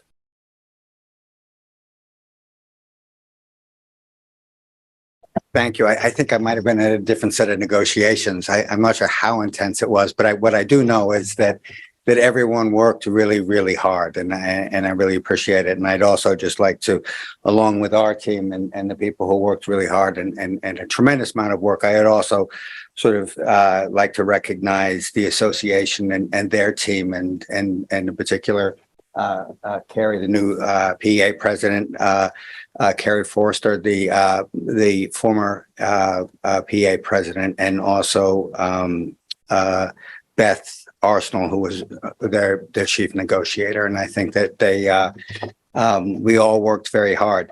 I actually do agree with the superintendent. I in a sense, but this is probably the first time that I think that this really is a very, very good contract. It was gave me a lot of professional pride in being part of that, and I think that there's some tremendous changes that are good for Portland, and being also a resident of Portland, I take a great deal of pride with that. I know that the contract has been handed out to you, and I know that you have the highlights. I'd like to just focus on sort of 3 points on that. The first one would be the length of, in Article 10, which it has to do with the length of the work year and work day. And we all know that educators work really hard. But I think both parties agreed that there was a need for teachers to remain on site both before and after the student day. There was a recognition that educators need to be available, and so what the parties addressed that need by extending the day by the time by which educators should be available both before the beginning of the school day and at the end of the school day, and that was a recognition that would be supporting for students. And so now we have, before we had 15 minutes, now we have 25 minutes, and I think that's a significant change if you think of the cumulative time.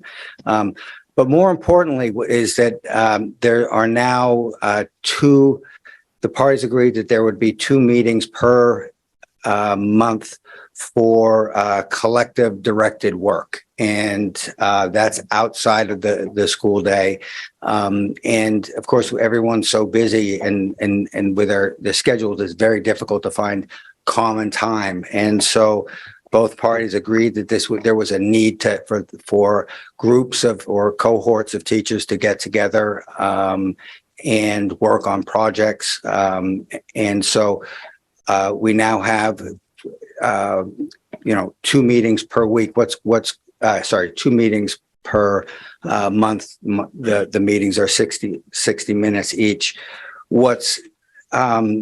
What's special about those meetings, though, is they're not sort of building meetings, they're group meetings. And so cohorts can meet. And so it means that only a specialized group can meet to either have a grade level meeting, a department meeting, or a vertical meeting. And I think that will allow each of the schools to work on both building initiatives and district initiatives.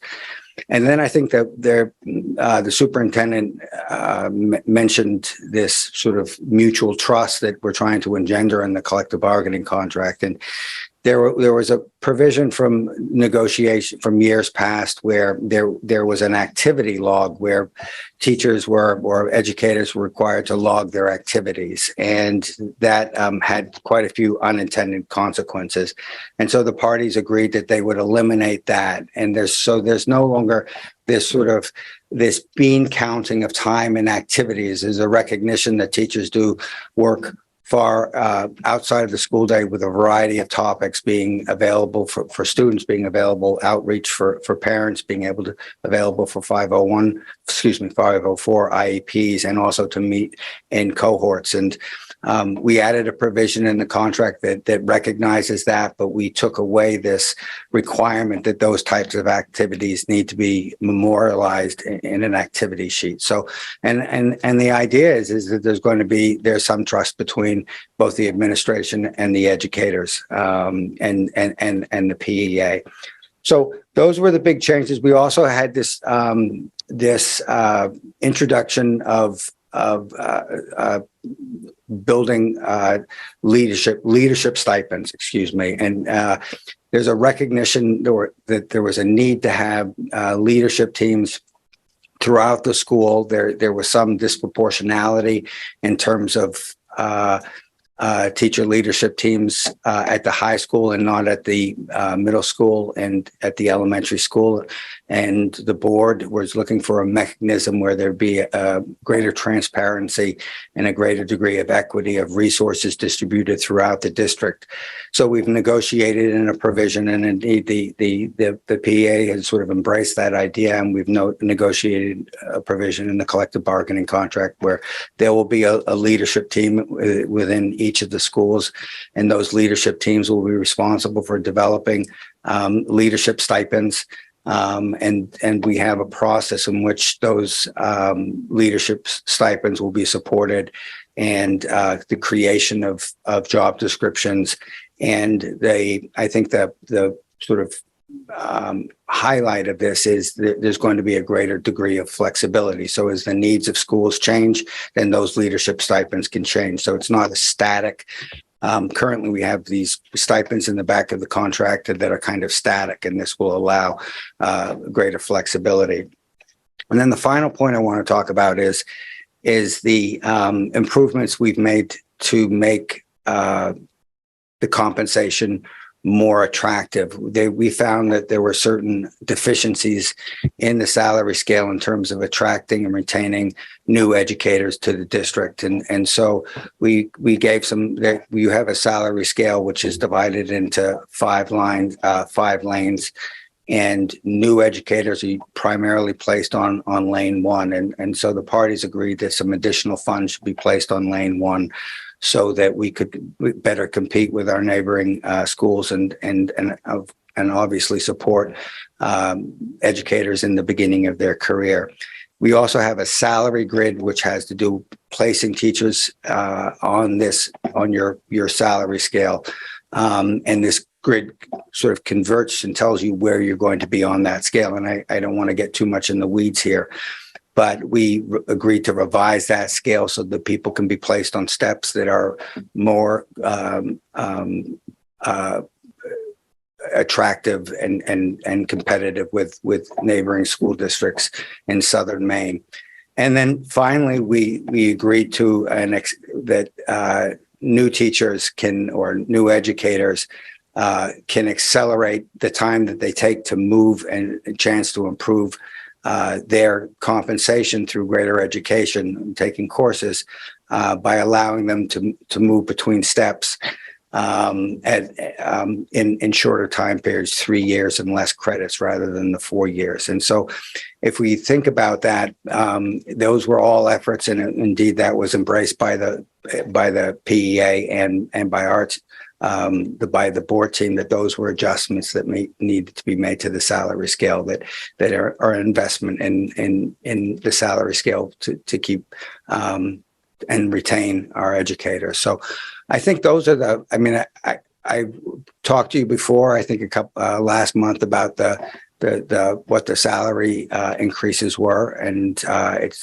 and I think those are all before you. So, but I think it's a very strong contract. I'd like to thank the PEA for their partnership in it, and I'd like to thank the board's bargaining team for all the hard work they put in. So I strongly suggest that it's a good contract to ratify. Thank you so much, Campbell. Excuse me. Before I give the board an opportunity to ask questions, I'm wondering if Carrie wants to come and say anything. I'd like to speak, but I can speak after you both. Do you prefer that? No, come talk with us. While you get here, I left out Boyd Marley, who was the principal representative on our team, and I don't want to do that because Boyd was an important part of that team as well. Of course. Sorry. I'm happy to speak. Can you hear me okay? Thank you. In this moment, I would like to thank the many voices. Okay, I'm just going to stop you to introduce yourself so that everyone knows who you are. I know, Emily, last time I always tell my address, which I'm happy to do. Carrie Dowdy, 27 Fleetwood Street, Portland. Sorry. A PEA president. Yeah.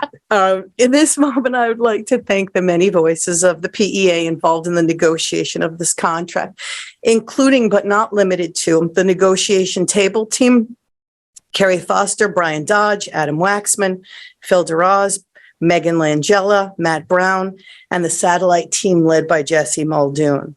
The entire team was led by Chief Negotiator Beth Romano Arsenault. Beth has been the Chief Negotiator for the PEA for the past 10 or so years, has been our Chief Negotiator for the last 4 contracts, and served as an advisor on other contract negotiations within the PEA. With the settling of this contract, and as Beth steps away from this role, the PEA would like to especially thank Beth for her knowledge and skill as a negotiator, as well as the hours and hours and hours she has given for the benefit of our association, all in our collective effort of advocating for the schools our students deserve. And finally, the entire association remains in solidarity with our EdTech members who spoke earlier tonight with honesty and integrity on the specifics of their work, how and in what ways they serve the students and families of this district, and the reality of their current compensation for this work. Thank you. Thank you so much, Carrie. Okay, are there questions for either Campbell or the superintendent on the contract? Okay. We don't take public comment because it's a personnel item. So we're not taking public comment. It's a personnel item. So we're going to move to board discussion. And maybe if it's all right, I'll jump in. I usually wait. I actually have a statement from Adam as well. But I'll start and then I can read Adam's statement. We were the 2 board members on the negotiation team, as the superintendent said. And I really want to just recognize the I think extraordinary work that happened among the between the 2 teams. I think at first we sat down and we saw that there were a lot of issues, and we didn't. It wasn't clear that we were going to make any kind, progress like we made to any extent that we made it. But I think what happened was that we kind of were able to step back and listen to each other and talk about the values that we are trying to achieve and agree on kind of a vision and values. And then even from there, step back and say, okay, well, this is how we've done it. How else could we do it to achieve our common values and vision? And I think doing that, we achieved more than we thought possible. And I really want to appreciate the full team. But I want to just call out both Assistant Superintendents, Assistant Superintendent Nolly and Assistant Superintendent Townsend, because I think their ability to step back and just think about how we could structure things differently to achieve more common our common vision was just invaluable. So I just really want to appreciate, I also want to really appreciate Beth Arsenault's leadership and acknowledge that PEA went through a leadership transition as we were still working on the contract, and they did that seamlessly. So hats off to that.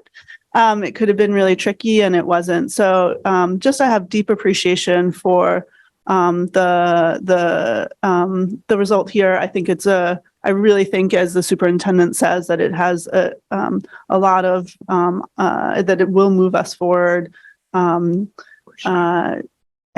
so I really appreciate having been part of it. Sorry to take up a lot of bandwidth, but I do want to read Board Member Burke's statement. He said, "I want to thank everyone involved with the PEA contract, from the negotiation teams to the entire PEA body, school board, and administration, for such thoughtful, caring work from day one to today. I'm proud of us. I think we all listened and worked hard to find solutions at every turn. The contract is built on mutual respect of everyone involved and of our common goals in the Portland Promise. I'm glad we could demonstrate that the board and from the board and administration side by removing things like the 120 minutes, as well as increasing wages across the scale.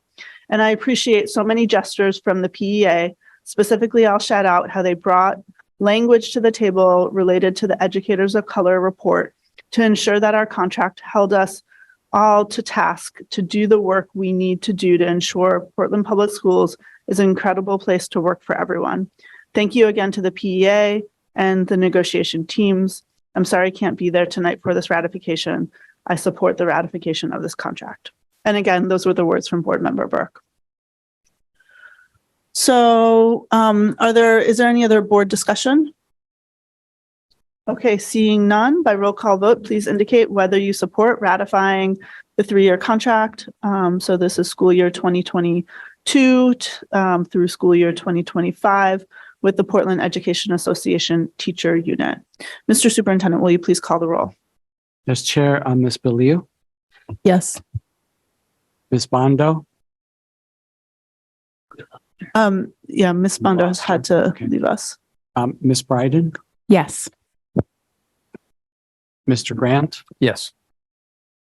Ms. Lentz, Yes. Ms. Russell Better, Yes. and Chair Figdor. Yes. So the contract is ratified unanimously. And now, great work, everyone. Thank you so much, Campbell. Now we're on to personnel items, consideration and action to approve the personnel items listed, election of 1-year only contract of 1-year only teachers. Is there a motion? Ms. Bryden, seconded by Ms. Russell Better. Ms. Stoddard, would you like to speak to this motion? Sure. Tonight we have just 2 very quick personnel items. First, you'll be voting on 2 1-year only teachers, followed by approval of 4 regular teacher hires for the year. Are there any questions on the motion? Seeing none, there's no board comment. There's no public comment on personnel items. Is there any board discussion? Seeing none, by roll call vote, please indicate whether you support approving the personnel items listed, election of 1-year only teachers. Mr. Superintendent, will you please call the roll? Yes, Chair, Ms. Biliu, Yes. Ms. Bryden, Yes. Mr. Grant, Yes. Ms. Lentz, Yes. Ms. Russell Better, Yes. and Chair Figdor. Yes. So the item is unanimously approved. Next, we're on to consideration and action to approve the personnel items listed, election of teacher candidates probationary. Is there a motion? Ms. Bryden, seconded by Ms. Lentz. Ms. Stoddard, anything to add to this? Okay. Are there questions on the motion? There's no public comment on personnel items. Is there any board discussion? Seeing none, by roll call vote, please indicate whether you support approving the personnel items listed, election of teacher candidates probationary. Mr. Superintendent, will you please call the roll? Yes, Chair, Ms. Biliu. Yes. Sorry, lost my place here for 1 second. Ms. Bryden, Yes. Mr. Grant, Yes. Ms. Lentz, Yes. Ms. Russell Better, Yes. and Chair Fichter. Yes. So the personnel item is unanimously approved, and we are on to our last agenda item, which is an executive session. Consideration and action to enter into executive session pursuant to 1 MRSA Section 4056D to discuss negotiations with the Portland Education Association Educational Technician Unit. Is there a motion? Ms. Lentz, seconded by Ms. Bryden. We are gonna all in favor? We don't move. It is too late. No vote yet. We're going into executive session.